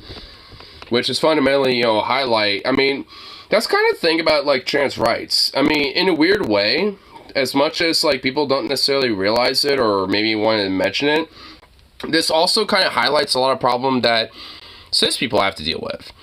Like, the thing is that trans people have to deal with this, like, tenfold, because if they're, like, you know, trans women but are in a male's prison, then whatever sexual abuse, you know, from staff or fellow inmates and shit like that is going to be, like, tenfold, basically, and vice versa. You know, like, all these different factors, you know, play, you know, that, you know, play against, you know, happen to suffer for, like, you know, cis folk and shit, are just going to be exemplified for, you know, for anyone that really broadly just happens to be either queer, but especially trans. Like, I mean, it really is just, like, you know, a major issue when it comes to, like, you know, this whole, you know, problem. And it's just a major highlight of our fucking prison system broadly, you know, fundamentally. Like, this idea that, like, you know, like, this is just acceptable and normalized, at least, you know, on a cis level, but, and especially on a trans level, is just, like, insane. Like, it should not be the fucking case whatsoever, and yet it's just utterly normalized, because, whatever. Justice. They're prisoners, so we can make jokes like, you know, people dropping the soap or Bubba being the remains, stuff like that. Which I've made those jokes too in the past, but frankly, I mean, honestly, it's just like one of those things that, you know, even for myself, like, you know, people in general should probably just try to refrain from shit like that, because it's like, it just kind of continues to reciprocate and normalize this idea that this type of shit is okay. And it fucking isn't. It's fucked up. Advocates say that it was fucked up, you know, when it comes to, like, you know, the day-to-day life, you know, of an average person whenever they happen to be at the bar, you know, for one night stand, or, like, with a relationship and their partner. If it's, like, fucked up, you know, for day-to-day life people and shit, you know, stuff like that, then it's fucked up when it happens here. Like, I mean, you know, to be frank, you know, on that one, I mean, it's certainly something that, you know, we should seriously be consistent with. And sexual assaults is likely an undercount because sexual assaults are underreported. Many of the current and former transgender prisoners said guards dismissed their reports or retaliated against them for reporting. Probably sexually, too. The prisoners are... Which probably is, you know, part of the role of staff members, you know, being sexually abusive to them as well. It's like, hey, I'm being sexually abused by inmates. No, you're not. Anyway, bend over, bitch. able to express their gender in the most basic ways, including being called by a name that reflects who they are, they said. In response to questions, some state prison representatives said they only moved transgender prisoners if the prisoners had received gender confirmation surgery, regardless of their housing preferences. Others said that they review prisoners' transfer requests on a case-by-case basis as required by law. Most said they are fully compliant with federal law on housing transgender prisoners. But here's the thing. They're not complying with the law. The Prison Rape Elimination Act went into effect in 2012, and that law requires prisons to regularly interview trans inmates every 6 months and ask them where they feel safest. And they also have to hear their concerns, and they're supposed to take them into effect and even consider if there are threats to these trans inmates. And if they violate this law, they risk losing 5% in federal funding. The problem with the law is that it relies on the discretion of prisons ultimately. And even if a trans woman, for example, expresses that she fears violence if she's placed with male prisoners, they can just choose to disagree and place her with men. And out of the 4,890 transgender state prisoners that NBC News was able to track in 2020, 15 were housed with inmates who shared their gender. Just 15, meaning that the overwhelming majority of trans inmates are housed with prisoners of the opposite gender. And I honestly would probably bet that a lot of those trans people that are housed with the sex they identify as are probably in places like in the West Coast, like California, Oregon, Washington, maybe New York, like these states.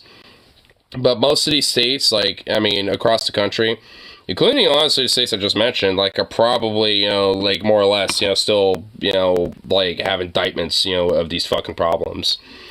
Because this is the reason why trans rights, need to be, discussed and be, in a way, be taken seriously. When I was talking with Silicon about, this whole issue from, or at least, not really issue, but, kind of broadly, the red herrings that come with the culture war and stuff, this is kind of one area where it actually does have, some genuine importance and does need to be discussed.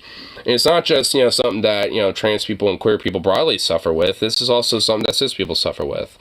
And if they suffer with this type of shit, and at least there are some level of accommodation for that, then the fact that this is also a factor, but does not get nowhere near to discuss, to a degree, is a major fucking indictment. And also just an indictment of our entire prison system in general. Because the fact that, there are prisoners, regardless of their background, gender, identity, or whatever the fuck it is, the fact that, fellow inmates or, staff even are sexually abusing inmates and shit like that, and that's, considered okay, is a fucking problem. And is fucked up. And, that is, something that needs to be addressed across the board. Regardless if they're straight, queer or trans or whatever. This issue is systemic. Jessica is not the only transgender inmate to experience discrimination in this form within the prison system. And you might think, well, she's a Trump-supporting insurrectionist, so who cares about her? But let me yes, but when it comes to her being trans, that still needs to be accounted for. Fuck her either way. She deserves to rot in a prison cell, but at least, acclimate to some basic human rights. Regardless of who's a prisoner, they deserve at least some basic, fucking sense of humanity. Regardless of what their background is. Why that's wrong. First of all human beings deserve dignity, including inmates. And Jessica is serving her time just like all the other insurrectionists who were convicted. Probably not enough, personally, but that's just my opinion. But because she's trans, she risks being placed in a population that makes her vulnerable to rape and violence, unlike the cis insurrectionists like Stuart Rhodes or Richard Barnett. So the question is, why should she endure a harsher punishment specifically because she's trans? The answer is she shouldn't. It's extremely unfair. So, you can disagree with her politics. Honestly, I would say she deserves a harsher punishment for being an insurrectionist. That goes for all of them, not just her, so, that's really what, the main factor should be the case, when it comes to someone like her, or any insurrectionist. It's they should be punished due to the fact that they're a traitor, and an insurrectionist who try to, be a part of this fucking coup. Not because they happen to be, gay, straight, trans, this, that, or whatever the fuck. I could give fuck one about that shit. If your identity is, affirming in one way and you prefer to, being, somewhere where that would affirm that type of shit, then okay, fine. I don't care. But you're going to still serve your time and you're still going to be punished for it, though. So fuck you for your crime, but, it's like, I mean, at the very minimal, I mean, you'll still have your basic humanity, considered. And find her sentence in my justified, as I do, but she shouldn't have to face a steeper penalty for simply being trans. And finally, if we're okay with one trans person's gender identity being invalidated because of her disgusting political views and actions, then we're communicating to all of our trans friends and family members that we think that someone's gender identity is up for debate and should be violated if the trans person in question is bad. But I mean, think of the message that sends to trans people. It tells them that you were never really a true ally, or that your support is conditional on them being a good person. But I mean, if you sour on them, then you suddenly have permission to reject their identity. That's not okay. That's not the way that being an ally works. I mean, for real. Honestly, I think one way to help, people recognize that is that, like, hey, every demographic of the human species has assholes. Because guess what? Like, there's a lot of assholes that are out there. But guess what? There's plenty of assholes who happen to be white, who happen to be straight, that happen to be black, that happen to be bi, that happen to be women, that happen to be trans, that happen to be gay. Assholes are everywhere. People can be assholes. You can think I'm an asshole. I can think you're an asshole. I can think there's a lot of people who are assholes. But like, at the end of the day, whatever their fucking background is and like whatever arbitrary factors, of who they are and shit, hey, that don't fucking matter. Sometimes if you're an asshole, well, guess what? You're an asshole. Like, I mean, it doesn't really matter. It's like, it's like the Spaceballs meme. It's like, holy shit, I'm surrounded by assholes. Keep firing, assholes! LGBTQ plus people, like all people, can be shitty people. They can be mean. They can even be insurrectionists, as we've learned. But I mean, being a bad person shouldn't make us okay with discrimination against someone on the basis of their immutable characteristics. I think that making fun of Jessica's insane political views is fair game, right? And it's fine to point out that she is very clearly one of the people who voted for the leopards eating people's faces party and then never thought that the leopards would eat her face. But at the end of the day, this isn't a moral dilemma to me in the same way that it would be for someone like Marjorie Taylor Greene. Trans women are women. Therefore, Jessica shouldn't be placed in a men's prison. She should be in a women's prison where she belongs, period. All trans inmates should receive fair treatment, but unfortunately for Jessica, Marjorie Taylor Greene isn't coming to the rescue for her anytime soon, because supporting Jessica would require her to violate her anti-trans disposition. But with that being said, Republicans are also hypocritical. So I'd be happy if Marjorie Greene proved me wrong, but unfortunately for Jessica, I just don't think that that's going to be the case. Yeah, and I highly doubt that she's going to be coming to her aid anytime soon. If anything, like I said, if she's smart, she'll just shut the fuck up about it. Here. I'll go to the bathroom real quick, and then see if we can find one more thing to check out for the tube or something like that. Hey, little buddy. You gotta find a bladder tonight.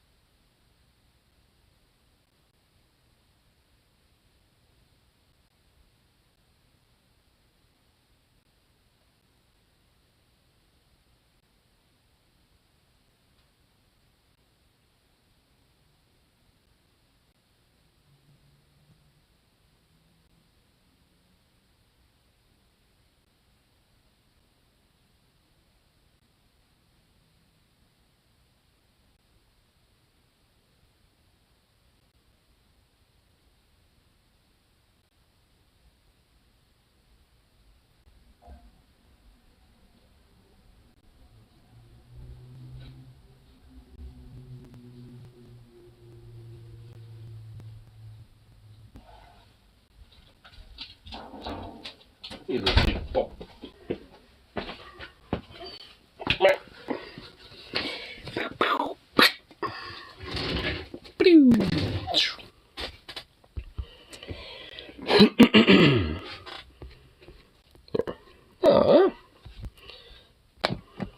Let's see. Let's see what little different things are going on for today.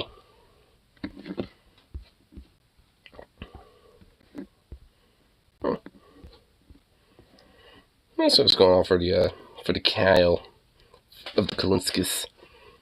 Oh no! I didn't even look him up yet, and the first thing is fatal flesh-eating bacteria explodes across America. What the fuck, bro? Alright, guys. Bruh, why? What the fuck? So this is something that's been a Holy fuck, Kyle, you got like, dude, has he ever worn this jacket before? This looks like a new jacket. Whoa, oh my, okay, Kyle, stop making me bricked up. Fuck. Fatal cases of flesh-eating bacteria emerge in Connecticut, Florida, and New York. 5 people have been... Okay, I'm not surprised it's in Florida. But New York and Connecticut? Oh, God. Dead in Florida since January due to a rare flesh-eating bacteria in the waters, while 3 individuals in New York and Connecticut have also died in recent weeks from the same bacteria. That's crazy. Now, we're going to go on here in a second, but just know, normally when you talk about stuff like this, it's in fresh water. So it's in like a pond or a lake, and it's fresh water.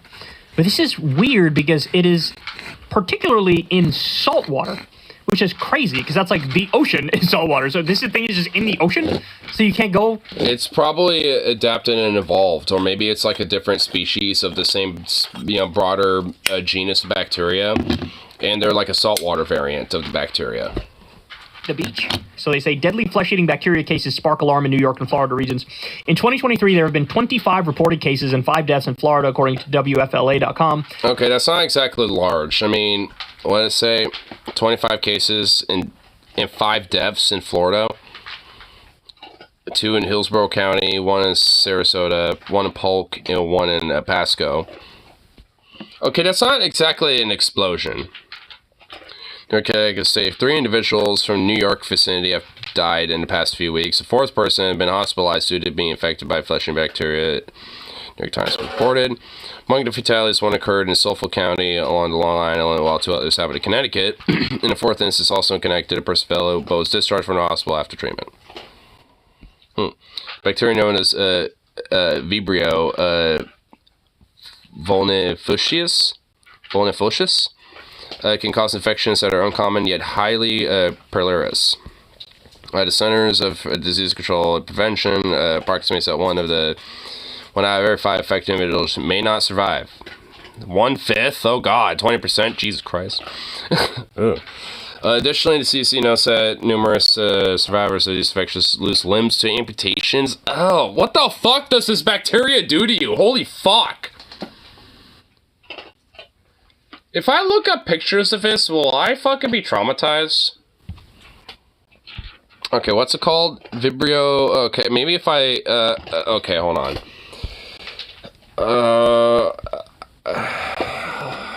Fuck you, Liquid Courage.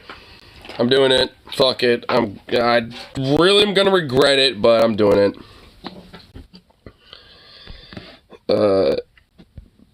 Vib. Oh, here we go. Images. Oh my God. Okay, hold on. They won't even show up for me because they're like censored because of how fucked up they are. Oh no. Okay, come on, view it. Didn't it uncensor it? Really? Oh, fuck! Oh! Oh! Okay. Oh, what the? Oh my God! Oh!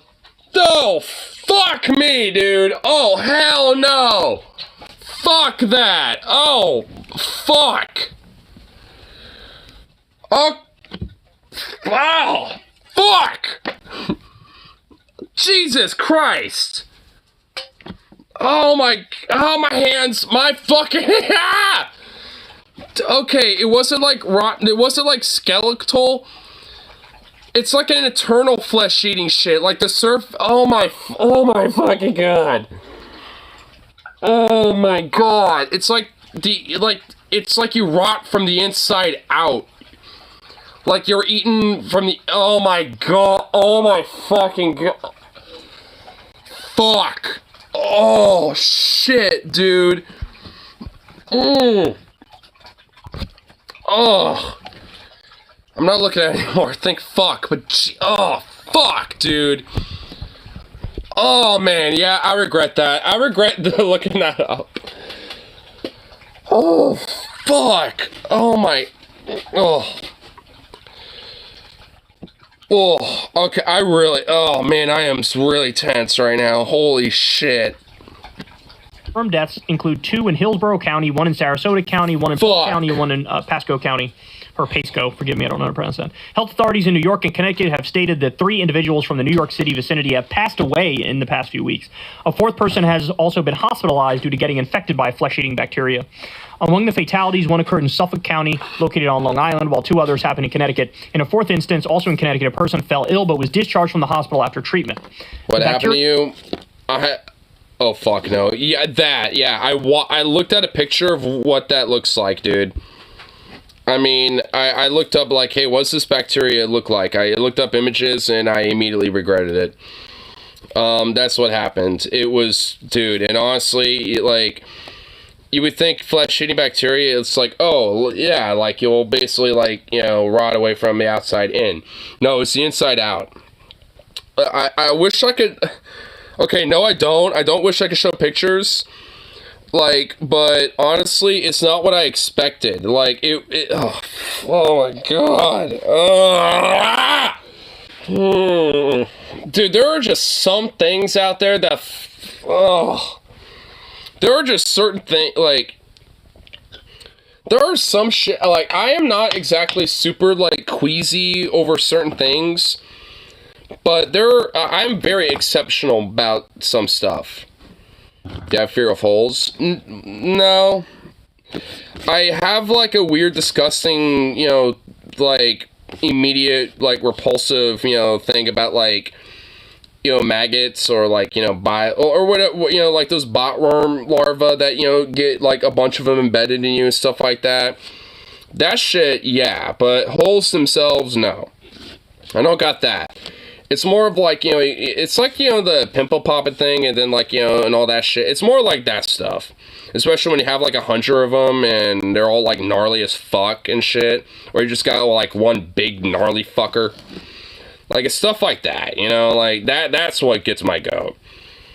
The holes themselves, though, not really. Like, you know that frog that has all, like, their little babies on their back and shit like that? You know, like, with the little weird holes and stuff? Like, that's okay. Like, I can be okay with that. It's a little weird, but... and kind of creepy in a way, but it doesn't, like, you know, make me like, ugh! You know, it's just like... it's more like... what the fuck? Ugh, weird. Ugh. It's more like that, at least, you know, for certain things. I guess it's the context of the hole. Like, you know, sometimes the hole's a goal. Sometimes the hole's a little like, what the fuck? Sometimes the hole could be appreciative, like, you know, some Swiss cheese or something like that. You know, the hole's in the Swiss cheese. You know, or something, you know, stuff like that. And there's also holes that you're just, like, disgusted and repulsed by because, like, oh god, hell no. You know, like, I mean, you know, there's a spectrum of the hole. Spectrum of holes. You know, so it's like, you know, at least for me, I would argue that, like, you know, for me, it's not really the hole. It's just like, it's where the hole lies in the spectrum of the hole. Because like I said, sometimes there could be a hole that's a goal. If that's the case, then it's like, it's like, forgot about this. What's going on here?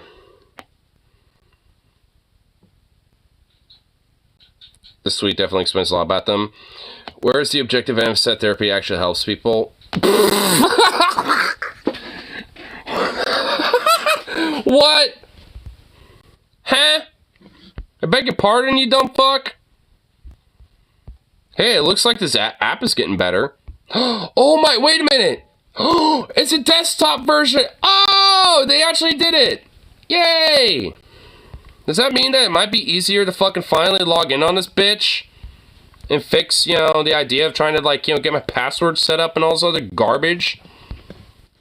Yay, maybe it is. Wow, they finally actually did it. Sweet. Awesome. I think it's just a mobile version. Well, I mean, it's on Chrome, see? Got, like, my various different little, like, things right here. So, I mean, I don't know. Got all my Chrome tabs right there. So it's just, which, yeah, I got a lot of Chrome tabs. But, I mean, you know, hey, there's, you know, see if you can go to homepage. Okay. Let's see. I would assume that I just click that. Whoa!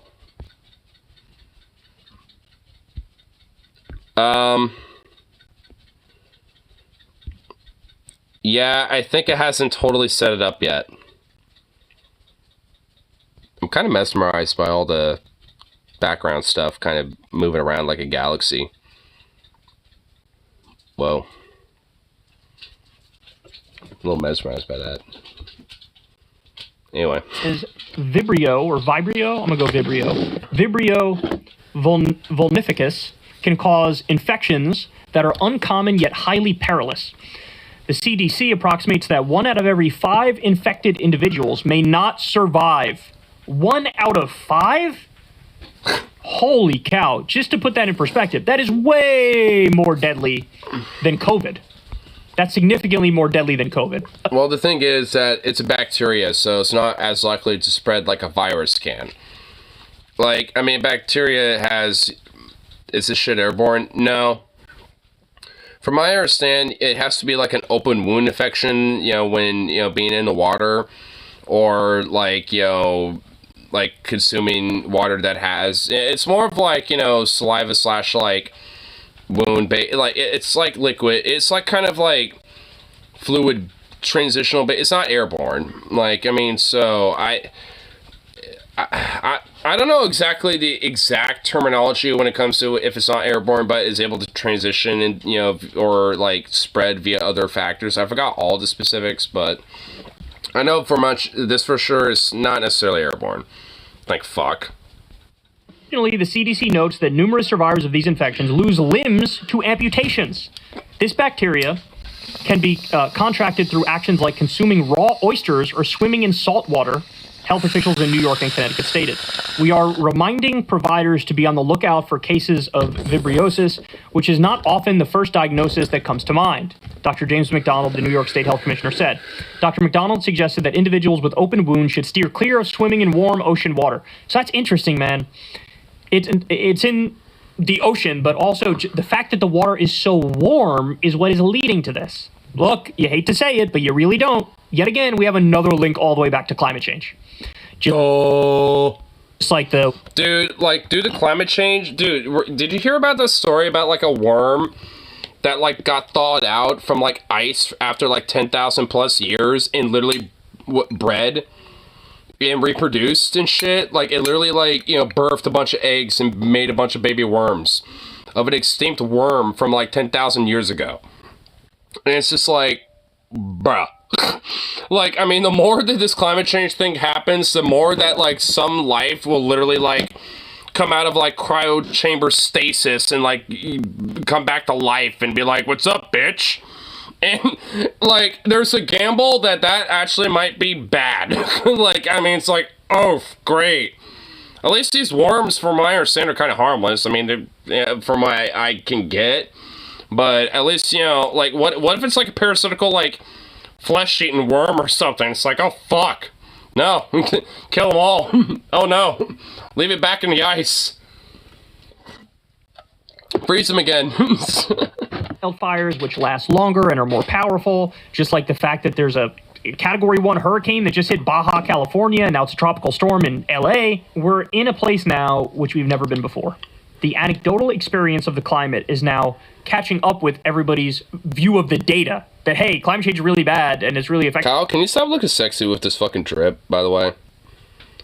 Look more like a soccer mom.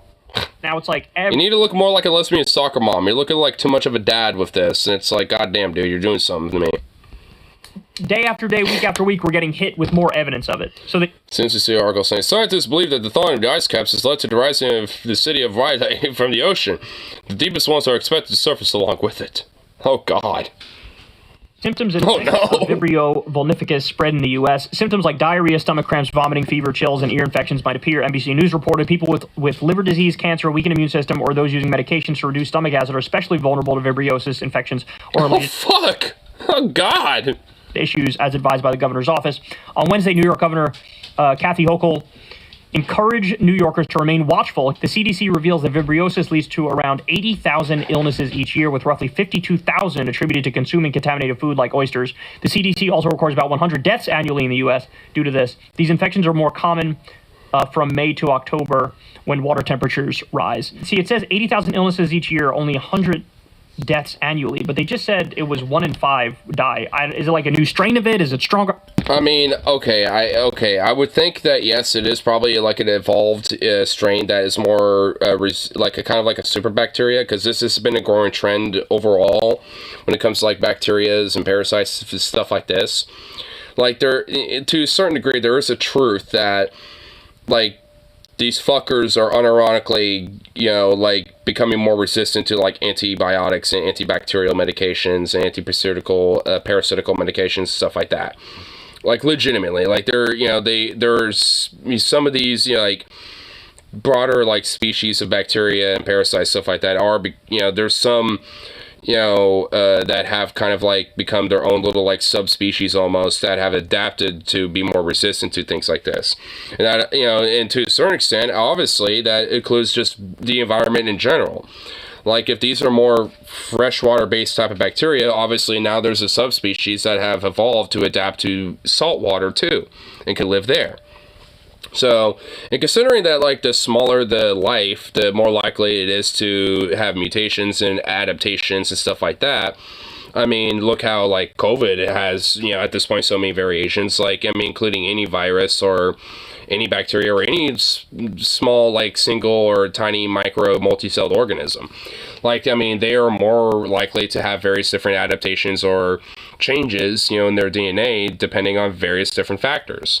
And, you know, because of that, you know, they're more likely to potentially evolve due to different things like, you know, climate change. While, you know, larger life, you know, like macro life, like us or whales, fish, crab, rats, whatever the fuck, you know, like, I mean, all these various different more macro-based type of life is going to have a way harder time adapting to this shit. Like micro life, like, I mean, when it comes to the basis of life, period, like when it comes to like, you know, any mass extinction event, for example, the smaller the life, like the more likely it is mainly to one, survive that mass extinction event, and for two, to adapt quicker, you know, to a lot of the various rapid, you know, different environmental factors that, you know, come into play, and thus, for three, continue life broadly. I mean, if anything, like, you know, one core linchpin for life to continue and has survived for so long is because of microlife, like, you know, like things like bacteria and stuff like that. Or like, you know, smaller insectoid life or certain plant life and shit like that. Like, I mean, there's all sorts of various different things that are more like micro-based life that have led to, you know, the perpetuation of life broadly on this planet. And, you know, this is honestly kind of one example of that kind of playing a role. Because, you know, if climate change comes to a point where most macro life can't survive on it anymore, if there's one thing for sure, life finds a way. You know, there's still going to be life on this planet that it will eventually adapt, and then it will be more macro-based type of life that will adapt to the various different changes that happen to the planet, you know, over the course of thousands upon millions of years. Just like, you know, we have adapted and, you know, different, you know, factors of our own adaptations and evolutions with our species and with our ancestors as well, specially and genetically in this case, you know, that have slowly but surely adapted to various different environmental factors on top of other, you know, variables, you know, at play. So it all just kind of leads back to, you know, just adaptation. And, a lot of smaller, like, basically at the end of the day, like, the smaller the life, the more likely it is, to be able to adapt to different factors like this. The larger the life, the less likely to, because it needs a lot more of a longer time frame to do so. But flesh-eating bacteria on the rise. Like I said, it's now happening. It's not in a lake or in a pond, freshwater. It's now saltwater, and it's all because the water's hot. Man, how many more like ancient kind of viruses are we going to awaken? There was a story about that not too long ago. We covered it on the show that in like Siberia or something, because of the permafrost, it's now there's like some ancient illness that's back. Fucking Kyle's reaction to that just reminded himself of that. He's like, I mean, that's how I feel, man. That's how I feel. There is no such thing as stability. Stability is a myth, and it's... You know what? At least you could tell he ain't balding. Look at that. Hold on. It's... Now there's, like, some ancient illness that's back. I mean... Dude, that hair all the way around be thick.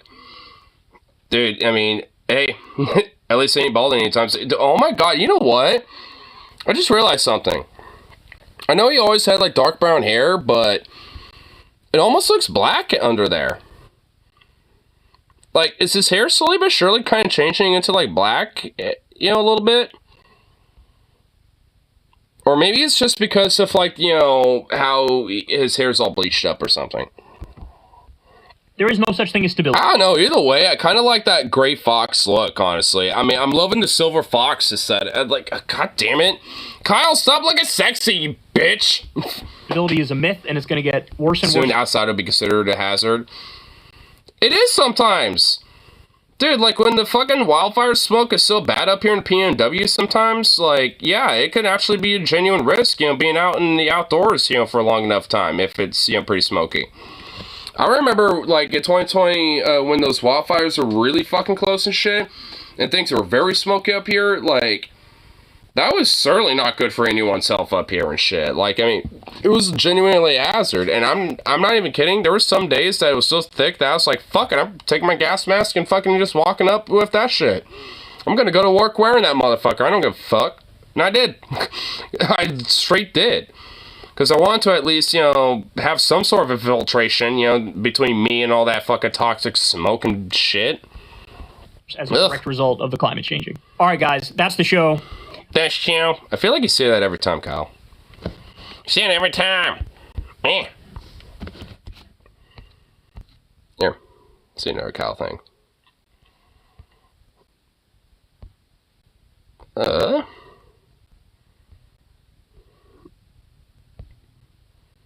I guess Kyle finally reacted to Greg Locke destroying a Bible, or not a Bible, but a Barbie thing with a Bible bat. I mean, we've seen it already, but if not, we would. Honestly, I would check it out because it's fucking great. Send a link in the message, but did you? As far as we had Nacho Man, Randy Sandwich, and Nude Gingrich, but I think the username Stancy is responding. Inner QT tops of them all. Okay. Bro, it's too Binksy's tall. Schrodinger's bussy. Showed you how to... This isn't a hot photo. I'm just showing you how well my Dyson cleaned my carpet.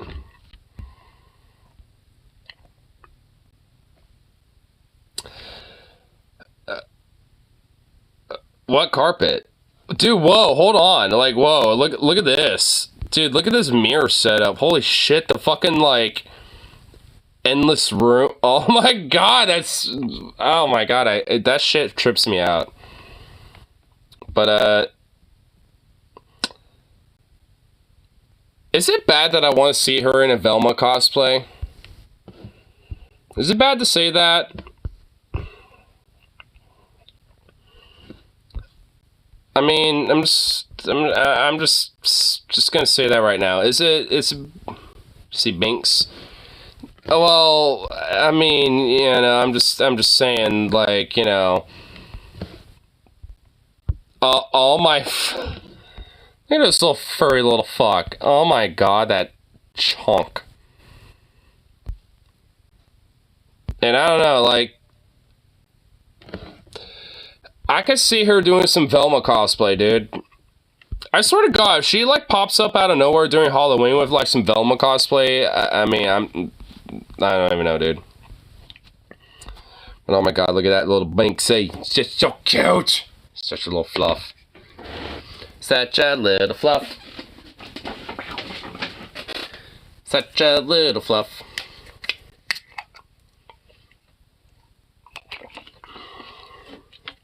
Super fluff. Super fluff. Super, super fluff.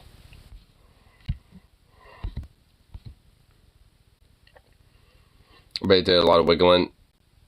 Meow, Stancy. You are being put down until you cooperate. We're going to cooperate and we're going to have a little picture session.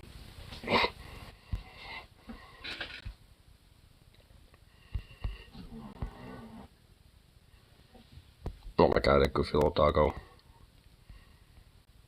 I can hear him just squirming around there, just being like a little mutt.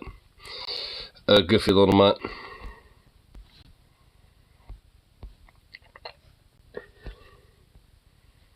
A goofy, goofy mutt.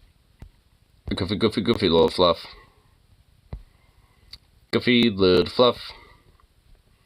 Goofy, goofy, goofy little fluff.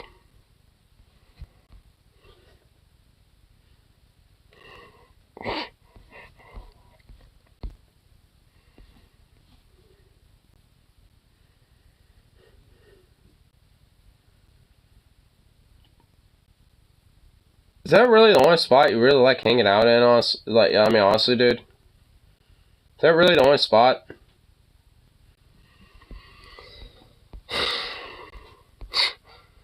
What a goofy little thing, dude. Certainly a little weirdo. That's for sure. Just a silly little weirdo. Just a silly little goof.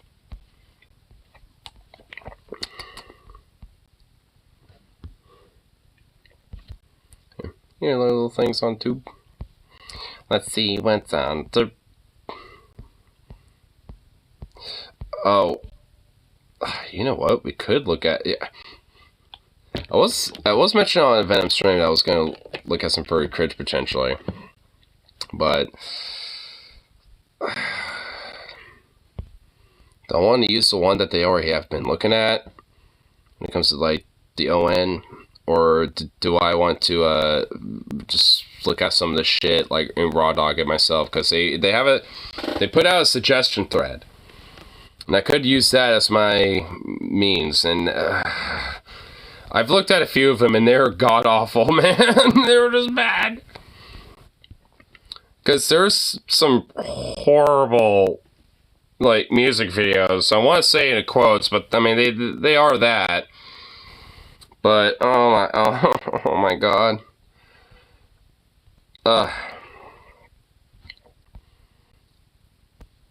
Oh shit! Somebody said I'm an IRL furry semi-notorious YouTuber, but took his channel down.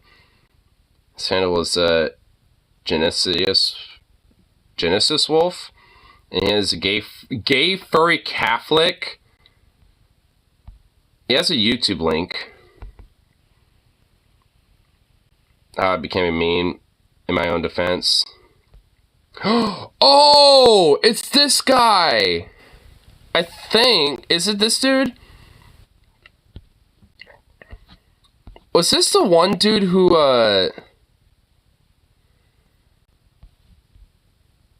hold on.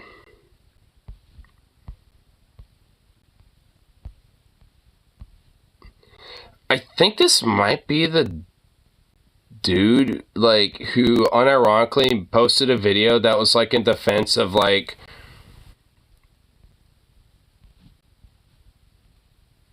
oh, I think it is. He has a video called An Apology. You know what, I think, I forgot exactly what. I think it was either, like, a defense of, like, the ethical thought idea or something. If I remember correctly, I forgot what. But dude, his name just sounds so fucking familiar. But it's, I mean, the guy, I mean, or at least this person that he's mentioning in the comment, it's not the tangential to the link, at least not the looks. This one's too classic not to include. Oh, I know what that one is. Oh,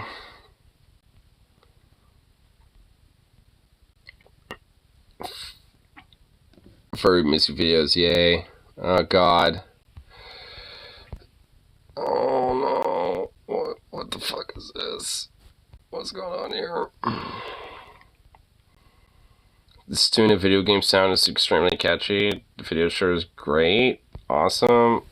Oh, no. Oh, what's going on? Oh, my God. Oh, no, what's going on here? I'm going to skim around it. What is going on here?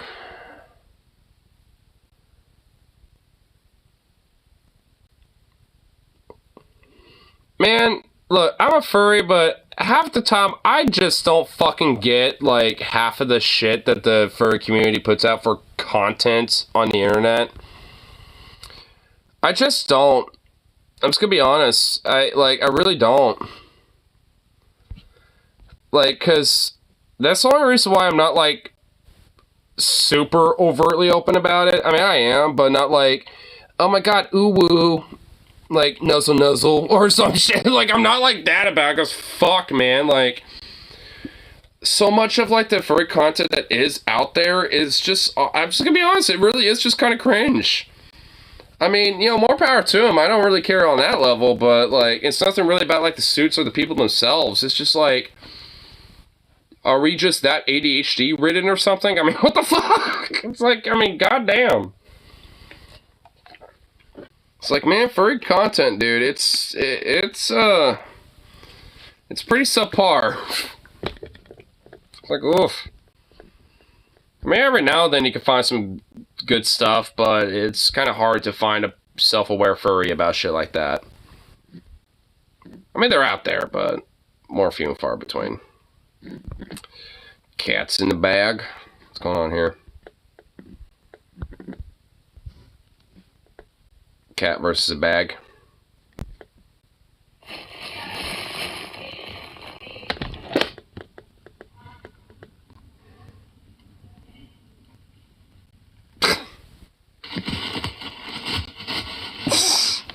That's basically how my cat reacts to bags. It's like, bag. This should be my domain. I can really just design the universe. Why not try? Why not try crime? True. I mean, hey, when the universe gives you a sign, I mean, you know,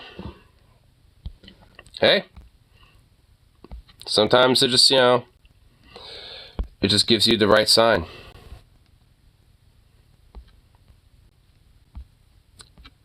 There. Let's look at some more just hardcore self-induced furry cringe. Because I know some shit, but I need to go back and try to find it. Where could it be? Or is it... Or did I skip it? Oh, you know what? I'll just do this. Hey! Buddy! What? What? Alright, hold on. What the fuck? Hold up. What's up, buddy? What?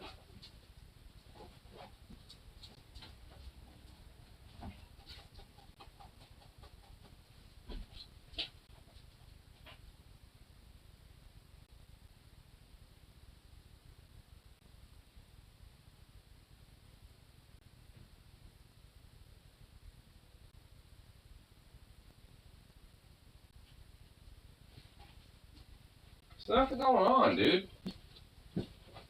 What are you even barking about?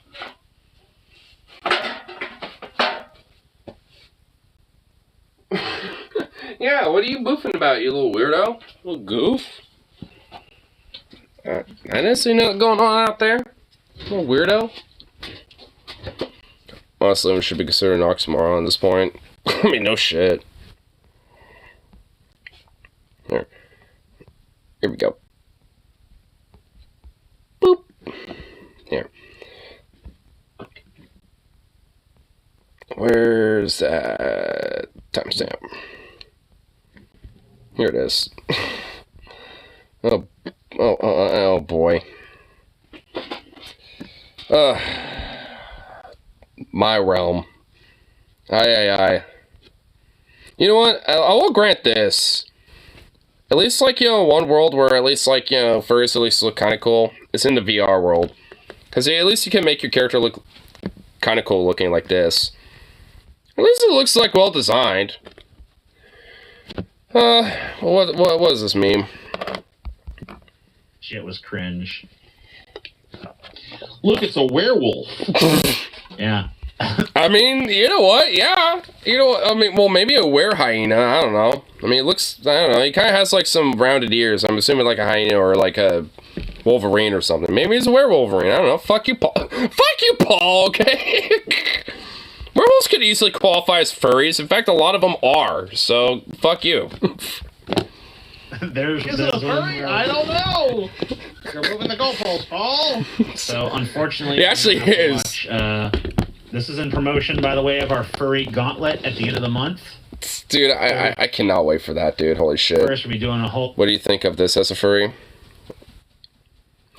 Oh, Cool Cat. Oh, God. Cool Cat. I mean, I mean, to me, there's a little bit of a difference between a mascot and a furry, but, I mean, there is a little bit of an overlap. And, you stopped rolling. I mean, you know, like, yeah, I guess, I mean, in a way, he's kind of a furry. I mean, furries are just kind of like, I mean, it's not necessarily just like the fandom, but it's also kind of like, in some part, a nickname for anthropomorphic being. I mean, at least in some part. I mean, I think that's where Paul and T, I think that's kind of where these guys, you know, might be a little off. It's like, furry isn't necessarily just, you know, people that are interested in this type of shit, but it's also kind of expanded a little bit as, like, you know, a nickname for something that's like an anthropomorphic animal. It's like, oh yeah, that's like a little furry guy or something. You know, or, you know, so, I mean, because, like, for example, like, this Zootopia, obviously they're like, you know, sentient little, like, anthro beings, but a lot of people, I mean, especially furries themselves, kind of, like, identify them as, like, basically, like, as a, you know, a part of a broader, like, you know, furry world, basically. I mean, so there's certainly, like, a broader overlap with just, you know, something that is, like, an anthropomorphic being and a furry. I mean, at least at this point, at least in the modern age. But you got super butthurt when people criticize his, quote, movie. Oh, dude, I remember that. Especially with, I Hate Everything.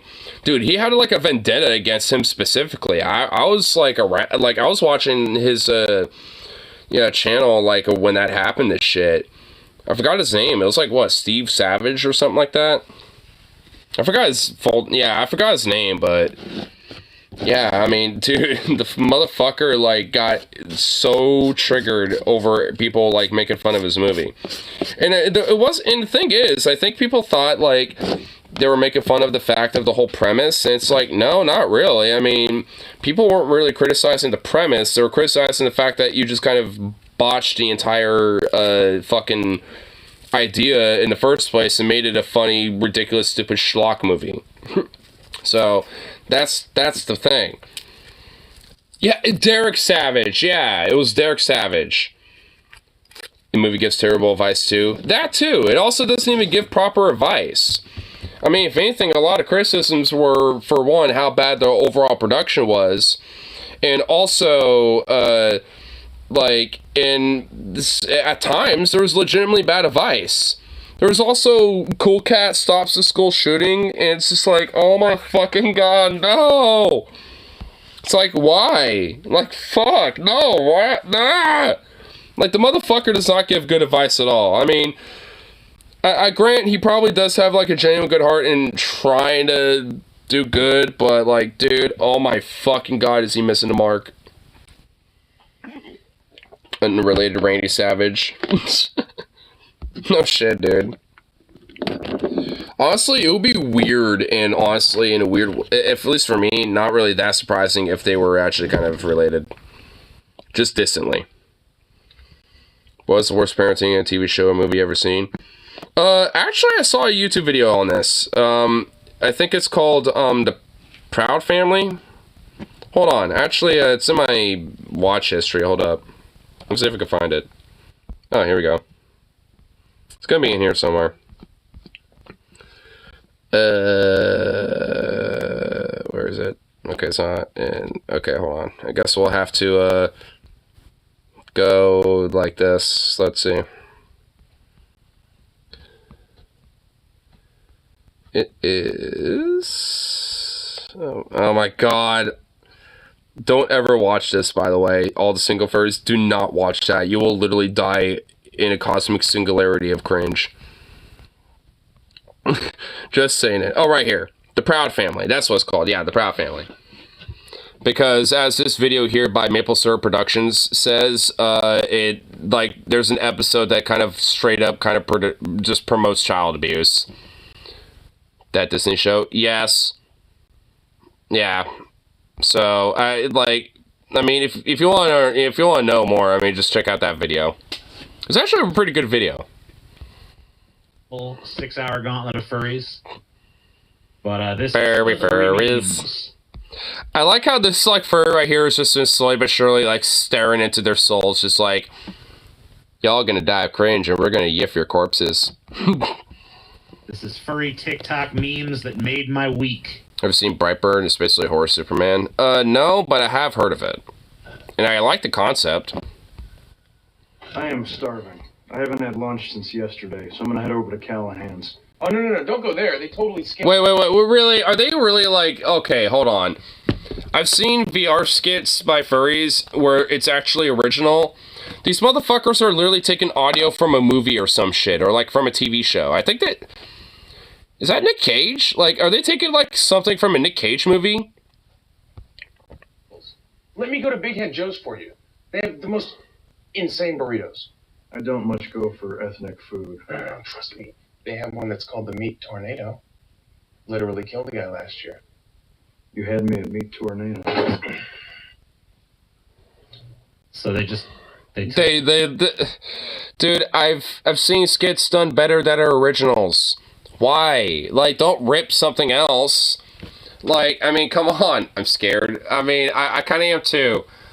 I mean, look, take it from me. I do actually follow some furries that do VR, content and stuff. You know, which is honestly why I can at least kind of appreciate, at least the VR side of things on this one, because, at least they don't look bad. At least characters look okay. I mean, they're not, unappealing at all. But, I mean...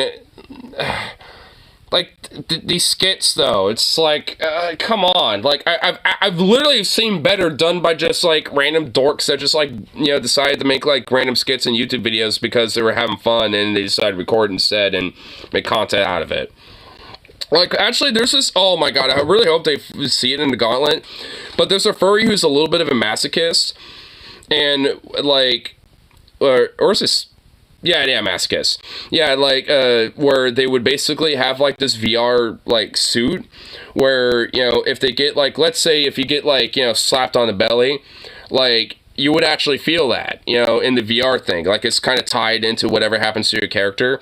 So let's say that someone tases you in the VR game, you will feel like you're getting tased a little bit. And this motherfucker will literally, have it set up so, either his, viewers on his live streams or his buddies, that he's hanging out with can just fuck with him. And he would literally be going all in pain, squirming around, and then, fall on the ground or some shit, being oh god, ah! I mean, I'm not even kidding. This dude, tortures himself, and for a fact he loves it. He gets bricked up on it. I'm just being honest. He kind of does. Because who just puts himself through that type of shit that much, as a furry especially, it does not enjoy it. You know what I mean? I mean, it's just so there are, there's skits out there that are actually kind of funny, either because of just, of the originality of it at least, or because, hey, at least there's some genuine sense of self-awareness. This doesn't really have any sense of self-awareness. They're just ripping some other skit and trying to be, like, cool and hip because, oh, we're furries doing it now. It's like, no, do some original shit. I mean, it's like, come on. Audio from, like, a TV show and... This TikTok shit is so fucking low effort, dude. It is. Like, it honestly is. It's just so zero. At least the ones that I see are mostly, like, you know, things that are edited out of live streams. So I think that might be the key. Like, the ones that I follow are more or less, like, streamers. So they kind of, like, have things that are more like highlights from their overall interactions with their friends or, like, you know, throughout the stream and shit. Like, this is stuff that is, like, you know, pre-made and not on a stream or anything like that. This is, like, you know, meant to be, like, a skit, right? Like, so, I mean, it's, like, it's basically, I think that's kind of the caveat. Like, if they're basically doing some more long-form stuff, you know, and, you know, there's, like, highlights that you're, you know, from that, like, that seems, you know, it's more natural, basically, you know, and it comes across as more genuine, while this is just... It's not. I mean, it's just like literally ripping a skit from something else that was made. Fruit involved. They're just taking like a and TikTok certainly is making that worse. TV show and just make it fucking furries act. This is from this is from like that Parks and Rec shit, right? I don't know. I mean, I can't tell. I mean, it sounds like Nick Cage, but if it's not, then it must be Nick, what's his name? It's another Nick, but I forget his full name. It's like something else. Nick Foreman, something, I think. I don't know. Recognize the voice of the one guy as being that dude that was on Parks and Rec. I thought that dude with the deeper voice was fucking Nick Cage when I was listening. I know, that's what I thought. Did you? I think it's what's that dude's Parks name? and Rec, Nick Offerman. Offerman. Nick Offerman. That's his the name. voice I recognize. Yeah. So it is a Nick, but not Nick Cage. Andy, this was delicious. I can kind of see how you would think it's Nick Cage, though. It's a whole new meat delivery system. Thank you, son. Okay. Well, that was just kind of bland. I mean, if they could have honestly, like, if they really wanted to, like, do a bit or something, they could have just done a more original form of that bit, but they just literally had to rip the audio. Like, seriously. TikTok is a platform that breeds mediocrity. It doesn't like anything real, pushes corporate safe, family-friendly content advertisers aren't scared of. I know, dude, and that's why I hate it. That's what I was saying. Like, when it comes to, like, some of this, like, furry VR content, because I'll watch some of this, but, like, a lot of stuff that I actually kind of watch from, it's not from, like, little tic-tackers like this. It's from, like, you know, streamers that, you know, do, like, VR streams and, you know, like, you know, usually will, like, capture, you know, like, highlights of the streams and usually either make little shorts or compilations from that and stuff like that.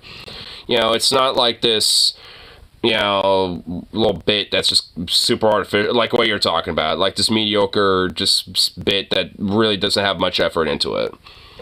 I mean, at least, you know, for the ones that I've seen actually have some effort because, like, it's just more of a natural form thing. Like I said, it's like a highlight short from, like, you know, a longer stream that was, like, on Twitch or something. You know, so at least that I can, you know, vibe with a little bit, and sometimes it can actually be kind of funny because it's, you know, more of a natural thing that just kind of props up in the moment. It's not some sort of just bit they're making up, or, like, really, if anything, at least in that case, ripping it. Improper, sanitize, safe, and often fake IG, safe, in a safe way bullshit. Yeah, basically.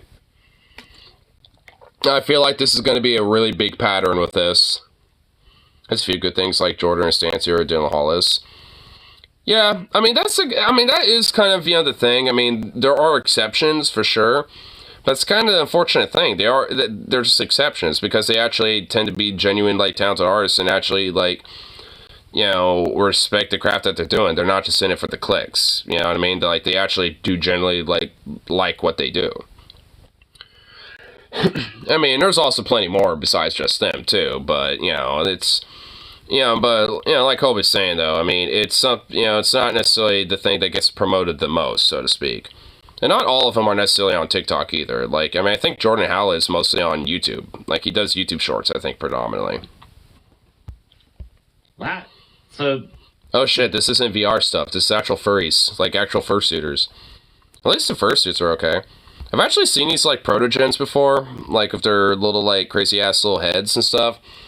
Like, I mean, I will admit, like, there's a lot of crazy shit that goes into this, like, because there's, like, a lot of, like, LED lights and, like, some sort of, like, computer Bluetooth thing that gets set up, because some people have it set up so, like, those little faces will actually kind of, like, mimic what face that you're making. So if you're, like, smiling like that or whatever, it'll make kind of a similar face, you know, on the screen, depending on how you design it for, you know, reacting to whatever expressions that, you know, it's sensing and stuff.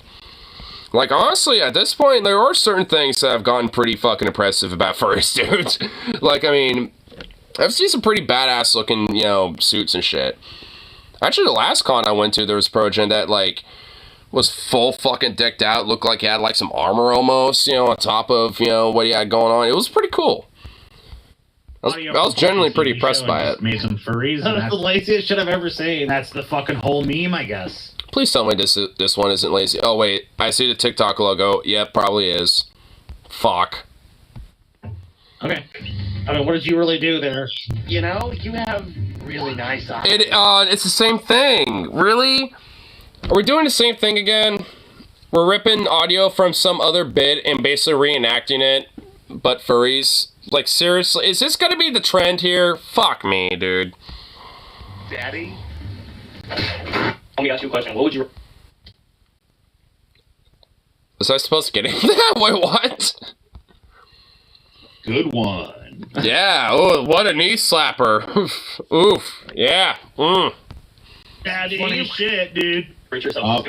I'm rolling on the floor, laughing my fucking ass off. I know, dude, I feel the same. Holy shit. You just move around randomly. Honestly, like, I could just imagine just being behind the camera and just watching them just be like... just, like, silently, like, mimes, just, like, doing whatever they're doing.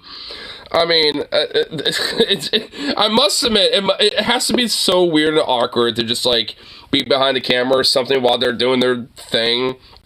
Because they're just being super silent while they're doing it. And it's just quiet, besides just this, like...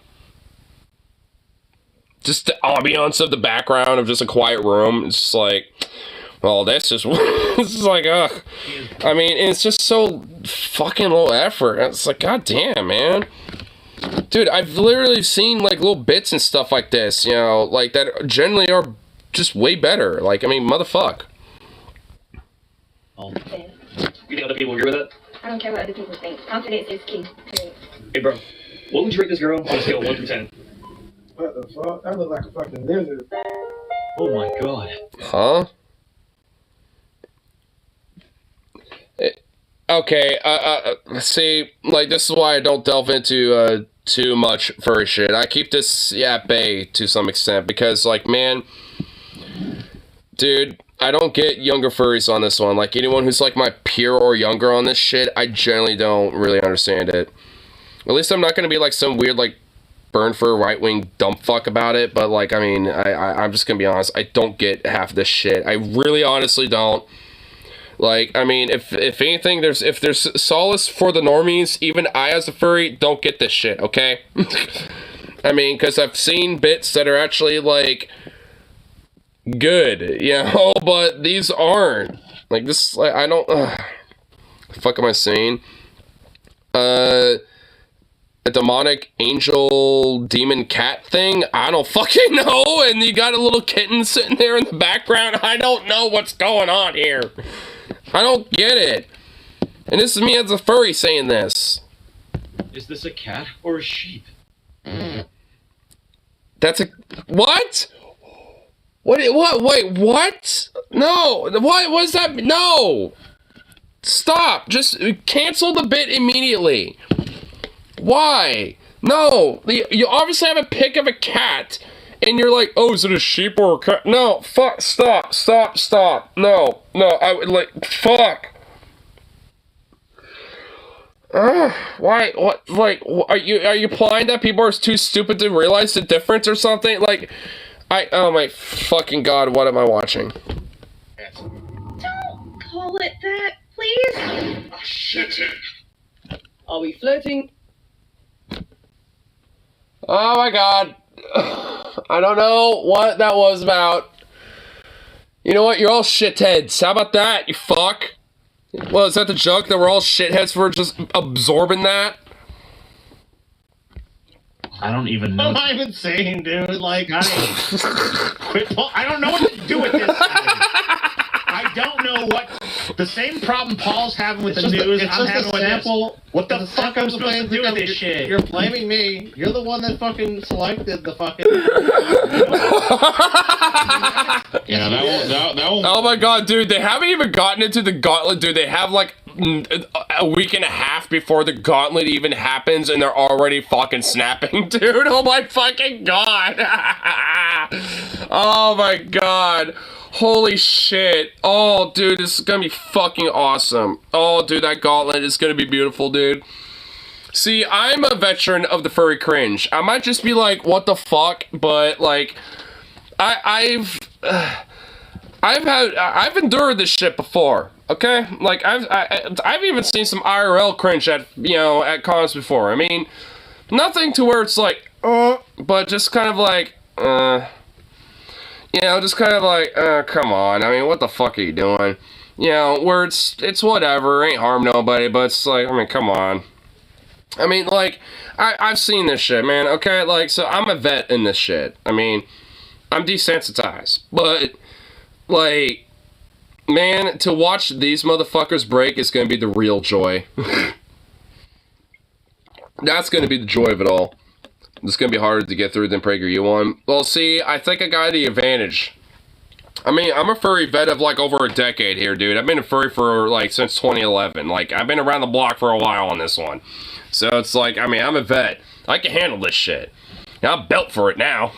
But, I mean, I still have an immediate repulsive, like, what the fuck? You know, like, I'm still gonna have the reaction, but I can handle it. I mean, at a certain point, eventually I'm gonna break too, but like, I mean, not in the same way that these guys will. I'm just gonna break, you know, like how I will with any cringe, basically. It's like, you know, pretty much like typical cringe.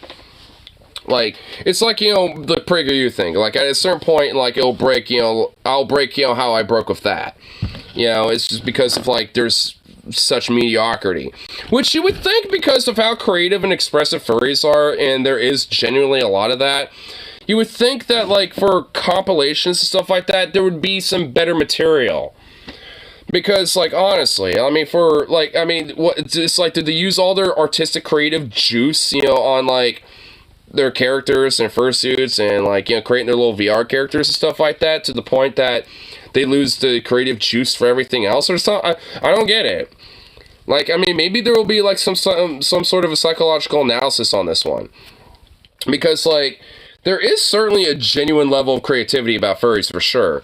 I mean, like I said, I mean, these VR characters aren't even really that unappealing. I mean, they're pretty cool to look at. They're not, you know, terrible in designs at all.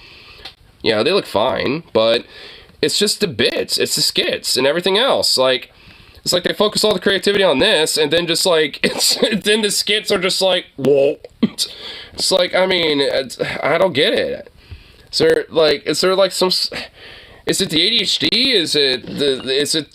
Is it just being too much of a nerd or something? I don't get it. I mean, and it can't be necessarily those things, because there's plenty of people who are ADHD-ridden nerds that are pretty funny too. So it can't really be that. So what the fuck is it? Hopefully the Gauntlet might be able to even answer this for me, because even I question this, you know, because like I said, I kind of refrain from some furry content because of how cringe it can be sometimes. Like, I mean, and this is why. So, like, maybe I can even answer for myself, because, I mean, there's gotta be something to it. I mean, because there's a lot of really, like I said, some genuinely pretty cool stuff, and, you know, within the fandom for sure, but, like, I mean, there's like a creative gap here. I don't know what's on you. We had a text where TJ, I think, or maybe it was you, said maybe I'm looking this shit up, dude. Go back in our text. I fucking don't believe that shit, dude. I mean, the evidence is there. We need to decide a fucking gauntlet or something to that extent, and I literally just responded right away, furry gauntlet. And that's how it. Everybody was like, "All right." How are these memes? Lo and behold, the memes that are furries. And honestly, I don't fucking know, dude. I don't know. That's a question that I think that no one can truly answer. Not even furries themselves. How are these memes? I don't know. They just somehow they are. Hey, I can't answer them either, man. Like, I can't answer that question either, so don't look at the furries either about this one. Right now because I'm kind of getting mixed signals. I'm gonna sink my teeth into your fucking throat. Still proving my. Huh? Wait, hold on. What the fuck is going on here? Or fighting right now because I'm kind of getting mixed signals. I'm gonna sink my teeth into your fucking throat. Still proving my point. I think I was cut off from first, but was it like, are we flirting, are we fighting right now? And then, what, are you just such a bottom that, like, like, getting your throat ripped out is hot or something? At least this is like an original skit. Wow, the first original skit so far. I mean, at least I get it, but, I think your other actor over there is a little too expressive. They might want to try to make it a little more subtle with their antagonization to make the skit work a little better. At least this one has mild critique versus just what the fuck am I looking at? At least this one I can understand it. Messages. Wait, what was that last part? I'm gonna sink my teeth into your fucking throat. Well, I'm about to do that too because I have to keep hearing that. Proving my point. Makes messages. Put your money in the bag! Yo, look at this one over here. Damn, dude. It was Paul. Is this another fuck? Okay, these guys are nah, come on. I was hoping that would be another original at least. This is more audio reenactment bit shit. Fuck. Why the okay, look, I get it, but is this really what furries have to offer for the most part? For every one original skit, there's 3 or 4 we're ripping off another skit, but we're just furifying it. Really? Is this seriously what furries do on VR for the most part? It's just at least when it comes to making content like this, are we serious? Cause this I feel like I could actually do a better job of this shit. And make it all original too. Honestly, get me, with some of these motherfuckers, you get my little furry VR shit set up or whatever the fuck. Give me some, spitball some ideas, work some skits out and shit. I guarantee you I can do fucking better than shit. I mean, I'm not even trying to, be hyperbolic. I'm actually being serious. I probably could. I mean, probably won't be the most hilarious things ever. It's not gonna be some slam dunk comedy by any metric, but at least it might be a little, whatever. At least it'll make sense and be alright.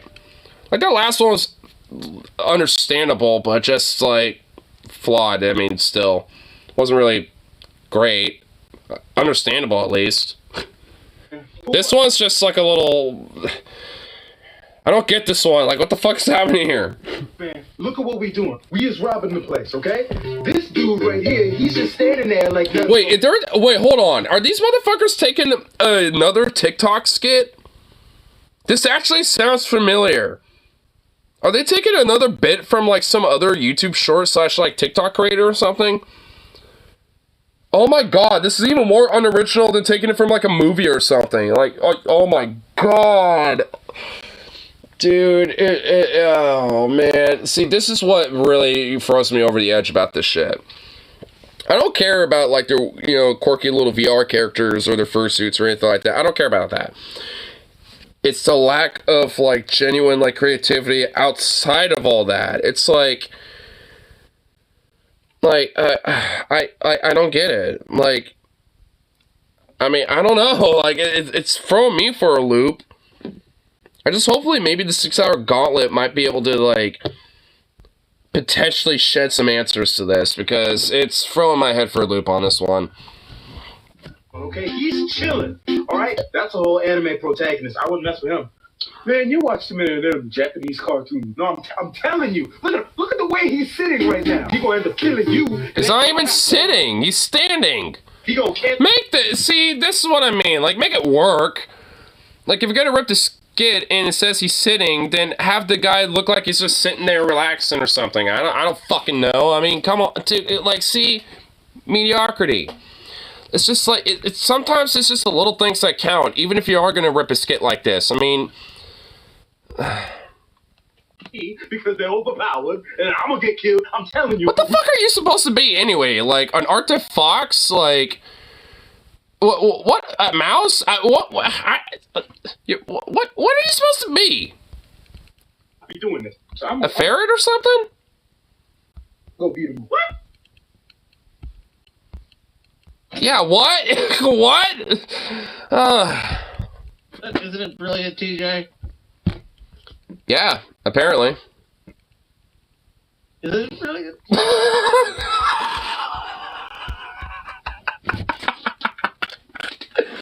TJ, you're the one who's more of a furry than the other guys, okay? You should be the one who's, like, more embraceful of this shit, you fuck. Fuck you. You ain't got no right to facepalm the guy who wants to fuck Lola Bunny's ussy, dude. That the bun ussy, dude. Like, dude, you're the one who wants to fuck that rabbit ass, okay? Like, I mean, not Scotty, not Paul. You, okay? Like, come on now. You're just in denial. I mean, I get it. I'm facepalming this to be frank, but considering that he's in denial and still in closet about this, you don't got a right to do that. Okay, you fucking say something about this. You tell me what the fuck to say about this. You say something. You want me to say something, TJ? Yeah, what's your reaction to what you just I think it's, Man, they need a furry on here to, like, help explain some of the shit. Because, like, man, I would, dude, on their Tuesday Onion Nuggets for the week of, I will literally send, I'll straight up send like a $50 donation, be like, how much more money do you need me to donate for me to have like a 10-minute interview to kind of help explain some of this furry shit? Or for however long you want me on there. You know, I don't give a fuck about being there for that long. You know, I could just, like, you know, from the horse's mouth, so to speak, or I guess from the husky's mouth in this case, I can at least, you know, give some insight of the furriness a little bit. There's also Hunter S. Bunsen. You know, he you know, is like a major furry that's in the Onion Nuggets live chat and shit. So it's like, I mean, there's an opportunity here to at least get some insight a little bit. Don't gonna be for that long. Just a quick little moment to be like, you know, explain some of this shit. Be like, hey, maybe I can give some insight as to why there's some of this, you know, like, cringiness in a way. On top of that, you know, at least maybe, you know, break down some partial misnomers and shit. And also maybe enforce some of them too. It's incredibly well acted, engaging content. That really, you think with these scenes from these shows and stuff, instead of watching the actual show that these people like, they decide to put furries in their place. Yep. And actually, you know, I think it's probably important to them, TJ. Wouldn't it be fucking awesome if we were to take audio from an existing... Yeah, I think it's just a way to really express how they feel. Mm-hmm. And to put themselves, I guess, is probably the way they'd like to be viewed. Mm-hmm. So they put those characters in the place of these people. I think that probably makes them feel like it's more normal. That's what I would say. Why would you put the money in the bank? I guess not a furry. One punch. Well, that furry just got yeeted into the nth dimension.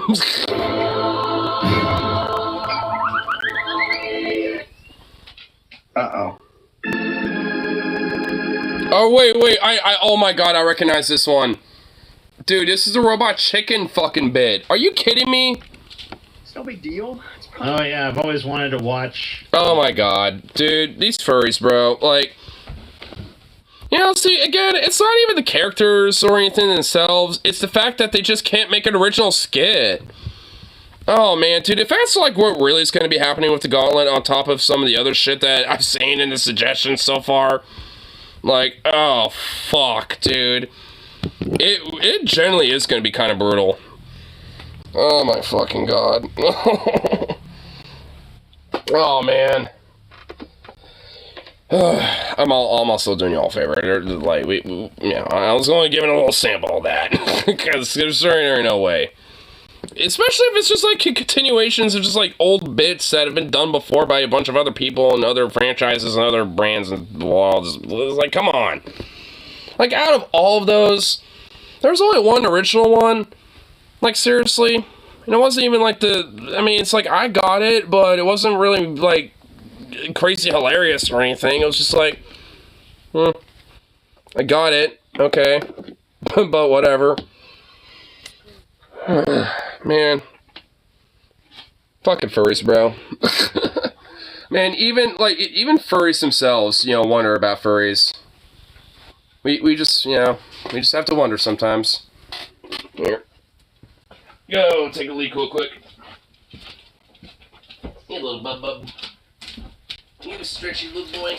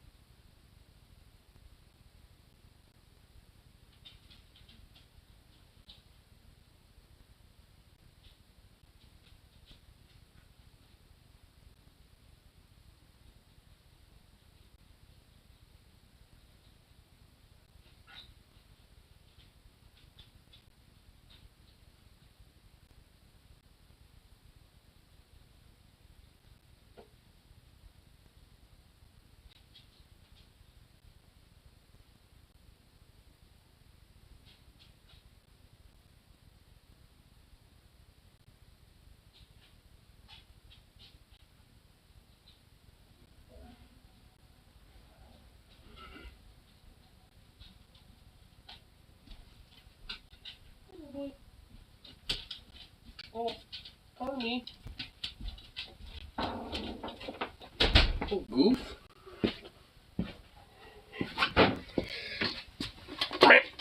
Goofy little boy. You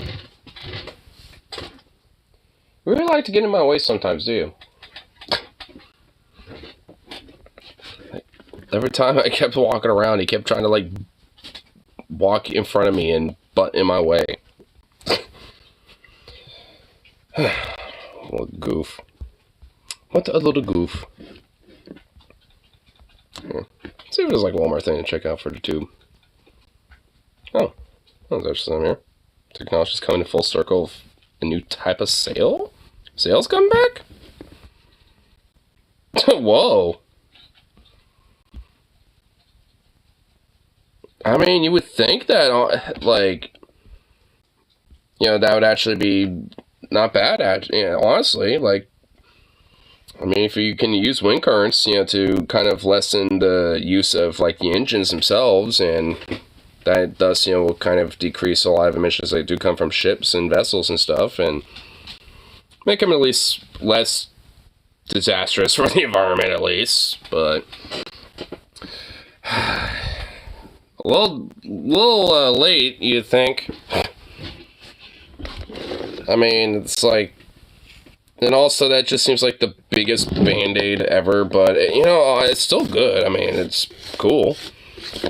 I mean, because honestly, like, vessels that do have, like, sails, or at least some sort of a, like, some sort of, thing like that, attached to them versus ones that don't tend to use less energy, when it comes to their engines and stuff like that in comparison to when they don't. So, I mean, it just seems kind of like a duh, but we're now just starting to maybe make this a little bit more of a common thing. And that's also another thing. It's just, like, more likely to be a reality. It's like, Can we have had that, like, you know, as a reality already instead of about to? And also, about to doesn't necessarily mean it's going to be, like, super common up until later. You know, like, for, like, another, like, 20 years or something. It's, like, again, a little late. A little late to the party, it feels like.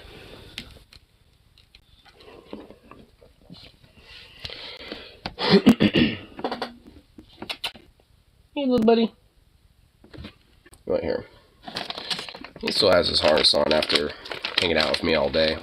Give him some walks and all that stuff. Come here, buddy. Come here. Let's see if we can get this treat over here so I can take it off him. Come on, bud.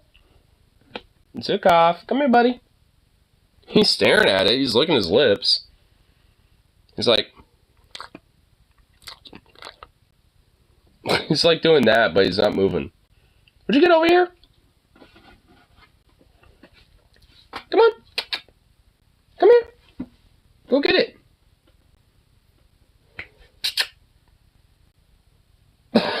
He's not moving at all. Come on, bud. Come on. Come on. That boy. Hey, buddy. Hello, hello. There we go. Hello. Hold on. Hold up. Don't. Okay, hold on. Ah, hey, careful. There you go. Good boy. He's a sweet little pup.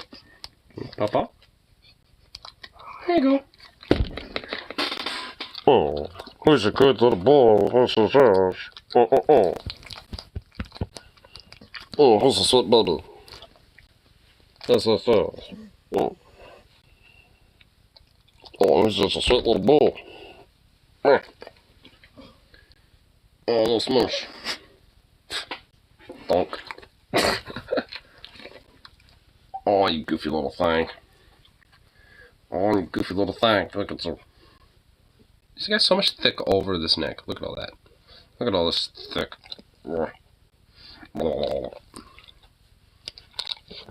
Show my thickness. Well, hey, excuse me. Hey, don't be going after my donut I'm saving for later. I'm gonna eat that later. I'm gonna have the munchies. Little jerk. What's wrong with you? Little thief. Yeah, yeah, look at you.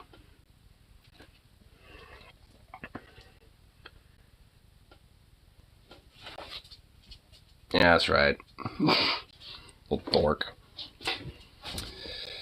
Alright, what a little dork.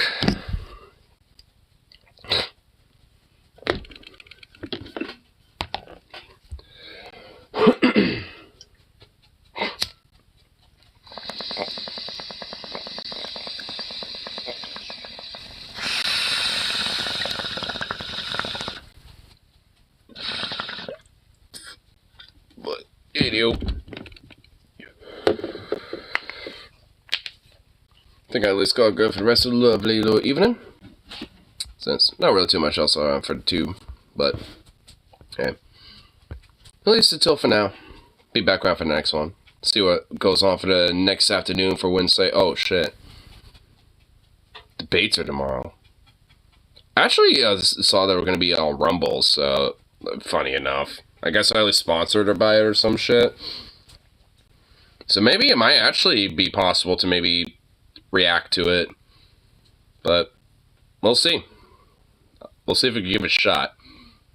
But anyway, that's for now. Peace out, and of course, see you all next.